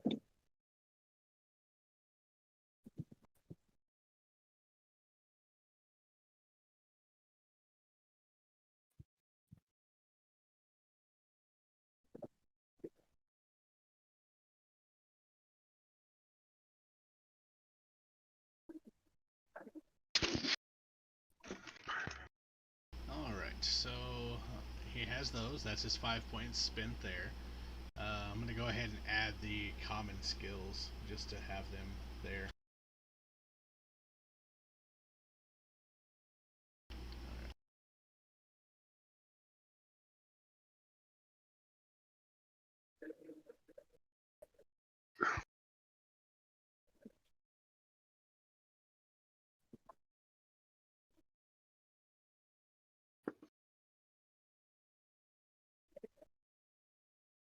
Having to be really careful with the like taping I'm doing because this color is like a slate gray, and if I fuck up, it's gonna be really obvious. Alright, so you got your common skills added. 5 Okay. skills that are that's common knowledge, athletics, notice, persuasion, repair, persuasion, stealth, and okay. Alright, so your weird science is that okay? I'm just looking at here. Ignore me. You get 15 points worth of skills to spend. I don't know. Okay, and that's like lockpicking and that kind of stuff, right? Yeah. That's also your fighting, your shooting, Yeah. Th- might as well throwing. add shooting to the list since you're going to be ranged. Okay. Alright, so right now, if you have a skill that's unskilled, that means you haven't at least put a D4 in it. That means you're rolling that skill at D4 minus 2. Now you still get to roll a wild die with it, the D6, when you roll. So you have a chance. Which is still at -2. Yeah, you still have a chance of getting a 4, but Okay. it's not that Difficult. well. So if you So don't have the a wild skill- die is like kind of like a luck thing. Is that what that is? Yes, Yeah. a wild die is definitely a luck thing. That's just for skills. Yeah, they don't add. It's for skills or any kind of checks you do in the game. It's Okay. you get to roll your Okay. wild die because you're special because you're a wild card. Special. Yep. Like minions and stuff don't get wild dice; they just get Okay. normal dice. Now, the big bad evil guy, he'll be a wild card, but Okay. he won't be like just a little minion guy.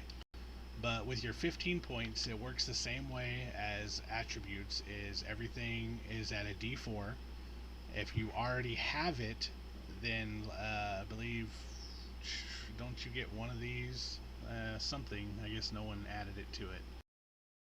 Alright, arcane background, weird science, tech wizardry skill of D6. Tech wizard. I didn't see that on the skills thing.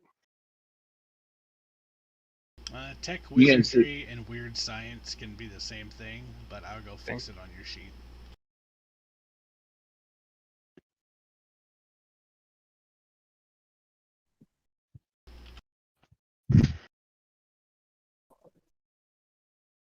There you go, it's fixed. Okay. So it starts out as a D6. Do you have any other edges that give you? Unless it. So do I get like a choice of edges or something? If you take Yeah. if you take your hindrances, yes, you can buy edges. Okay. Okay. I would like to do that, but I'm guessing there's a really long list of shit I gotta look through. Huh? Right. Okay. So I can do that separately. So everything so far is from your framework or racial that you have listed. Okay. So basically, it's 4 points worth of hindrances. Some of them are major hindrances, which cost 2, and some of them are minor hindrances, which cost 1. I know you don't want all thumbs because Right. technology. Not having So technology. basically, you say that you like have to take 4 points of hindrances, Yes. and then in turn you get 4 points for edges. In turn, 4 points. You can What? use 2 points to get an edge, or you can use 1 point to boost up Raise a skills skill. or attributes. Attributes cost 2 points. Yeah. So select up to 4 points of hindrances. Major hindrances are worth 2, minor are worth 1. For 2 hindrance points, you can raise an attribute 1 die type or choose an edge. And for 1 hindrance point, you can gain another skill point or gain additional starting funds equal to twice your setting starting amount. And It's mostly then used to you buy can take edges. additional hindrances if you wanted to take more edges. You can take as many. No. You can take as many hindrances as you want, but you only get 4 points to Oh. spend to buy upgrades. So you can make it hard mode basically, but that's about it. Hard mode activated. But hindrances. Think of almost anything that's a hindrance. So you got all thumbs, which you don't want because that just fucks you over with technology. Right. That would be really weird. Anemic. You're susceptible to sickness and disease and environmental effects. You subtract 2 from your vigor rolls. Arrogant, if you want to be an arrogant prick. Bad eyes, that can be a minor or a major. Bad luck is a major. That means you start with 1 less Benny per section. 1 less hero point per Session. session. How many do you normally have? You start with 3. 3, unless you have edges that give you more. Okay. Big mouth. Basically, you can't really lie. You're a blabbermouth. You can't keep secrets at all. You reveal everybody's Oh, that'd be plans. good. That'd be good.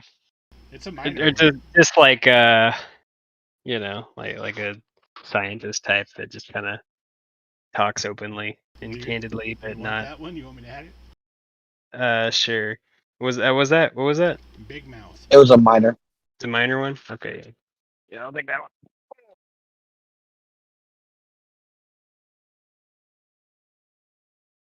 Heard. So in all of my secret plannings, make sure that you're there. Right. All right. You got blind. Somebody asks a question, I'll just answer it straight up. It's a major one. It's if you want to be blind. Blind? No. Bloodthirsty is major. You never take prisoners unless under direct supervision. Can't swim. Maybe. I guess if I have to fill a point. It's a minor, baby. We'll keep it on the Yeah. back burner. Cautious. You're a planner. You personify restraint and carefulness. You never make rash decisions. I'm gonna say no. Okay. Clueless is a major. Your hero doesn't pay much attention to the world around them. No. Okay. Clumsy is a major. Subtract 2 from athletics and stealth rolls. No, not clumsy. Code of Honor is a major. You basically have to get the code approved by Landon. A couple of examples are keeps your word, doesn't abuse or kill prisoners, generally tries to operate within the world's particular notion of proper gentlemanly or ladylike behavior. I'm assuming there's probably one that's like kind of like reckless. I'd probably go that route more. Reckless. Yeah. A reckless code of Oh. honor? I don't think. No. No. Like a reckless hindrance. Oh. where, I know there's an overconfident. I'll just keep on going down the list. Curious. Curiosity killed the cat. Basically, if you hear about something, you're curious about it. Sure, yeah. I mean that makes sense. Death wish. You have a death wish. It doesn't mean that you're suicidal, but those with a death wish don't throw their lives away for no reason, but there's a chance to compel a goal. They'll do anything or take any risk. Nah. Delusional. It's a minor or a major. Basically, the government puts sedatives in soft drinks. Dogs can talk. We're all just some character in some big bizarre game. So you can have fun with that one. Doubting Thomas is a minor. Basically, you don't believe in the supernatural.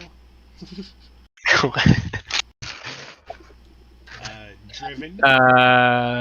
Well, like, what's the context of supernatural in this world? Some people don't believe in the supernatural until they're halfway down some creature's gullet. Doubting Thomases are skeptics who try their best to rationalize supernatural events. They walk right into danger. They don't believe in the look of or alternate explanations of every supernatural event. Even after being confronted with undeniable truth, the doubter's mind eventually begins to doubt what he saw, rationalizing it away or compartmentalizing the event as one of a kind while continuing to doubt the next mystery. It sounds maybe a little bit too difficult. In this setting, That actually kind of makes sense for a techno wizard, someone who's harnessed magic into,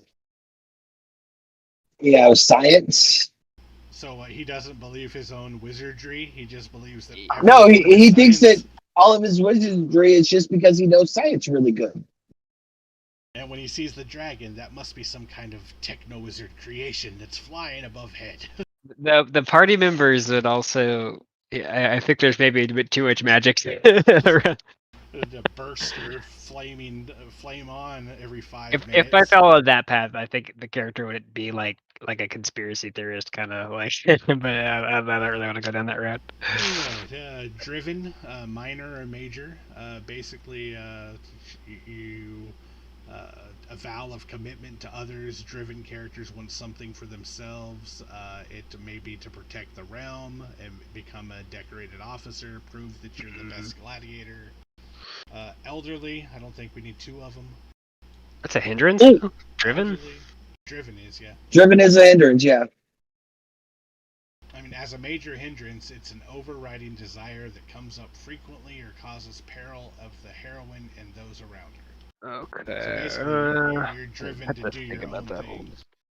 Enemy, minor or major, that's pretty easy. If you're a techno wizard, it's very possible. Is there one that's like greed? There's greedy. It's that was the next one. Greedy, minor or major. A miser measures worth in material possessions or wealth. If a minor hindrance, he argues bitterly for more of his fair share of any loot or reward the party might come across.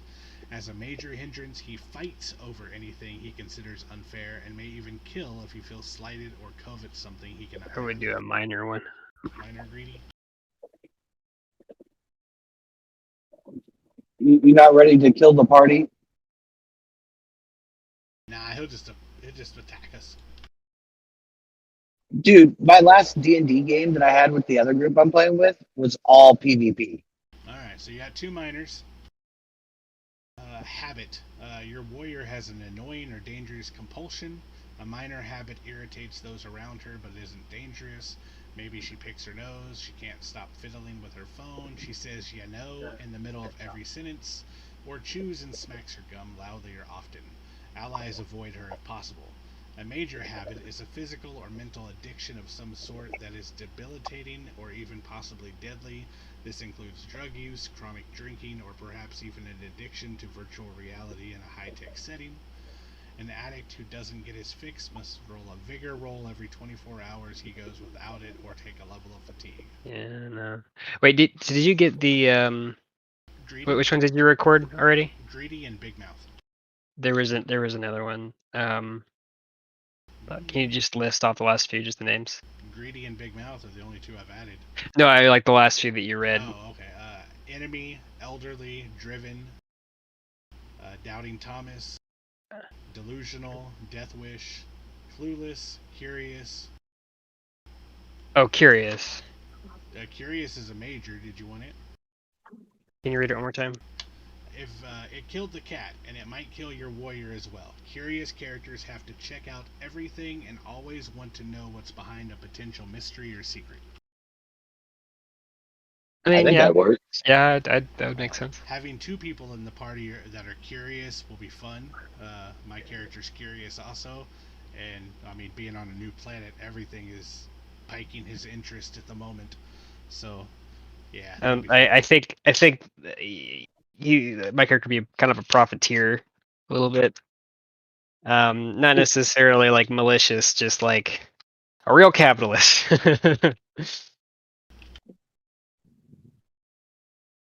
Money I can see that. opportunities.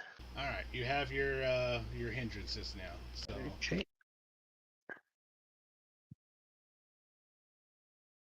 means now you can use them to raise an attribute, or to purchase an edge, or to gain a skill point. I kind of want to take the filthy rich edge. I think. Okay.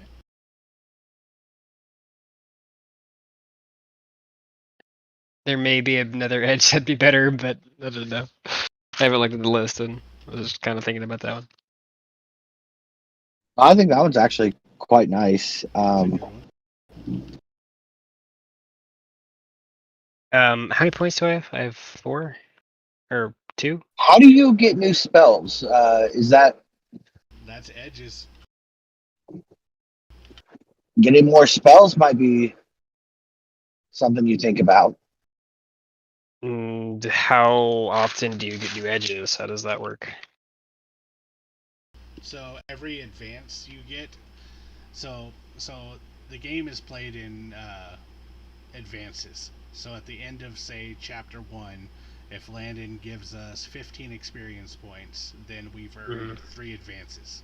If he gives us 10 experience points, it's 2 advances. Every advance is 5 XP. So every time you get an advance, you can basically do the same thing that you just did with the hindrance. Is you get to buy an edge, or you get to raise An attribute. or you get to raise 2 skills up to an attribute's linked thingy-mabobber. I said thingy. Okay. Attributes are every 5 XP. The way I'm kind of looking at doing things is every session you're guaranteed 2 XP just for showing up and playing the session. If y'all accomplish anything, that'll be a 3rd XP. If there's exceptional role playing that night, that could be a 4th XP. And if you finish out a story, that'd be a 5th XP. Okay. So if you look at the Discord right now, I just posted in the Savage Rifts the advance, the things that you can do with an advance. Cash advance. I think you can only raise an attribute once every rank, right? Yeah. So you start out with different ranks. Everybody starts out as a novice, unless you're playing a Mars character, and then you get to start out as seasoned. Here's the little rank chart, so I can show you that. So this little shows you how many advances you need to actually go up in a rank. So y'all will join us at seasoned pretty fast. I mean, after 3 advances, you're going to be seasoned. Okay. Nice and tasty. Yep.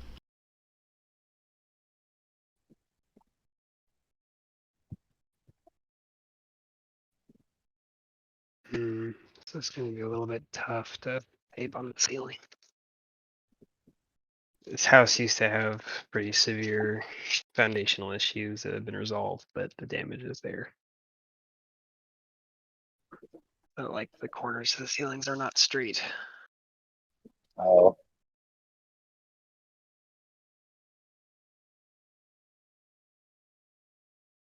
Okay. So languages and literacy.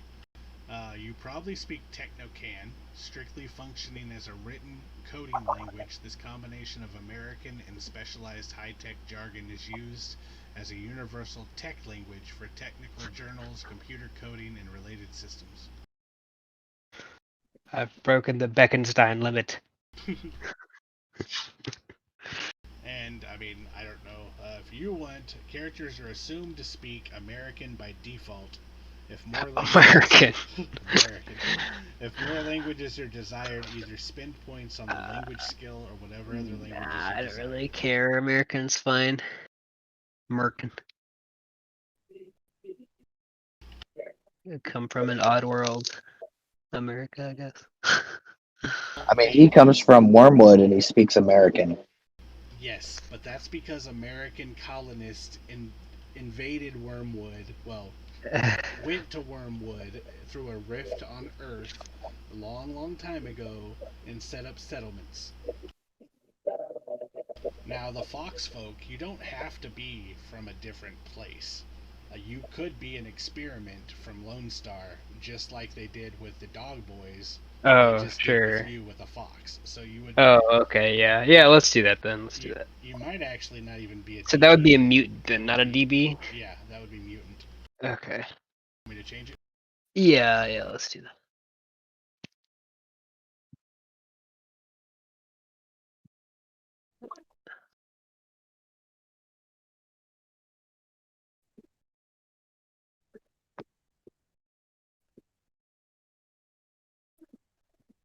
Yeah.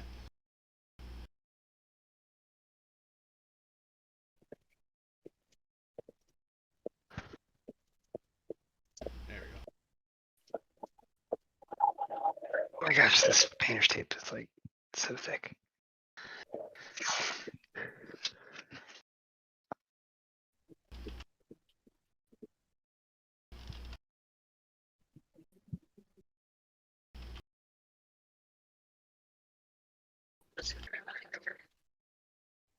All right, so we got that one.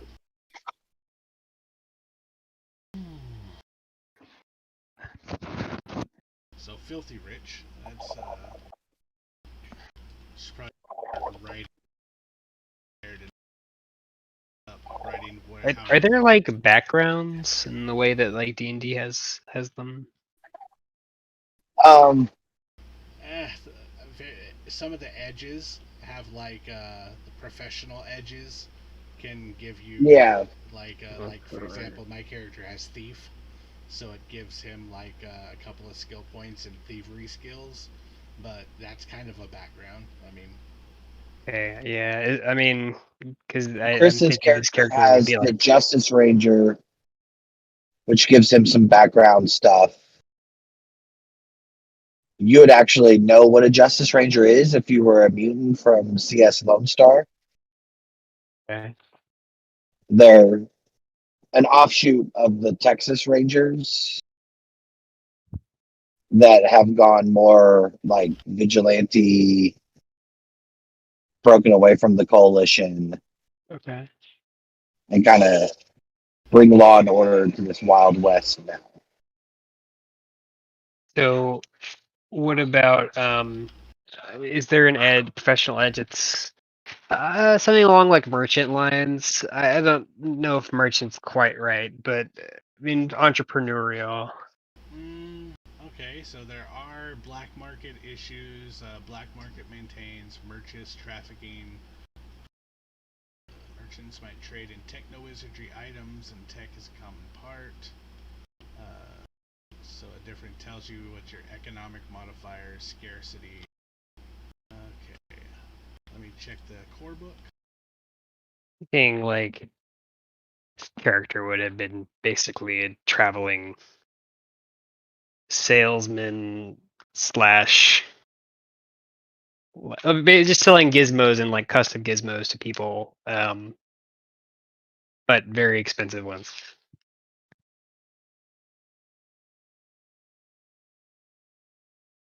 I think you'd like, bear that out more in the skills that you bought with your skill points. Okay. I think the clientele would be like rich people, not like common folk. So I guess the gizmos could even be kind of like stupid as well. Like I don't know, like a fucking. There's not a whole lot of rich It's a people larger anymore. or something. Okay, so the Streetwise Edge. It requires a novice and D6 smarts. Its streetwise characters know how to find the local black market, fence stolen goods, avoid the local law, lay low when the heat's on, obtain illegal weapons, find out which boss is hiring missiles. Sorry, I just pulled the paint off. Streetwise character add +2 to intimidation and persuasion rolls made to network. See page 133 with shady or criminal elements. They also add +2 to common knowledge rolls pertaining to all types of disreputable activities listed above. Yeah, not quite disreputable. It's not what I'm looking for. So I mean, technically, it would be disreputable. So in the setting, and depending on where you are, like magic can be outlawed. Like in Oh, the okay. coalition states, it's completely outlawed. So Yeah. like if you're in a coalition state and you bring up your techno gizmo and it shoots a big fucking flame out the front of it, then the CS fucking Skellbots will come over to you and rip you a new asshole. Okay, so then that would be worth a lot of money. Yeah, because Yeah. it's not something you can get normally. Okay. Okay. Well, that I mean that makes sense. I don't know if I have an edge to buy though. So You had 2 points left after buying Filthy Rich. oh, okay. Well then, yeah. Let's do that. I'm gonna regret this. This is totally gonna pull off some ceiling paint after I pull this tape off. But easier to touch up the ceiling paint than the wall paint.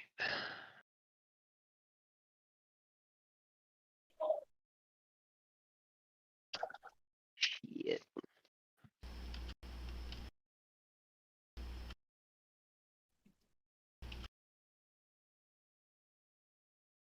And you meet the requirements because you got the D6 and smarts already. So.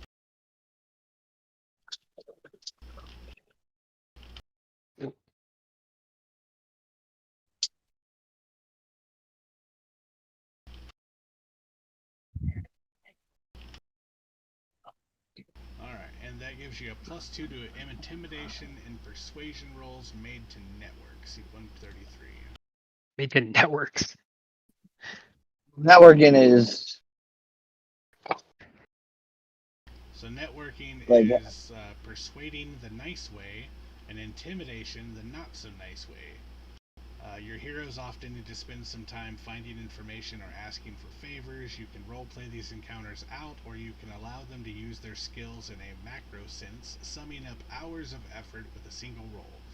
Persuasion is the nice way of interacting with one's contacts. The flip side of the coin is intimidation.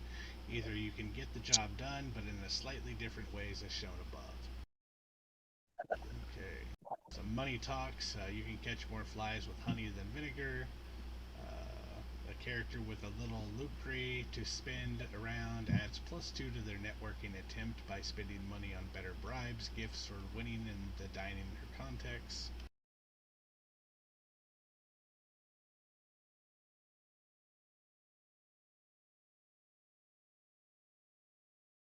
Okay. Alright.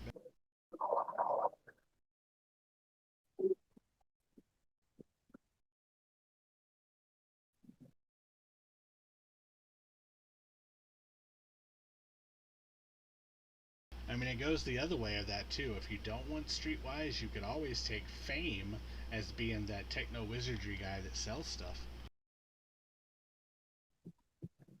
Fame. What does that give you? Your character is a minor celebrity of some sort. You might be a popular bard known in a particular fiefdom, a minor rock star, a beloved B-movie actor. Well, I don't Do know. they have like I don't know. They have like TV or something. the coalition states do Yeah. for I'm wondering propaganda. It's all if Fox News. it's propaganda. Oh, it's straight up. I'm wondering if you could have like a Billy Mays type, like a TV salesman that's famous for being a TV salesman, like, something like that. We're selling like mass-produced gizmos.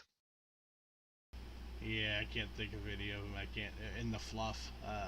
I know. I mean, if I wanted to go see like the market, I bet you would like the market in Rifts. The Splurgoth market would probably have a bunch of information on that, but I don't think they've made that book for Savage Rifts yet. They've only made it for I mean, would you be Millennium. like that guy that comes on the TV that's like too loud? I don't know, selling hair toupees or some shit. Yeah, and has some scandal where like they beat their SO at some point or not. Domestic abuse scandal. Right. Yeah. Probably on some kind of drugs. Um. Oh, and it's called the New Powers. It's a novice requirement. Yeah, I just found it. Yeah, arcane arcane background, any. You get to learn 2 new powers by choosing this edge, which may be taken multiple times. New powers. And then Wait, what there's- does the fame one give you again? It was more like fame of like Rockstar fame, but Okay, so it's I more can just read like what it is. RP kind of stuff, basically. Basically, you make double the normal fee when performing or pay. She can also use her celebrity to add +1 to persuasion rolls if the target is friendly and knows who she is. Okay. Common roll, not a roll modified by how likely the individual to know you. The downside is that the individual is often recognized, often frequently want something from her. She may be followed by fans, admirers, and not be able to shrink obligations. Okay, maybe not that then. Yeah. It'd There's probably be a good MacGyver. way. There's Mr. Fix-It. I thought that came with MacGyver. Or maybe I'm thinking of Operator. Operator has MacGyver. Yeah. Okay, what is MacGyver? You can take everyday items and make bombs. Yeah, let's do MacGyver. So instead of Streetwise? Yeah, that's Streetwise. I was kind of the character I was kind of wanting to be like a all-rounder, fix-it person, and I mean in this case, I guess You're that guy that give me bubble gum, a straw, duct tape, All right. a spark plug. You meet the smarts requirements. The notice requires a D8 and repair is D6. Right now, you both have notice and D8 at D4s. So, do you want to spend 2 points to raise those up? I don't have enough points though, do I? You haven't spent any of your skill points yet. How many skill points do you have? 15. 15. Oh shit. Okay, then yeah. So repair at least a D6 and notice at least a D8. So that is. Yeah, and I think I would pop up repair to probably a D10. Okay, and it uses smart, so as long as you stay below the you're good. Okay. So Pop up your techno wizardry a little bit. Yeah, I would match that to D10, I think, as well. So just a minute. It starts at D6, so D8, D10. That's 2 points. So 2 points there. You did repair from D4 to D10, so that's 3 points there. You did a notice to D8, so that's 2 points there. All right. That's 7 points spent. 3, 4, 5, 6, 7. Pick up some shooting. Yeah. Anything range right now, you're at a D4. Well, no, he's not at a D4 in shooting. I just added it, so. So 1 point would get him at a D4 in shooting. Yeah. Did he get repair from anything before? I would think that No. they would get something. Okay, so that's another point then, because I assumed Yeah. repair started at it, so that's 8 spent so far. Okay. 9 for shooting at D4. Yeah. 10 at D6, 11 at D8. What do you want your shooting at? Well, I don't really know the system well enough. What do you think it should be at? So if you have your shooting if it's a D, you have your D12 for agility, so you can go up to that. You can go up to a D12 if you want. So basically, when you pull out of your gun or your techno wizardry gun or whatever you're going to use that's ranged, that's not thrown, because athletics is thrown, not shooting. So if you use your gun and you shoot somebody, you're trying to beat their Target number 4. The target number of 4, which can be modified by cover, if they're running, or other stuff. If you're aiming, it can be modified positively. If they're running or if they're behind cover, it's modified negatively. But basically, for a ranged attack, you're trying to get at least a 4 or higher if they're standing like 10 feet away from you with nothing around them and there's no lighting problems. Other than that, of course, the numbers can change. Mhm. So you would roll your whatever your shooting is. Say it's a D10. You'd roll your D10, and you try to beat a 4. If you hit them with all the other modifiers, then you roll your damage and you see if they go through. If it goes through their toughness, and then you wound them. Okay. And how many points would it take to be D10? Okay, it is at a D4 right now. So 1, 2, 3, 4. Sure. So it takes 4 to get to a D10, and you have Let's have do a 7 D. points left. Let's do a D8 D8. So 2 because I more want to get some points. points in like whatever would like be for like kind of a negotiation type thing. Persuasion. Got 11 out of 15.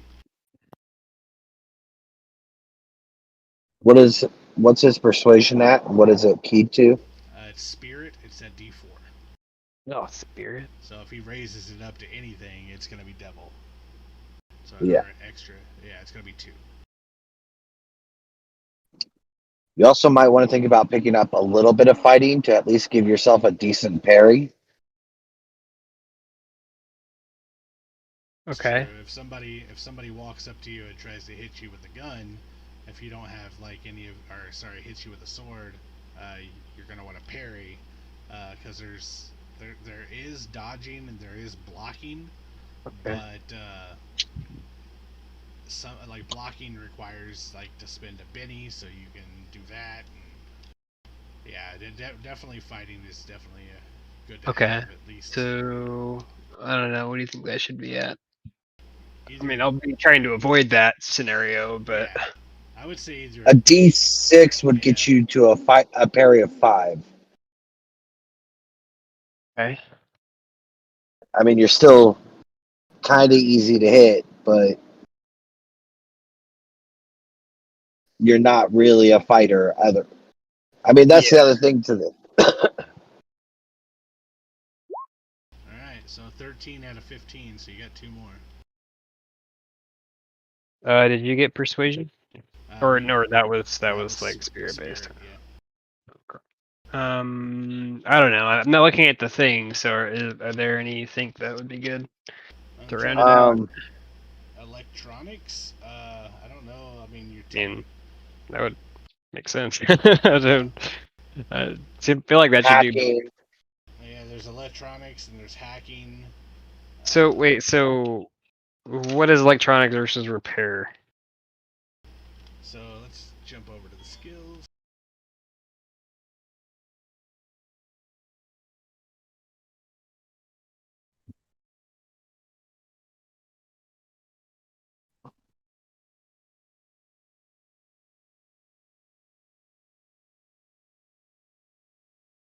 Gosh, this is really difficult to get.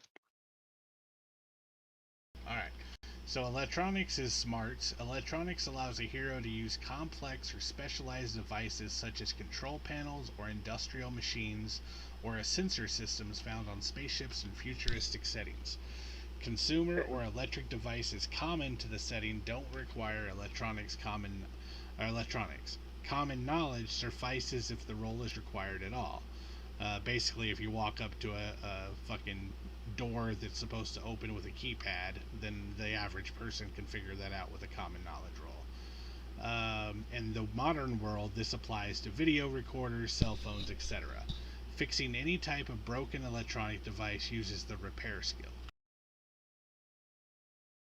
The repair skill is the It's more of ability like to take apart. usage. Usage versus. Yeah. It'd kind of be one and the same. With repair, if you're repairing something electronic, you are limited by your electronic skill. So basically, in this game, say that our party walks into an abandoned bunker, and there is a control panel at the beginning next to the vault door. A lot of us could be unskilled in electronics, and we would have no clue. We would be rolling D4 minus 2s, to figure it out. If you had electronics, then you could go up to it and you could figure out like how to get this control panel. Or if I had a D12 in repairs, I could break it and then I could repair it. Well, like I said, your electronics limits your repair skill. You Sure. use the worst of it. So Okay, so like, how many? with your that last 2 D4 right points, you now? could get electronics up to a D6. That's not great. I'd like to get that higher.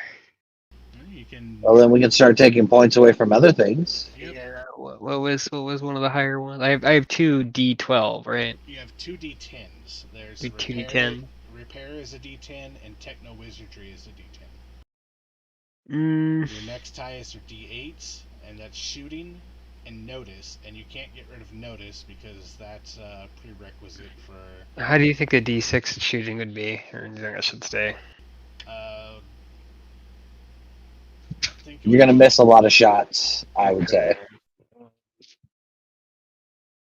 Well, I guess I don't really want to take away from techno wizardry or repair because I think of the character more as like a repair person than like a I know how to use, like Right. sci-fi. I mean, panel. and there's nothing wrong with leaving yourself room to get better in other areas. So like Dylan's character would probably know more about like the electronics aspect than maybe like repairing or something. Right, depending on what he does. Okay, well I guess let's do the D6 and call it there. So this is something good to know. So combat options and situational rules, a GM screen that I have over in the sidebar. So evasion. Characters may avoid attacks that specifically say they may be evaded by making an agility roll at -2. So that's pretty good. Defend +4 to parry takes an entire turn for the character and they may not run. So that there is ways for like aiming, for example. Aiming can ignore up to 4 points of ranged attack penalties. So say that your shooting is a die lower, but you always aim before you fire. I mean, there are some little things that offset it. What's the action economy? One action. Actually, it's One action. It's up to 3 actions. Well, that takes a penalty. Yeah. So there are multi-action penalties, but yeah, it's usually just 1 action, or you can do up to 3 actions if you're taking subtract 2 from all actions for each additional action attempted beyond the first, with a maximum of 3. Okay. So if you did 2 actions, it's a -2 to both actions. If you did 3 actions, it's a -4 to all 3 actions. Are there reactions? Are there reactions? Yeah. I don't think they're called reactions, but I mean, No, there's counterattack. There's like there's things and that holding your initiative. Yeah, there's things that give you free attacks, like attack of opportunities, for example. If somebody moves away, you get a free attack on them. There's counterattack, which as soon as you get hit, you can hit somebody else right away, which is a free attack.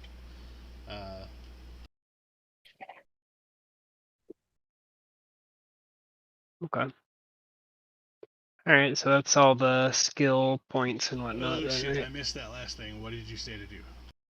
Oh, it was the D6 on electronics. Okay, so what are we subtracting something? Oh, I think it was. I thought it was the. No, he was at 13 to 15, so 2 okay. points. 2 points in electronics. 1 to get a D4, 1 to get a D6. Yep. All right. Your 15 points are spent. Okay. Okay, I'm almost done taping all this shit. Alright, so you got that. You have 12. Okay, that's each die costs 1 point, equal up to the link. Okay, derived. You got your pace. Your pace doesn't get changed by anything, so it's just a 6. Do you know what your running is? Was that? Oh, no. No. Okay. I almost added the racial bonus for pace, but I don't want to add any more negative. I don't blame you. Alright, your parry then is a 5. Your toughness is a 5. Not wearing any armor yet. I haven't added that. Okay, you don't endurance points left, and okay. Alright, let me go find Techno Wizard. All this is probably going to be moot when you start rolling on your tables and you can get like fucking electronics master, which gives you like a D10 in electronics. Okay. So, Yeah. like I told Chris, that's why we did his rolls first, and then you buy skill points, because then you're like you can get Okay. stuff. Because if you have- you can get some free points back or you, something. you might end up having to go back and change some of your skills.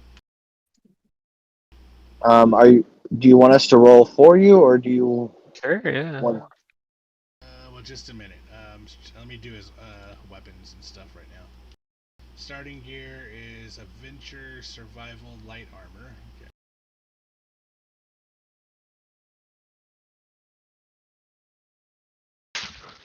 I'm so nervous that when I pull the tape off the ceiling, it's just gonna like pull a huge ring of paint off.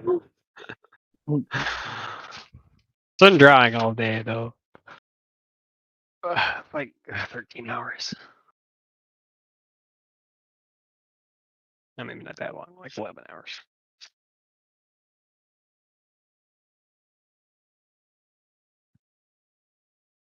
Education, enchanted items, and mystic gadgets, and magic and mysticism. And so these are like, it's a 1 through 20, it's D20, and then like 20 you get to choose, is that right? Yeah. 20s are the best, yeah. Okay. Alright, so you got that. Where did it explain? Was it? Oh, fuck.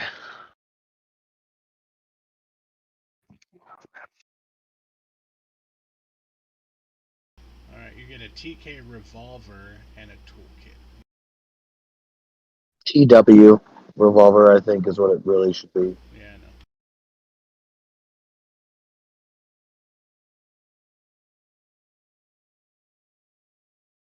And you get the survival pack. Woo-hoo.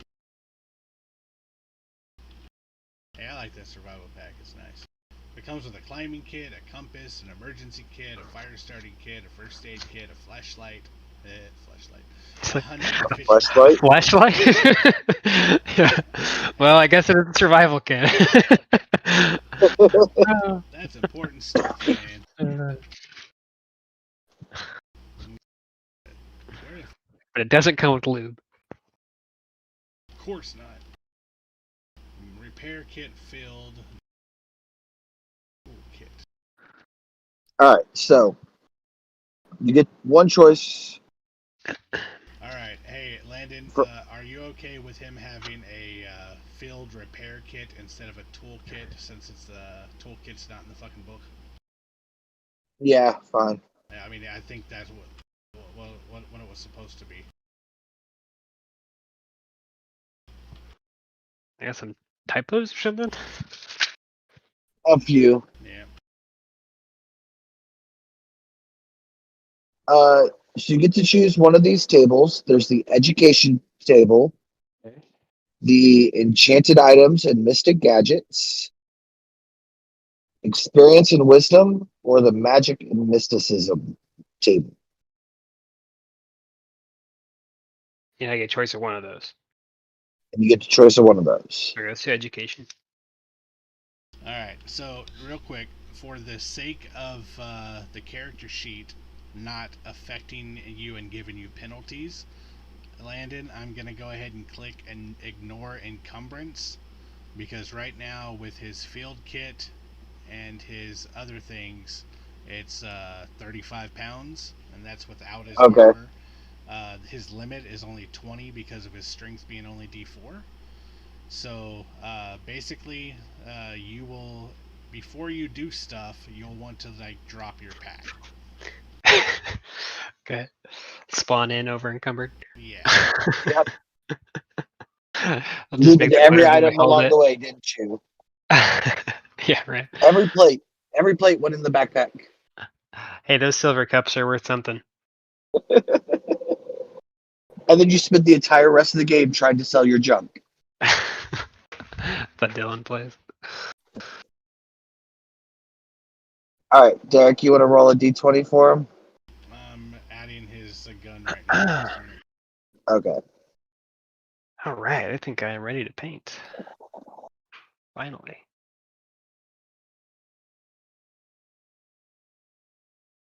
This room looks like shit. Characters should have at least a smarts D6 when rolling on this table. Yeah.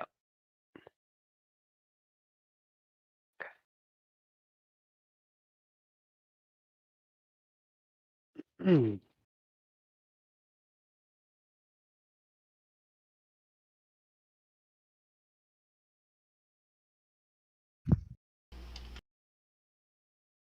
Do this.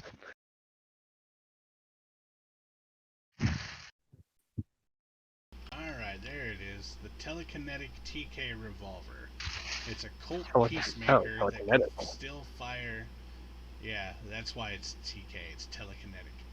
It's a 3d6 damage. It's a Colt Peacemaker, and it can still fire normal rounds. Plus, it can fire his. Is it like PPE or something with the fires? Is that the Yeah. idea? Okay. So you can power it with his magic or load real bullets in it. So I know that the class has a like modify thing. Would I be able to Yes. modify the gun to do some kind of special unique ability? Whether it's like there's one a- shot or I'll something, I don't know. have to read the modified thingy, but yeah, I think that's the point of their thing. You know, I don't know. Like 6 shot I made a healing gun or something like that. is 4. I made Lumina from Destiny.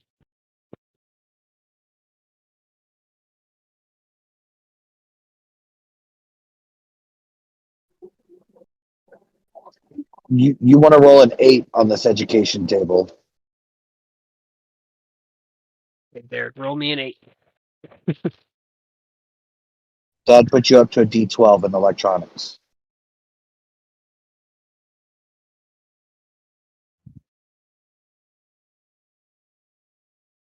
Why am I rolling for you? Because you're away from the computer? Yeah, I'm Alright. What am I rolling? A D what? 20? D20. Alright, here we go. 11. That's not an 8, but y'all made me roll. So. What? Understanding the ebb and flow of power in the habitable lands of North America may very well mean the difference between life and death, making your hero's grasp of such matters extremely valuable. She gains So- academics at D6. She also gains +1 to persuasion and performance rolls. Is this power? Is that like electric or like power as in like The flow of magical power. The ley line. Understanding the ebb and flow of power in the habitable lands of North America may very well mean the difference between life and death, making your hero's grasp of such matters extremely valuable. So basically, it doesn't have to do with power, like battery power at all. It's power as in persuasion, performance, and academics. I mean that works. That works. So you gain academics at D6. You also gain +1 to persuasion and performance rolls. Now, that being said, there are the multiple, since you have multiple rolls, you can like take 2 of your rolls and pick off a chart. So When you You say get- take 2, like are Well, you giving up you're one? fixing to get one more roll. Okay. You're fixing to get one more roll. This can come off of the body armor, close combat,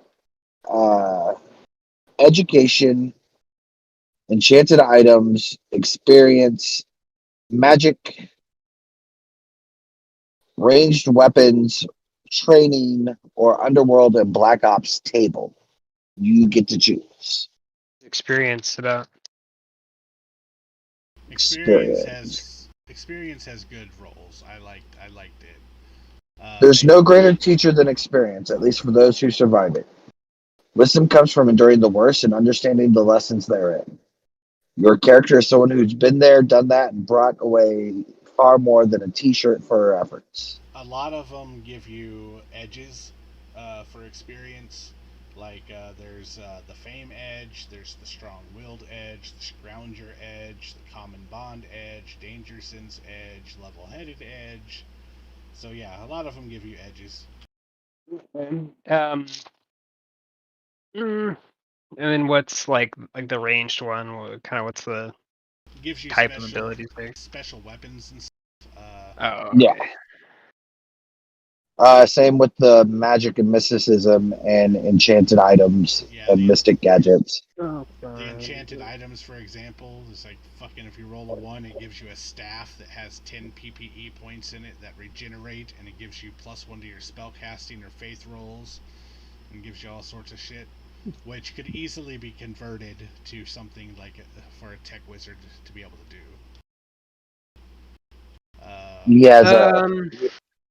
Like if you roll a 4 on that, you get a fucking shadow cloak.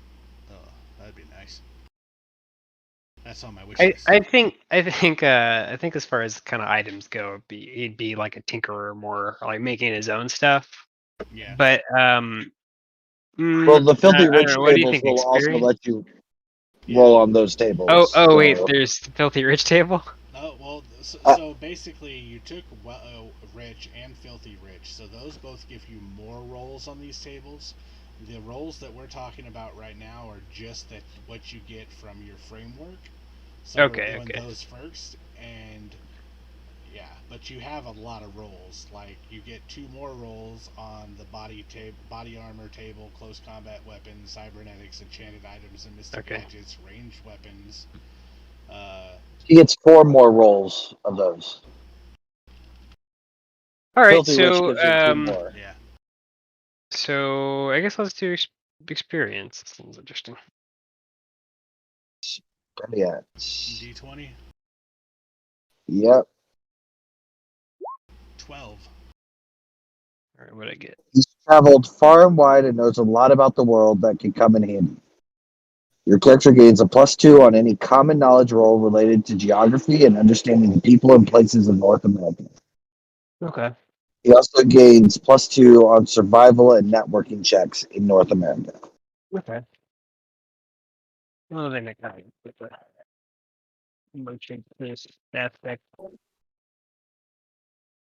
So now you can take those 2 rolls if you don't really like them and choose something. And that would require you to go to the computer and look at all of the options. Sure would. Now, if I do that, it would be choosing anything? From one of the ones I rolled. From one of the ones you rolled. It'd be limited to the ones that you got for your heroes table roll. Stepping away for a moment.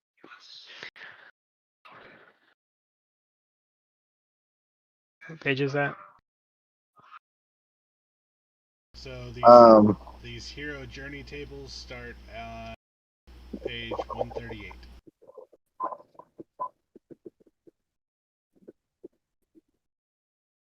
Well, the body armor one starts on page 133. Yeah. And it's in Savage Worlds Tomorrow Legion book. Okay, I'm gonna read the education ones real quick. Yes. Jack of all trades means that you roll at D4 instead of D4 -2 for any unskilled. That is kind of what I was. I mean, I was thinking Jack of all trades is the character of sort. See, there it is. The principles of technology are vital in building a future. D8 in electronics.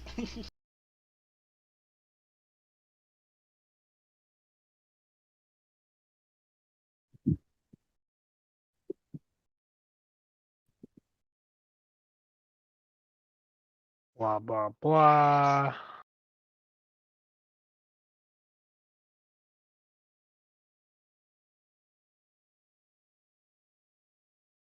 The 3 more skill points into smart base skills wouldn't be too bad either.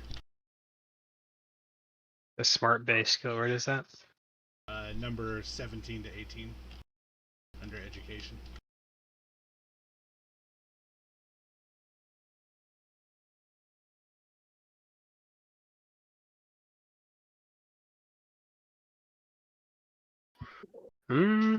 So I could, and that's like 1 point is a dice level up, right?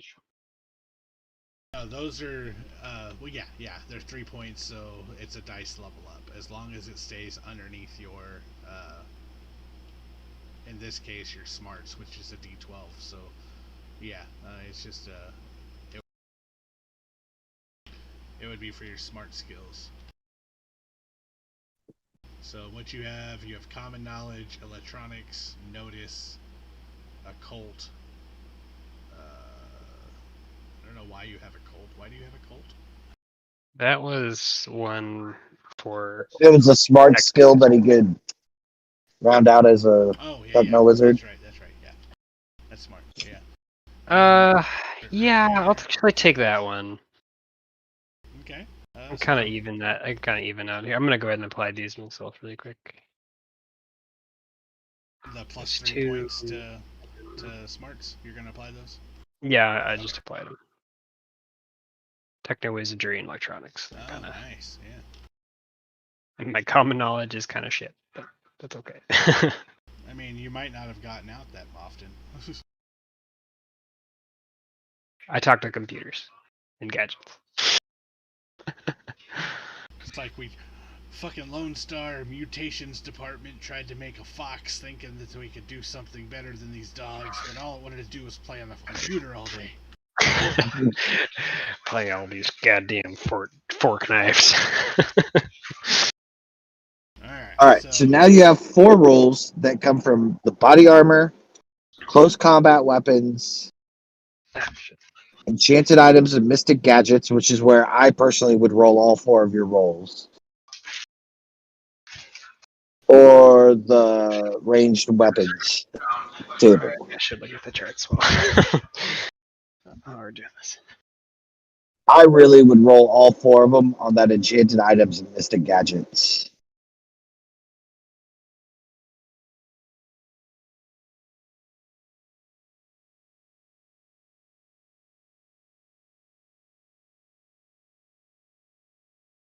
Where did it go? Here it is.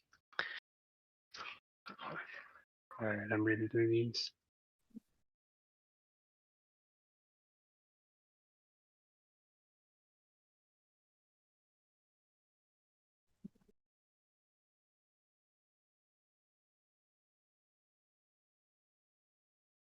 I don't want a flaming sword though.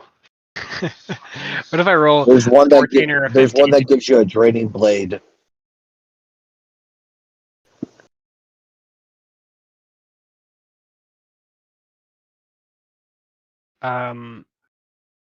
Okay, I see.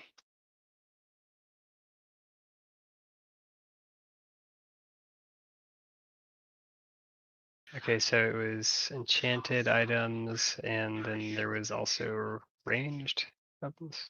Ranged weapons, body armor, close combat, and if you really wanted cybernetics, but No, Can you roll on magic and mysticism? not. I don't believe for the. Okay. What page was that? 71. No, it's not on the list. Not for rich. Okay,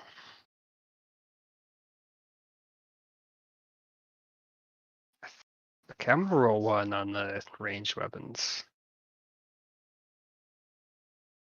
Here, I guess on here I can roll it.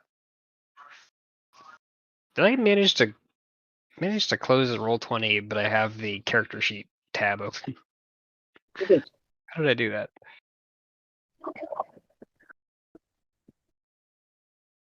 And I can hear the like sound effects of it being rolled just in the character sheet.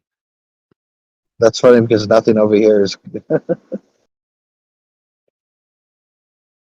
So you said you're gonna roll on the ranged The weapons chart? ranged here, yeah. Okay, so 9.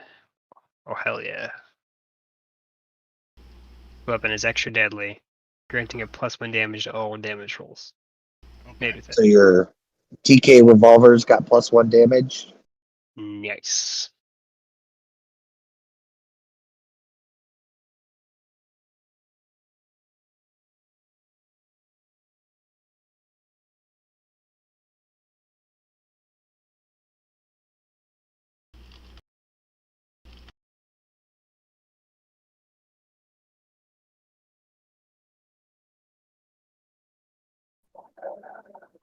Okay. All right. Which Added one? that. Okay, I'm gonna roll on enchanted item.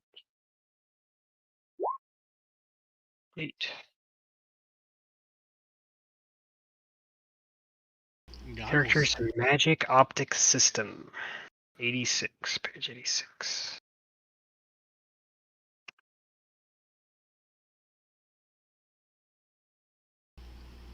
Through gem-encrusted visors, full helms, or even elaborate sunglasses can be crafted to serve most techno-wizards prefer the classic goggles approach to creating this mystical sensory enhancement system.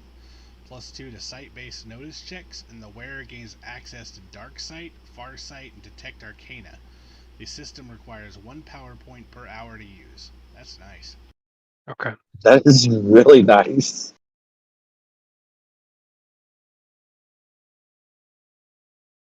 Okay, so I get 2 more rolls. Yep. Where are you rolling on now?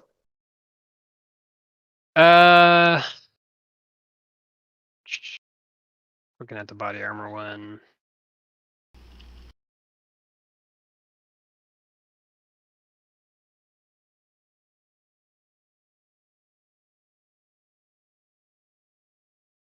Kind of cool. Yeah, these are kind of like I feel like this makes sense in the context of that character. Okay, Which one? the body armor ones. They're all kind of like gadgety. Okay, gonna roll on that. 13. Oh, well. Extraordinary 13. craftsmanship and lightweight materials mean your adventurer suit has its strength minimum reduced by 1 die type while still gaining +1 armor.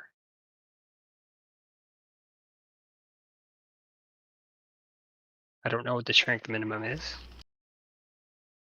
I think it was already a D4.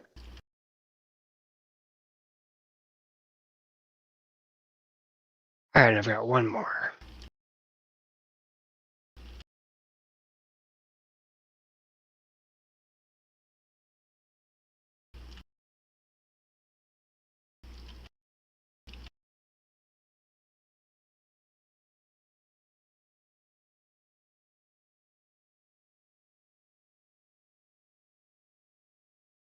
Like Try to get that. communications band should be a body armor thing. Isn't that a So enchanted item? I guess Mystic Gadgets. Alright, I'm gonna roll that again. Alright, and here's the last one. 12. Oh, funny. The communications gadget. When I was just reading. Okay, so were you recording that on there? Oh, cool. Do you have 5e tools for this or something, or whatever equivalent? No, I'm putting it all in by hand. I guess on my end it's appearing when you've collapsed it or something because it's just appearing fully done. Alright, so basically you have to add the power, so the magic optic sensors. So what was the one y'all had in between this? I just got done. His armor has the minimum strength reduced by 1 die type and adds +1 armor. Okay. Extra light armor. Would that just be like clothing at that point?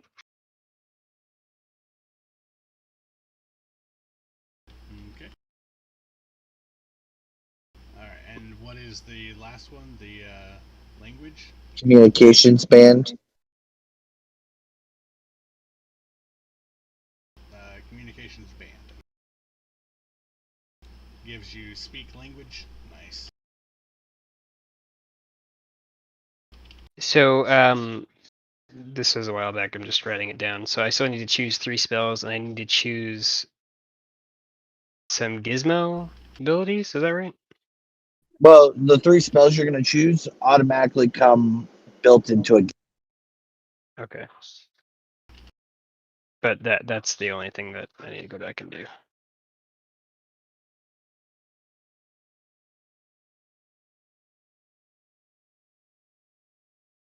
Okay. So yeah, spells.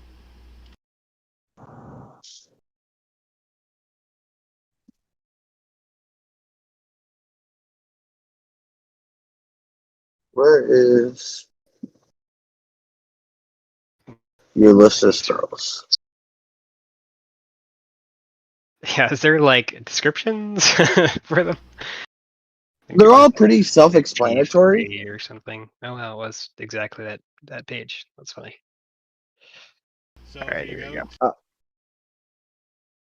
go to list of Go. powers, it is on page 156 of the Savage Worlds core book. Okay. World's core book.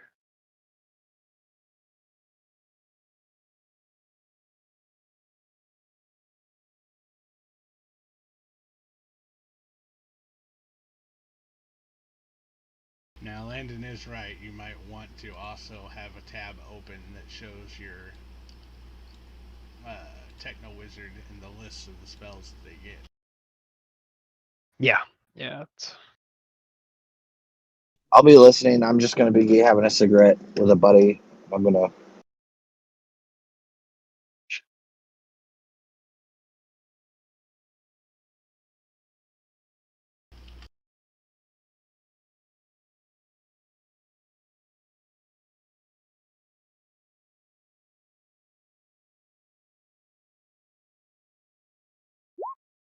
What? Trappings, a fetish. What does that mean? So, a fetish is a small voodoo doll would be considered a fetish. A fetish bag that a shaman would use that's filled with like dead animal bones and stuff like that. That would be considered a fetish. Character gets just real hard whenever he uses arcane protection. Barrier. Now, naming the powers, basically that's where the trappings come in for you, since basically like you would pick something and then you would like for example, they have bolt and then parentheses they have acid gun, or boost lower trait is Dr. Worthington's patented pep pills, which might like increase your agility. It's the trappings make it to where it'll fit the fluff of any setting that you're in, but they don't have to change the list of powers all the time.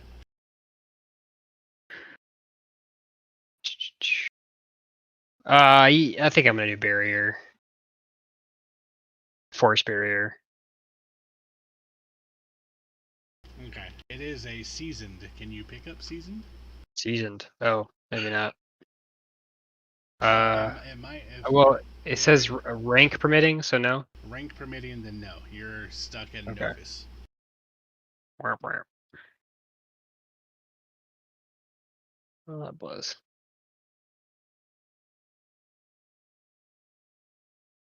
If I'm using the gun, I don't know that I really need bolt. That's I true. mean, that's gonna be my damage. I think the powers I'm looking more for like strategic or A fucking blind gun. Like fucking flash somebody with your like maybe a setting on your gun. hand and eyes, pocket sand. Yep. Bro.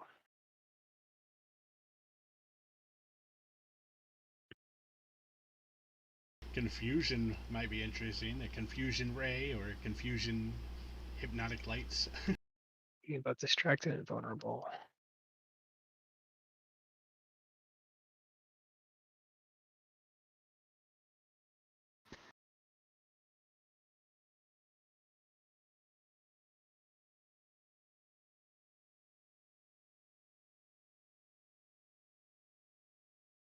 Deflection is good. That's a novice point. Yeah, that's kind of what I was thinking. In place a barrier.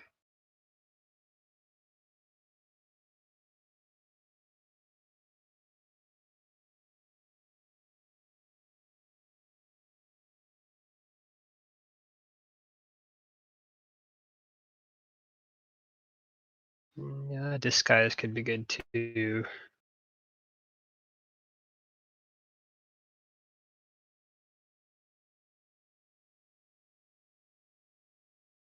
Yeah, I'll take deflection. And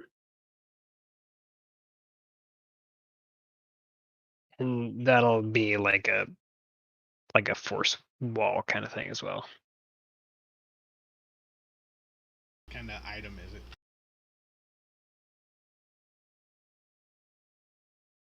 I mean, I think I'd want to think about that a little bit more, but my thought is that I mean, I think the kind of idea that I'd be going with is all of these items would be portable gadgets. Yeah. Rather than like a part of my armor, it would be like separate gadgets that I could be like giving to a party member or something.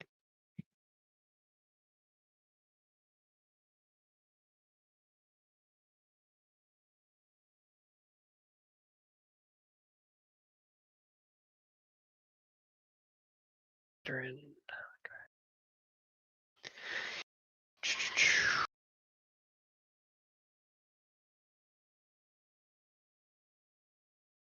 Tangle.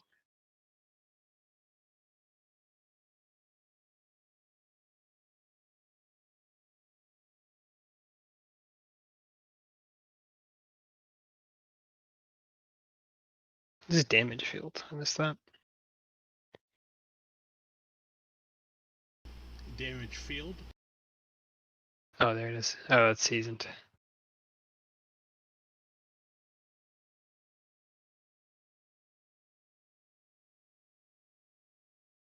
Environmental protection.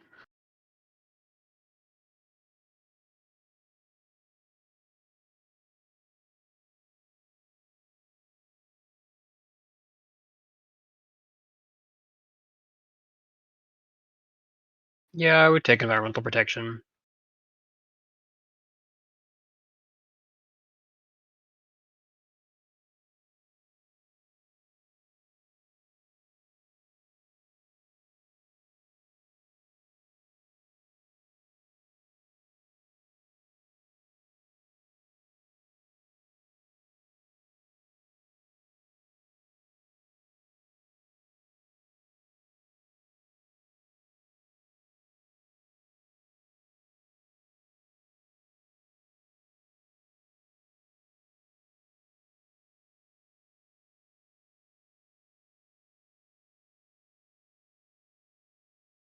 Okay, and then one more.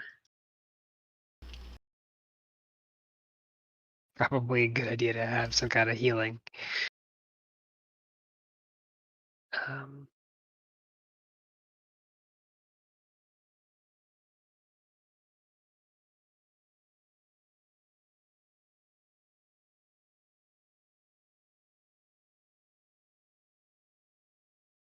Anybody else have some kind of healing ability?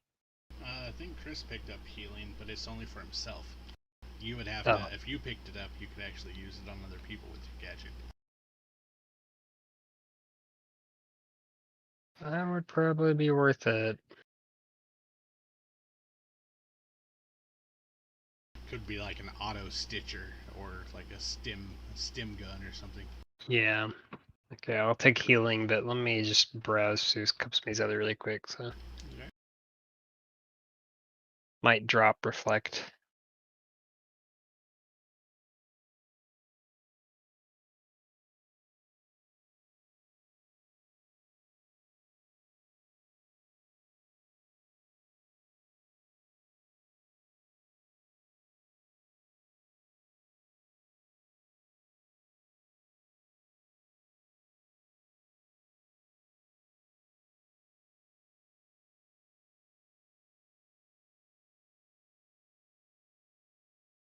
Havoc sounds kind of interesting.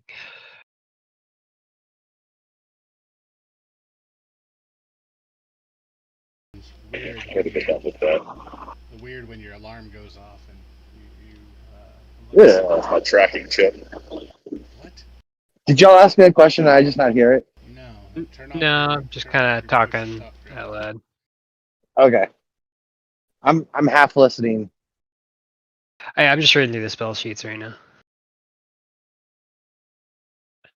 Well, I don't need speak language. Stun. What does stun do?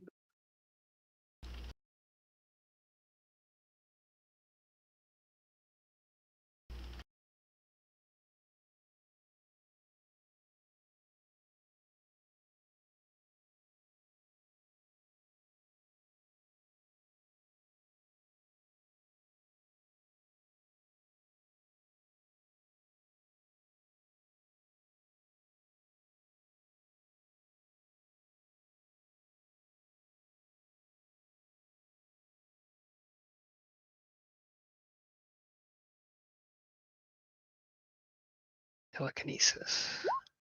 No, I can't do that one.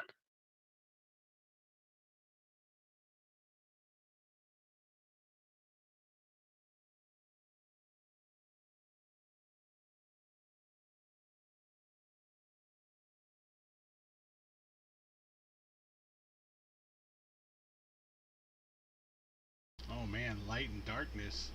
That's like a flashlight. I feel like I could make that on a gizmo. Seems like the most basic of ability.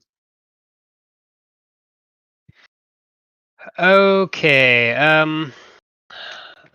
might replace deflection. With what? Well, what does sound and silence rank? Oh, sound silence. Sound mimics any known sound or voice emanating from a point of origin within range at a volume of the sound of a loud shout. That's pretty cool. You can start throwing your voice around. And my range is smarts times 5, so you have a pretty fucking decent range on it. 12 times 5. Oh yeah. Okay, so yeah, I'll take that one. So I would have healing, sound, silence, and Environmental protection. yeah, I wish I could choose more, but man, it's kind of the idea. I mean, honestly, the other ones I want are seasoned. Yeah, let's go with that. So get rid of deflection. Hmm. Okay.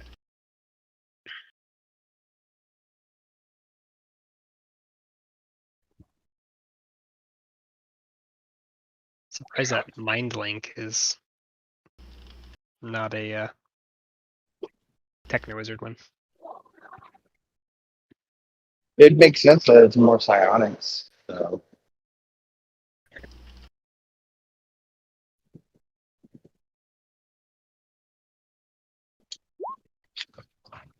And don't let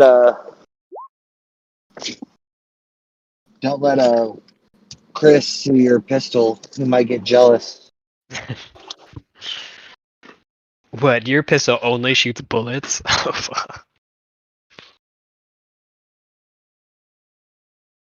I'll probably try to get you to make him a Techno Wizard gun. Hey, if he's gonna pay.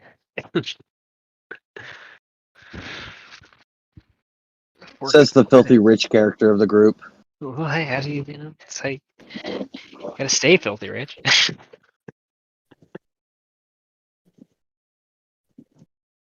Oh, also roll 4d6.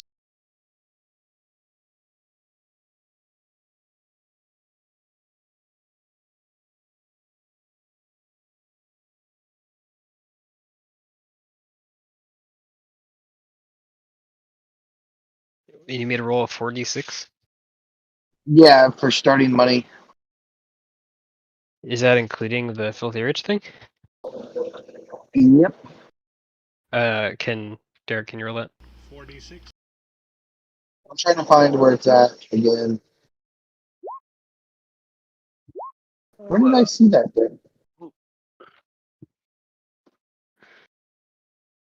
That's a pretty good roll.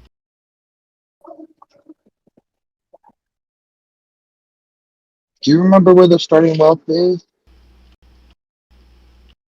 Starting under gear. Gear. What is that? 46 times 100 universal credits and 2d4 times 500 credits worth of gear or valuables. A survival pack, the body armor, 2 e-clips or magazines for each weapon. So you get those. Your TK revolvers also actually uses real bullets. So you do get 2 magazines, speed loaders, or whatever. So you have a total of 18 rounds. 18. Doesn't seem like very much. I mean, how expensive are these bullets? $1 million a round. Alright, so 16, 17, 18. So 1800 for cash. You say it one more time? 1800. I'm adding it to the money section for you. And now 2d4 times 500. 4, 5, 6, 7. 7 times 5. So 3,500 worth of gear.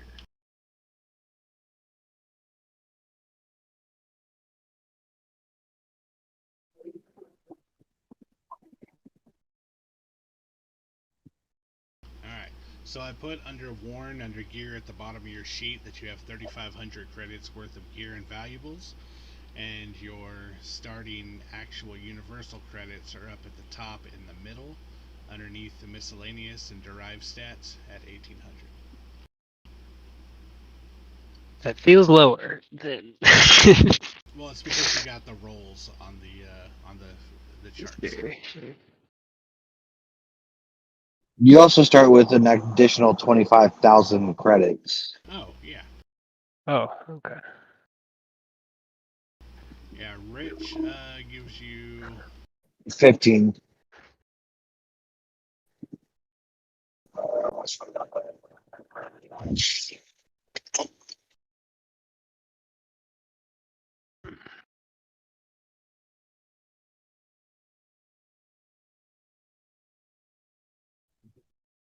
Ah!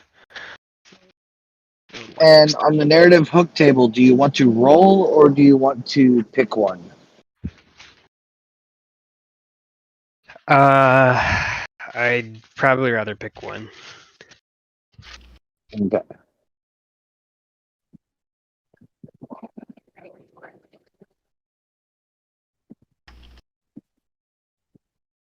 alright, 15,000 credits there. And 25,000 credits there. So what's 15 plus 25? 40. 40. Okay. So he gets 40,000 credits in addition to what he just rolled. So Nice. 40. We're in front of that. So 43,500 credits worth of gear or valuables. How That's much more is that, like Adam? it. Looks like you're vehicles. There we go.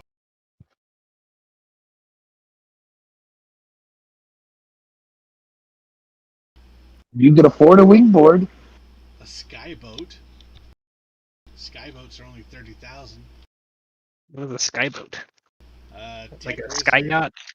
It's Tech Wizard VTOL, 35 miles per hour as a traditional watercraft. Air and hover. And it can go also, and it can fly.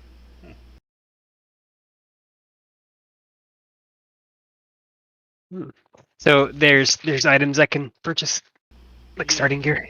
Yeah, it's Yeah. go through the. I would only stick to the Tomorrow Legion book though for that. Okay. That's where you want to find your gear and do all that. The Zone Ranger ATV, 1.5 million. You're not doing that. A Wastelander motorcycle. You could afford a motorcycle.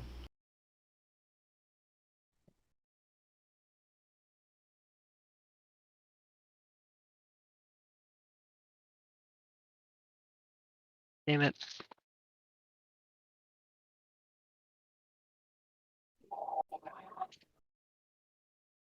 Only functions on ley lines. What is the ley line? That ley lines are magical lines of energy that crisscross the world. There's about 5,000 of them that run around the globe.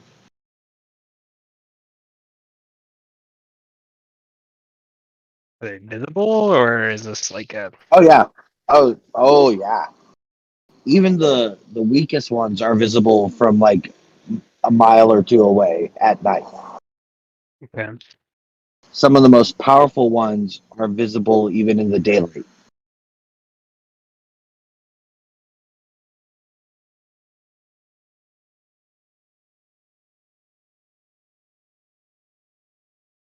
Where the ley lines cross is where nexuses happen and rifts tend to open.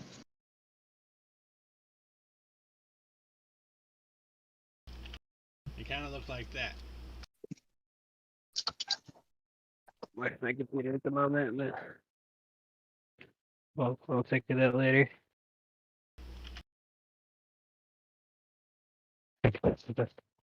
Trying to cover the floor. We have the tarp I have here is not it's too large for this room, and so it's like crumpling up and trying to get it so that it's not Do you gonna hit the imagine wall. riding a wingboard across the Pacific Ocean on a Oh, ley line? wingboard.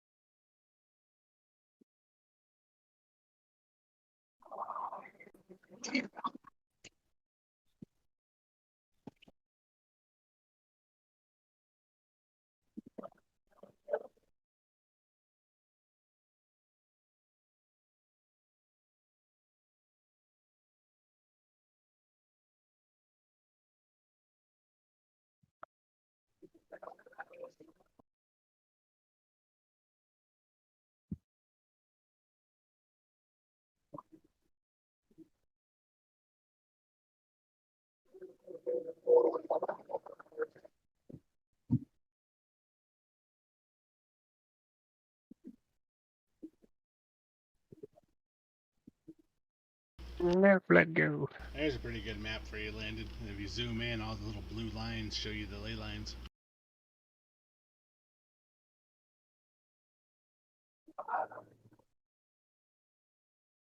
All the little blue lines? Yeah. Some ley lines aren't don't stretch. They just some of them just appear. Oh, I can barely see them, but yeah, I see what you're saying.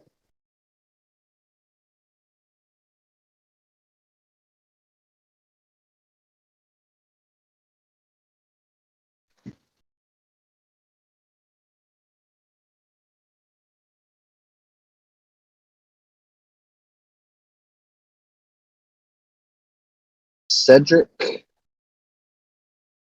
Yeah. Vespers. Yep. At least that's what my mom said. She said that that Vespers was my dad, and um, I'm inclined to believe her. But she's not really my mom either. She adopted me because my real mom, yeah, yeah. Blake Garson.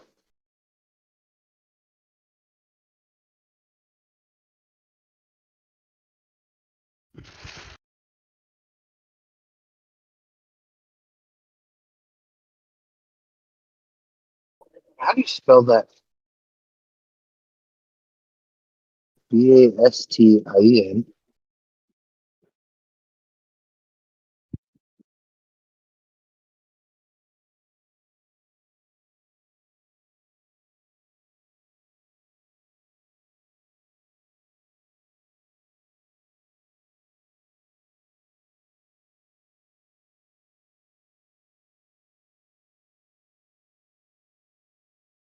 All right, now I'm being borderline too cautious.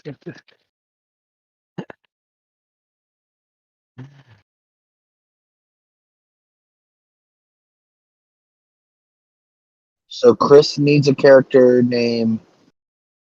Levi, do you have a character name so far? No, no. I'm gonna look at the hooks and I'll kind of build up the rest of the backstory from there, I guess. Aside from the hook, is there anything else? I mean, in the backstory. The backstory of the hook and spending your money. Okay. You should be able to do that on your. Yeah, you should be able to figure that one out. Yeah, I want to think about it more. From the character creation system, it's kind of feels like you need to do the roll and stuff before put your backstory together. Yeah, pretty much. Because it's not really a bring your own highly specific character concept.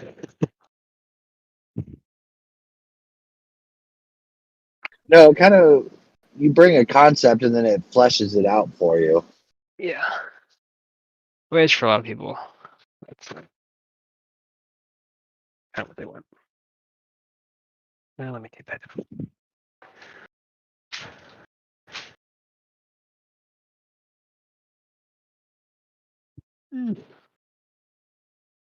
Hey, stop.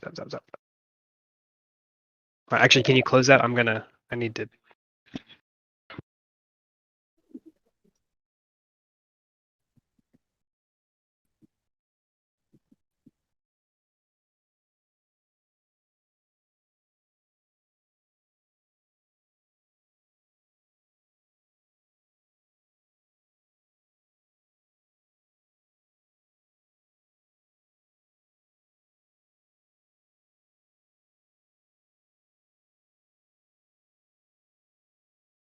All right, guys, I'm gonna let you go.